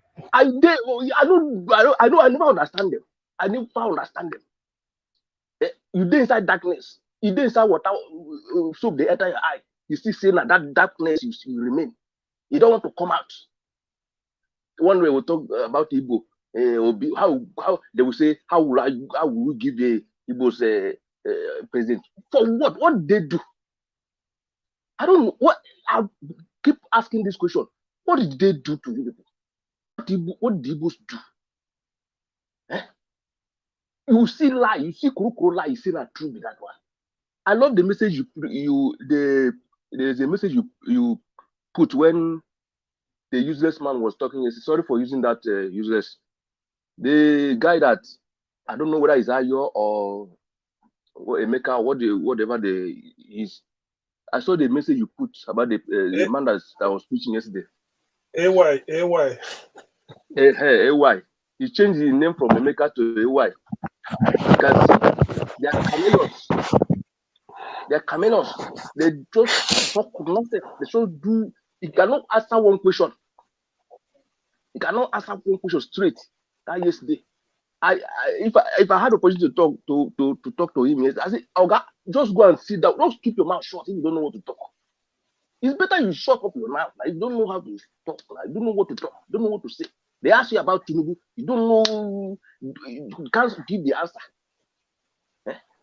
Because people who know the man more than you, they are there. You are following him. He say he paid for WAEC. He paid for WAEC. He used Lagos government money to pay for WAEC, and you are praising him. He paid for WAEC. He made Lagos. He made Lagos for how many years? Is he from Lagos? Is he from Lagos? He come take over Lagos. He made Lagos. My brothers, my sisters, I don't know. This country, it don't tire me. It don't tire me. I know if I have an opportunity of going out like you people, I don't go, but nothing. No, I did just be the manager. I'm working. I'm working like say I'm not working. I use the whole money for the gain of my work to my generator.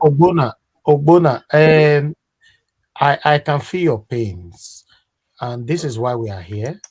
This is why we are doing what we are doing, and unfortunately, we they see these people wasted in Nigeria. They attack us. Even some of them where we add for our group now that they hack our people, they go so Nigerian numbers where we add join our group. Say make we have a better Nigeria. So it's very, very sad. It's very, very sad because minimum wage for Nigeria not be 30,000 naira. Now 37,000 they sell a bag of rice. So for people where they say for wholesale, so minimum wage na 30,000 yes, now wholesale price what they tell you. People okay, wholesale. They sell. Yes. Okay, yes. But how una country survive? Abi, if okay, you get better job, Nabi. Which better job I get? My God, they laugh me. They laugh me, Abi. better they job. Laugh me. Even to be president for Nigeria is not a better job. To be honest, forget about the which better job I will get? Now manage with the manage now. Even like Yoruba people, they go say they feel koyinko. That's why corruption is some content. I don't know what to call it, because when you try, if you are working in the government now, if they're not paying, if they're paying 30,000 naira, so you'll be trying to make up your this thing. That's why corruption is too much, and there are few people that are carrying this money, sharing this money among themselves. And please, see this light now. Please, Niger Watch. Let me ask Ogbonna one question. Ogbonna, let me ask you. Okay, sir. Why do you think P2B can help to change, can turn things around? Why? Not really because of, I don't want popular reason. Just what you think. Just what in your own, what conviction, what convinced you? Do you think that? What? It's not because I'm an Igbo. Because once you mention my name, I know I'm Igbo. You know I'm Igbo. I know you are Igbo, the way you talk. But not this. If it's Hausa, if it's Fulani that come out as P2B, I will vote and I will support him to the last.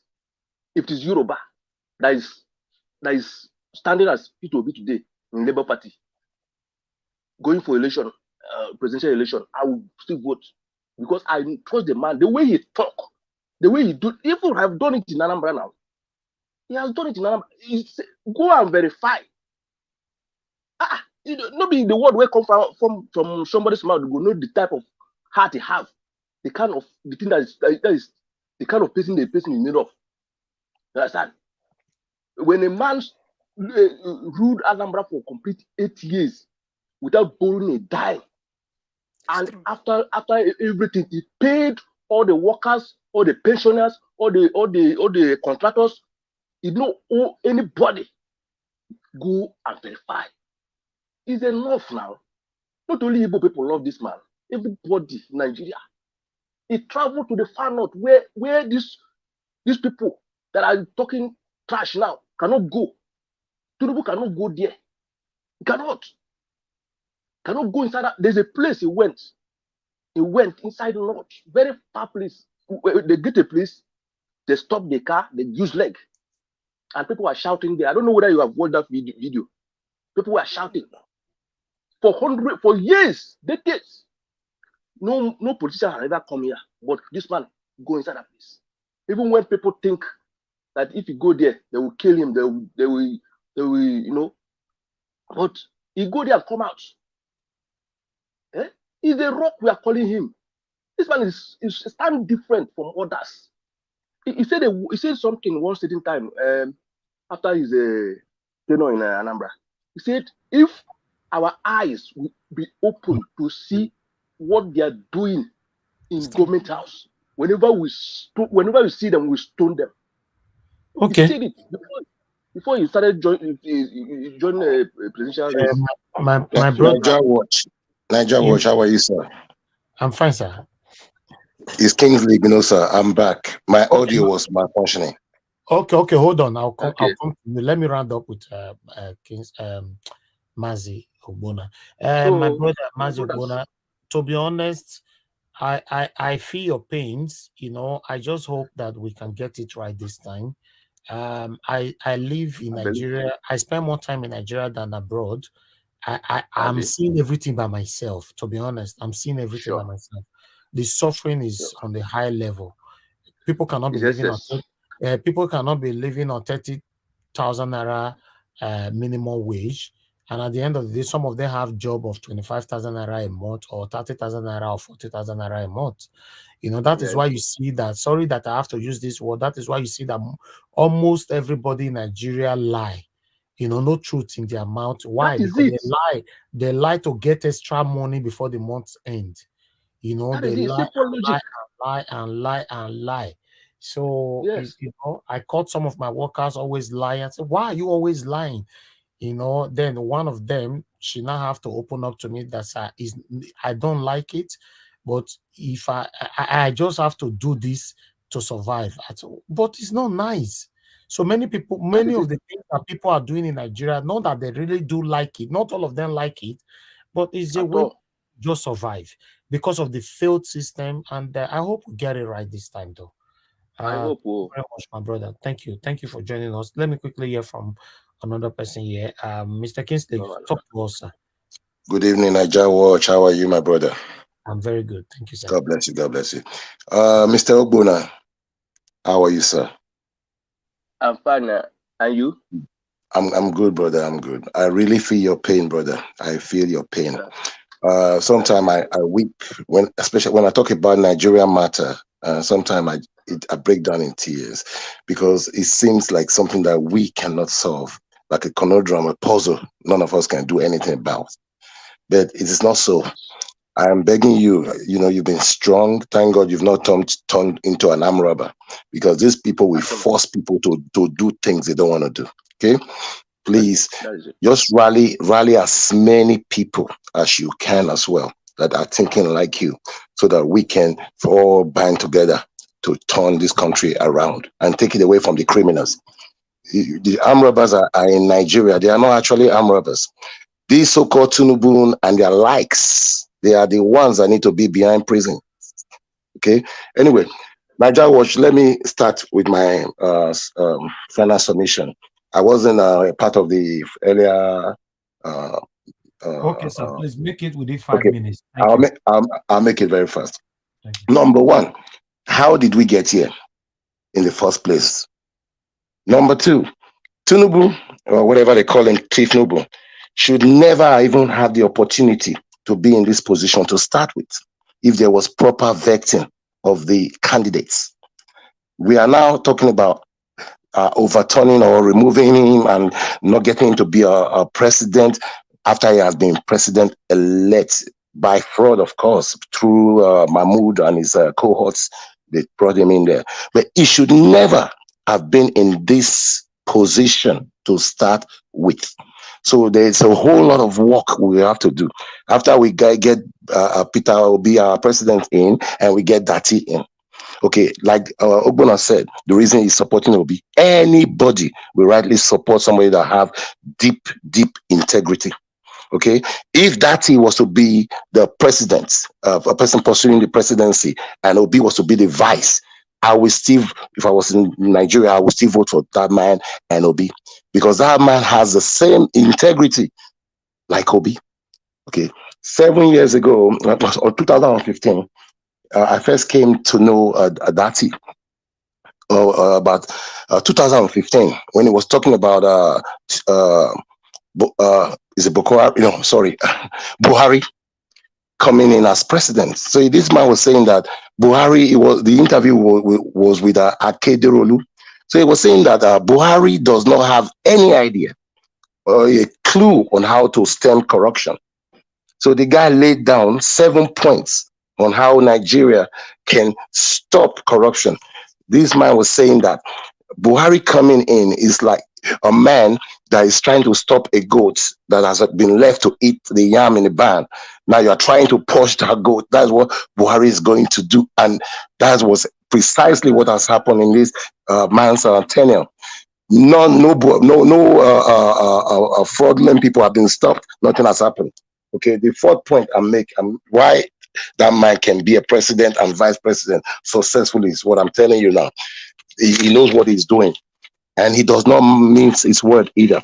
When he talks, this man go directly to the point that the people, the fraudsters in this place, Nigeria, they don't like him for that.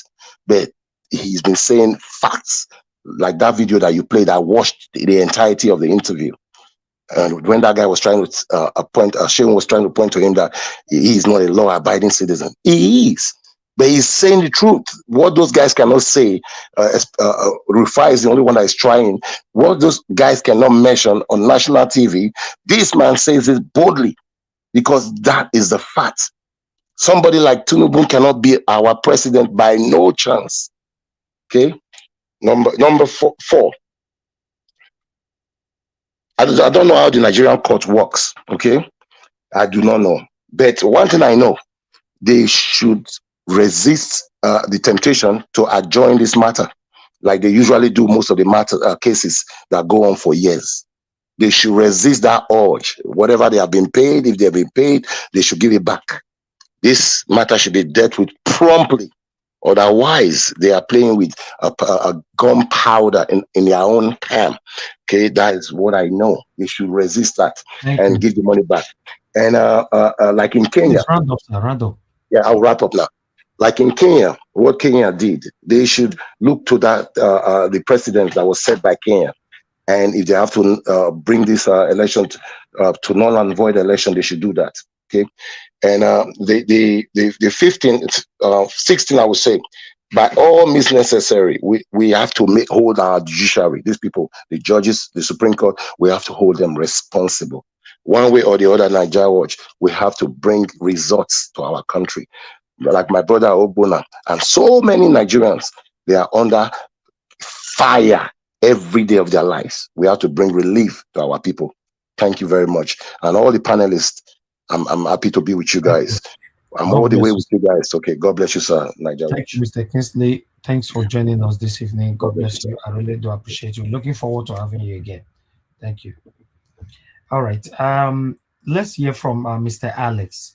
Mr. Alex, you just joined us now. Good evening to you, my brother. I guess you watched the videos we showcased or the article we read. Yes, yes. I've been following for a while now. God Saw bless the you, my video brother. you I played. beg Yes. talk. Thank you, Mr. Najawash. I will try to use the time judiciously. I greet everybody on the panel. I greet my comment section people and the viewers worldwide. I promise to make my humble logomaki, and my logomaki I'm going to make with our logo Apache. And I was forced to make an extempore research on the status quo ante bellum of on the presidential or INEC selected presidential elect, Bola Tinubu. What I find out is mind-blowing, and I'm sure many Nigerians already know. A lot of research are going on. Like somebody said, he should never have even been a governor. He should never have even been a senator. Shame on the Nigerian system. And $460,000 were seized from his account. Gentlemen and ladies worldwide, the money on that account was $1.8 million. Proceeds of drugs, heroin, narcotics. This is not allegedly. The documents are everywhere. $1.8 million, right? Do you know what that is today? That's about 20-something million dollars. For you to do such a drug dealing, the total money would have been more than that. That was his own share. That means he had allies in other countries. I wasn't surprised at the fortuitous, congratulatory messages coming from Cuba and Nicaragua. Those are some of the most powerful drug trafficking countries in the whole world, followed by Colombia, Brazil, and Venezuela. We know them. So for a man to be able to be involved in a deal that gave him $1.8 million as at 1970s, in the 70s. So that was not the total money. And the American jurisprudence, they did their research and they found that they traced the money to drug dealings. They invited him, he didn't come. And they activated an American law that we take a part of the money in your domiciliary account to the tune of $500,000. After all the paperwork and negotiations, they just took $460,000. This goes to tell you the kind of person you are dealing with. Drug barons are very heartless people, guys. This is why sometimes you see people in an aircraft with lifeless babies stuck with different types of drugs. I'm sure some of you have seen those videos. These are the handworks of drug barons. They put it in the hands of a carrier. They don't have sympathy. They just carry a human being, butcher a human being, load a human being with drugs. That's how they behave. So imagine this kind of person. They don't care. When they give you business to go to, they call it business. Their so-called illicit activities. They think about their money, nothing else. They kill themselves. They go out on a shooting rampage. So this is the kind of character, the kind of personality you have. For him to have even survived up to this age, it goes to tell you how dangerous this man can be. For him to have invaded the American FBI, for him to have used the political power he stole after Abacha's death, and after the democratic dispensation, although I blame Obasanjo's government, because Obasanjo also was, I'm sorry, he was not educated. He was a mechanic when he became a Nigerian president for the first time in the 1970s. The Queen of England said a mechanic has become Nigerian president when she was having breakfast. She said it while having breakfast, a tea program on BBC in the 70s. You don't give what you don't have. We know that education is not everything, but times are changing. Things are evolving. Obasanjo should have been able to nip this Because he didn't know the damages.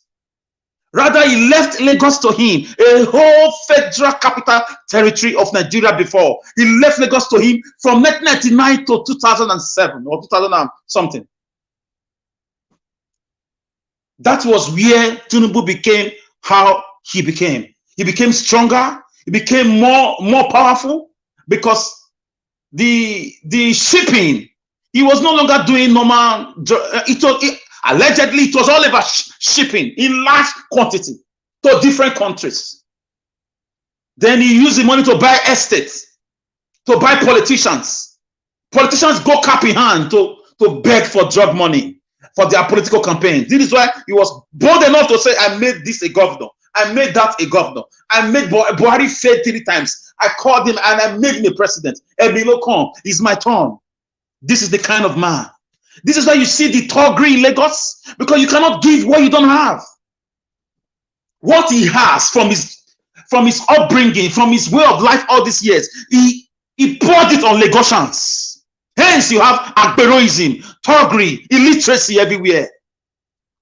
Pidgin English, broken Yoruba English, broken Nigerian language English, lawlessness, waywardness, rowdiness, cluelessness. Brothers and sisters, drug barons are very dangerous. They can wipe out a whole nation if possible, just to continue their business. They don't care about medicals. That is why he claimed to be a billionaire. He does not have one hospital in Lagos. In the whole of Lagos, he goes to England to go and treat himself. One hospital where he can treat himself, or where people can even treat themselves. They don't care. They don't have a water board system in Lagos. It's all borehole. And he said he built Lagos. Because drug barons are very heartless. They are very heartless. I've studied the character. They are just all about, and they go with guns. They go with, boys. They recruit street people, lawless people, worthless people.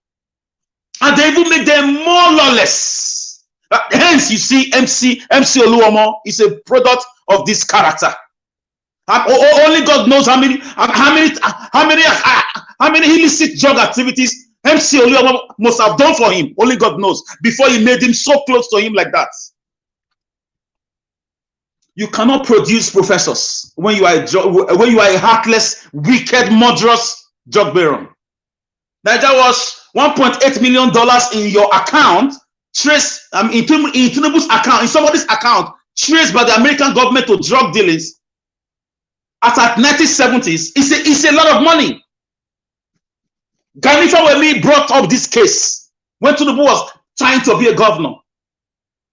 He almost nailed him. He went to go and beg him overnight with the Yoruba headers, Afenifere and the rest.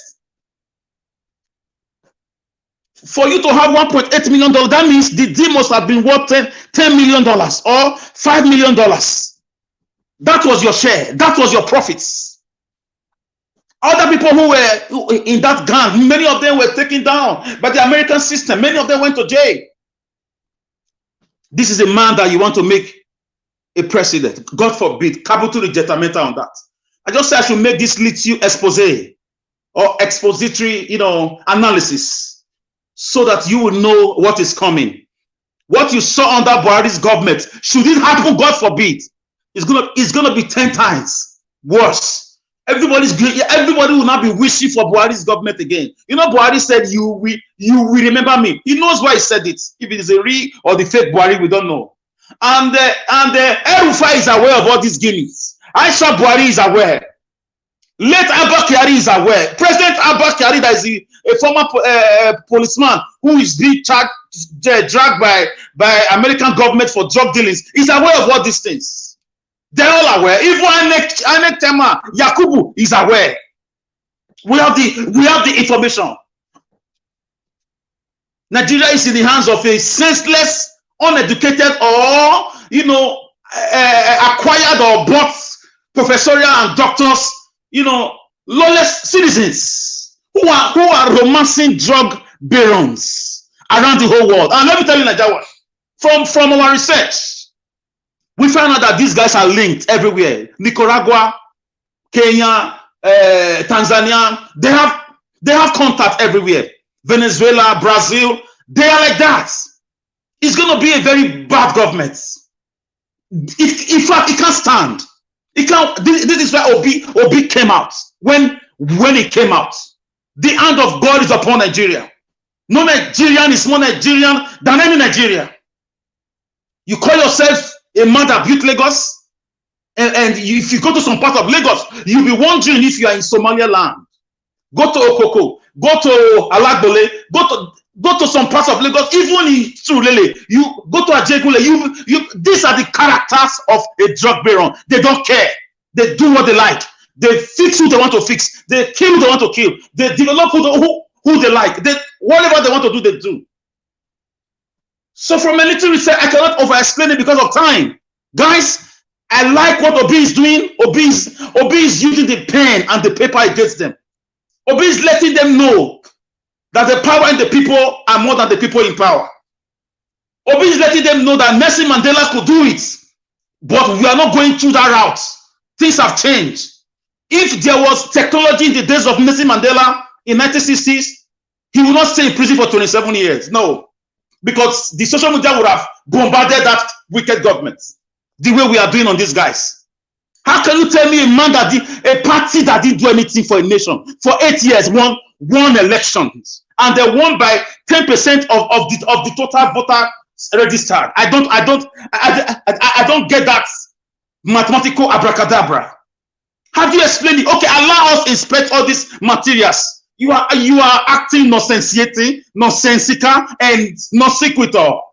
You are acting incommunicado. The so-called drug baron that you declare the president is nowhere to be found. He has gone into political oblivion. So if you trust yourself that this guy won, show the whole world across the nook and cranny. I dare to say the whole country voted en masse for Mr. Peter Obi, and we will defend our mandates.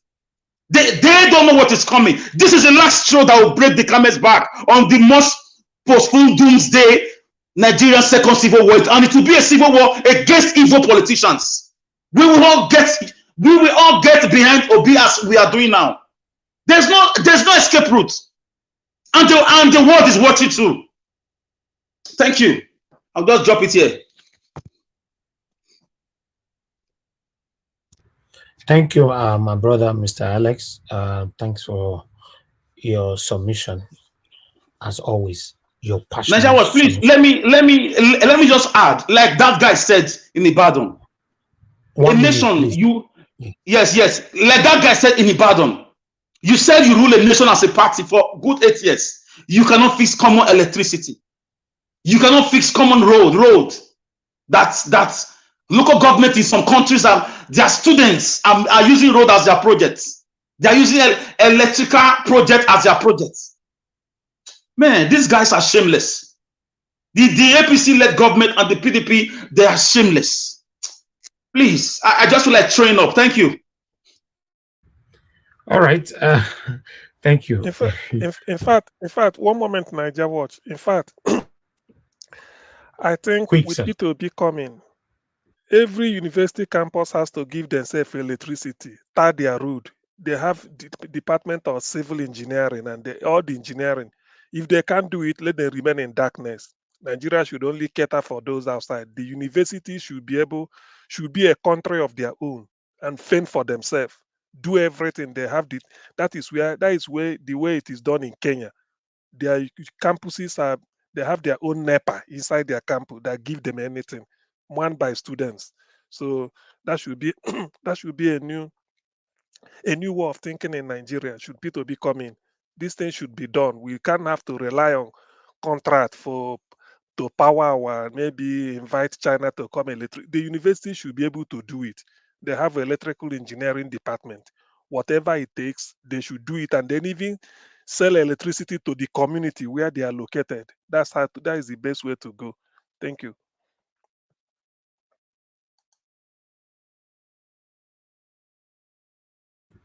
All right.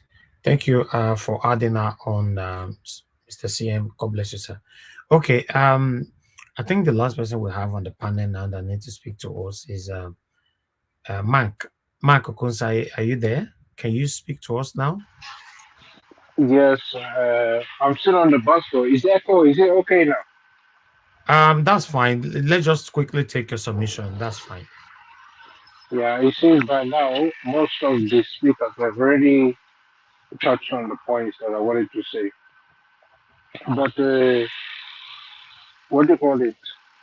The swearing in is a bit risky. If somebody is sworn in, it becomes invincible. Someone put it in the chat already. They said 6 months, not even up to 6 months. As soon as they come in, even before 100 days, you can write in legislation that you will spend decades to be fighting. Once he's sworn in as president, he's going to make so all the laws is going to favor APC. There will be nowhere out. And if you see his track record, people have so many people have said it, so it will be a waste of time saying it again. If someone like that goes into power, controlling the army, controlling the police, controlling Supreme Court, controlling what have you throughout the whole country, unfortunately for the country is going to be too bad. So I think all they're doing is just what do you call it, playing for time, playing for time. INEC was playing for time immediately after the election. They spent 1 week, or was it up to 2 weeks, before showing the document. They are all playing for time. Now Obi didn't have two time. I think he had only 2 states to submit with his petition because of time. Now again, they say Jagaban doesn't want to respond to petition. Everything is just time. They're just wasting time. But they know exactly what they're doing.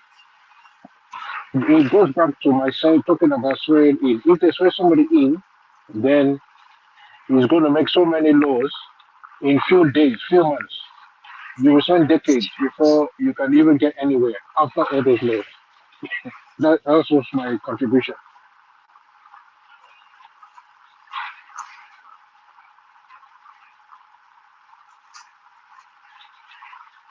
Hello, Elvis. Thank you, my brother. Thank you. I appreciate you. Thank you, Mark Okunsai. Thanks for your submission. God bless you. Where are you joining us? Where are you talking from? Oh, sorry, from London, United Kingdom. Okay. Thank you, my brother. God bless you. Thank you. Oh. All right. I appreciate you all. God's power. I don't know if you can hear me. God's power, can you hear me? Your network is always like this, God's power. That's fine. I think we should round up right now. I appreciate every one of you today for joining us. Thank you very much, all my panelists, those that joined us on the panel today. God bless you. Or those that could not join, you know how it is. We only have 10 spots. If you could not find a way in today, yeah, tomorrow is there. You know, we are here every day, 6 p.m. Nigeria time. You know, I appreciate every one of you, all the callers. Thank you. I could not, in fact, I didn't give enough time for or priority for callers today, though. But still, tomorrow is another day. And I appreciate every one of you on the comment section. Thank you very much. Thank you. Those of you that super chatted us, thank you. Dr. Alexander Gomez, thank you very much, sir. Ibiaso, thank you very much for the super chat. God bless you. Isha Oluwa, thank you very much. Amaka E, thank you very much. I sent a Doga. Appreciate every one of you. Now go now. God bless all of you now. I'll send gear on my day. Thank you very much, sir. I appreciate you all. Thank you. And yes, for those of you that shared our videos, that like the video today, God bless you all. If you know you have not hit on the like button, you have the opportunity to do that now. Currently, we have 628 likes. Please press on the like button. We still have 900 people watching us across right now. On Nigeria Watch, we have about 650 people watching us there. So please, you can still press on the like button if you have not done so. And we have a poll. We currently have 950 votes on the poll. Can we take that to 1,000? Because I'm going to screenshot that shortly and bring it to the screen. Can we have more votes? There's a poll on Nigeria Watch. Click on the poll. Just vote anything of your choice right there. And I'll bring it on in the next 1 minute. Okay, let's see if, okay, we lost my brother now. Okay, yes, I appreciate you all. Thank you. Now, yeah, now go draw the curtain. Let me go bring the poll here. Before that, we have Tony Africa just joining us. Tony Africa, why do you like to join us when we are rounding up? Good evening to you, very sir. sorry. I was listening back, so that I don't come and be talking trash. Okay, I'm very sorry, sir. So let me just give me 1 minute, sir. I thank Okay, you go very ahead. much, sir. We're rounding up now quickly. I thank you for the privilege. Tunaja, your first day to perform very well on this platform, or in other platform we have been jamming each other. So I thank you very much. So the root causes of this problem is that who are running the things? Why? Why are things like this? What can we do? Because we said that we should unite, we should take something up and everything. You can just imagine. It's like you guys have been repeating of what has been suspected. Buhari died also, like Yar'Adua died, and the things and almost now, because they have been doing it now, these people also want to try it. I'm supporting Nigeria Watch. They want to try it also because they know that we have, they can do everything, they can get away with it. That's why they are doing it. And who are these people? It is same Nota Kabas. Can you imagine that this Absalami is still very active? Absalami. And then yesterday I was seeing some video you posted on your Nigeria Watch page, sir. This is, about today, Diagbo. When I read it, I couldn't eat again. I was crying. I was shedding tears alone. You know what I'm saying? Things like that. We need to get down to the root causes of all this problem. That's what I wanted to know, sir. We are not getting nowhere because we are not. So we are not one people. That is why it's difficult. Look at Scotland. Okay. They have their own currency. England has their own currency. North Ireland have their own currency, etc. Ways. Why can't you do like that? Why can't you decentralize the system? Let everybody be on their own and then working together as one nation in order to find a mutual point. But they say no. Either you are with us or you are against us. How can Abdul Salami still be still be active in Nigerian politics? How can Babangida still be active in politics? That's it, sir. So let me not take your time. I'm just sorry for you, pass here. You need to go and sleep, sir.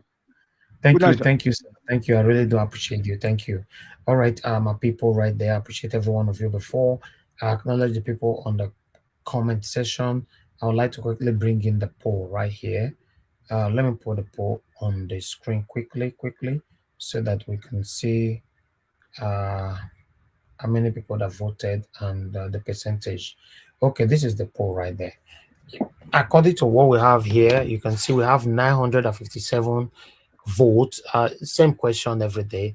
What will happen in May 29 and what will be the court decision? Okay, court decision will favor Mr. Peter Obi for 80%. Court decision will favor Tinubu 8%. Interim government will take over 8%. Fresh election will be conducted. That one is 3%. I appreciate every one of you, my people. Thank you very much. Every one of you that joined us today. Now God bless you now. And now we'll draw the curtain. I appreciate you, mother of all, Mommy Diaspora. Thanks for all you do for us. Peggy, Modi, I can see you right there, favor. Thank you very much. Amaka E. Thank you, my people. Head Talk Supplement. God will bless you now. Origins. Thank you. Ifeoma Igbokwe. Thank you, GROKM. Thank you, Nelly. Thank you, Pius Moye. Induka Chikamso. Thank you very much.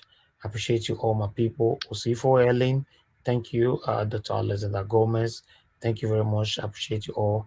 Madam Bella, Naomi, thank you. And God will bless you. And Gladys, Isaiah, thank you, my people. Now we'll draw the curtain.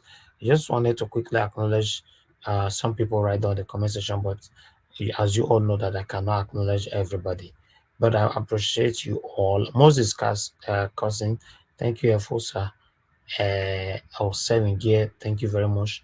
God bless you all. Thank you. Yes, now you will draw the curtain. Please help us to share and like. Take care, my people, and have a good night. Remember to join us tomorrow by 6 p.m. Nigeria time, and let's continue to talk about the things that are affecting you and I. Take care and God bless you. Good night, my people. I know they do competition with anybody. If I offend you, forgive me. Show me love. Go to biza. Kama bara wa lo nínú ìfẹ́ kan, I can be I know they do competition with anybody. If I offend you, forgive me. Show me love, oh. I go show you love, oh. But I know they do competition with anybody.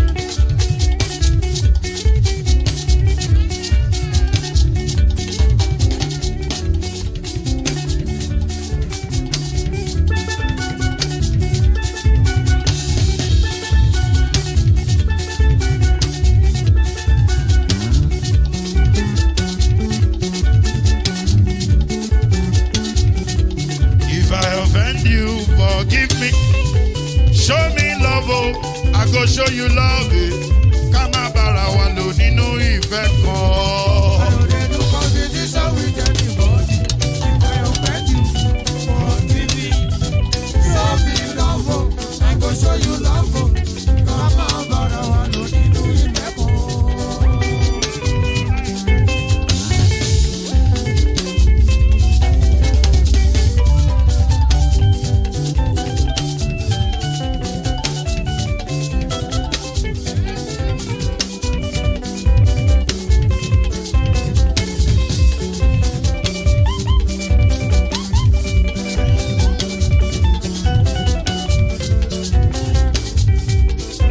They do competition with anybody.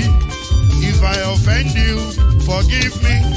Oh, tó bá ti sanwó fún Ṣẹ́gun Nàbí o, ẹ fẹ́ jókòó. Alákọ̀bí Ṣẹ́gun Nàbí. Alákọ̀bí Sábà Mẹ́la. Anybody? Anybody? Any bobo. Anybody? Mo ló ń fọlú, ó gbà mí bó ṣe rí mi láti finishi. Délé mo ló ń fọlú, ẹ jẹ́ ń sọ̀rọ̀. Délé o, délé o.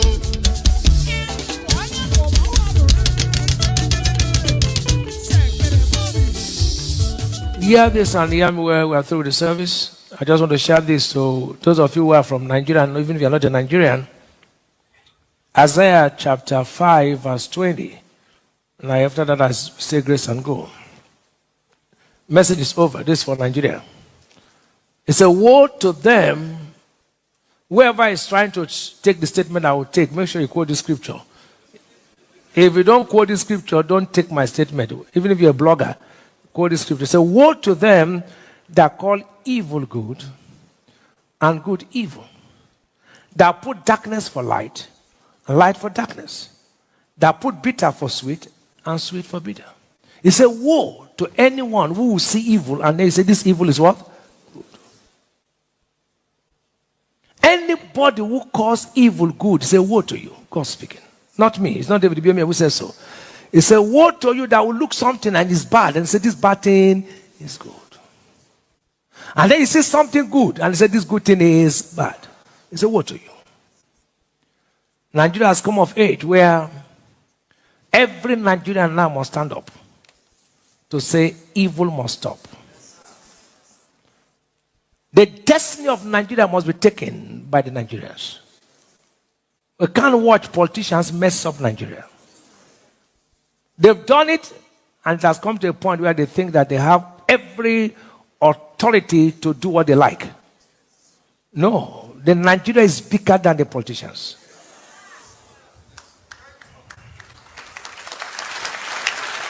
We must stand up, as Nigeria says, politicians is enough. 1 or 2 persons cannot take Nigeria for a ride. The nation is bigger than the individuals. Why I say so is this. When people anywhere in the world enter with force without being voted, they don't respect the people anymore. But the man you vote will ever respect you because he knows you can anytime ask for him to answer. Till tomorrow, they challenge Trump in America. They challenge Biden in America till tomorrow because they voted them in. Nigerians now don't want to be voted, so they are not answerable to the people. An American president will be answerable to Americans because they voted him. They are careful when they are doing something because they know the people, they are answerable to them. But Nigeria is turning to be another thing, becoming a monster, where somebody will not be voted yet want to impose himself on people.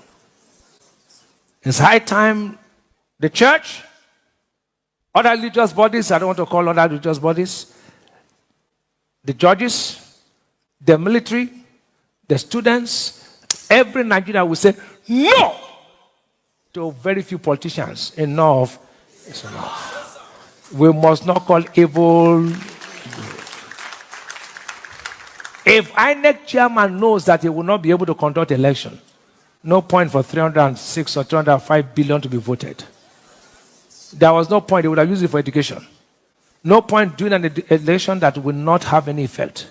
Yesterday, many people did not go to vote because they were disappointed. They were disappointed. Many people in Nigeria did not vote.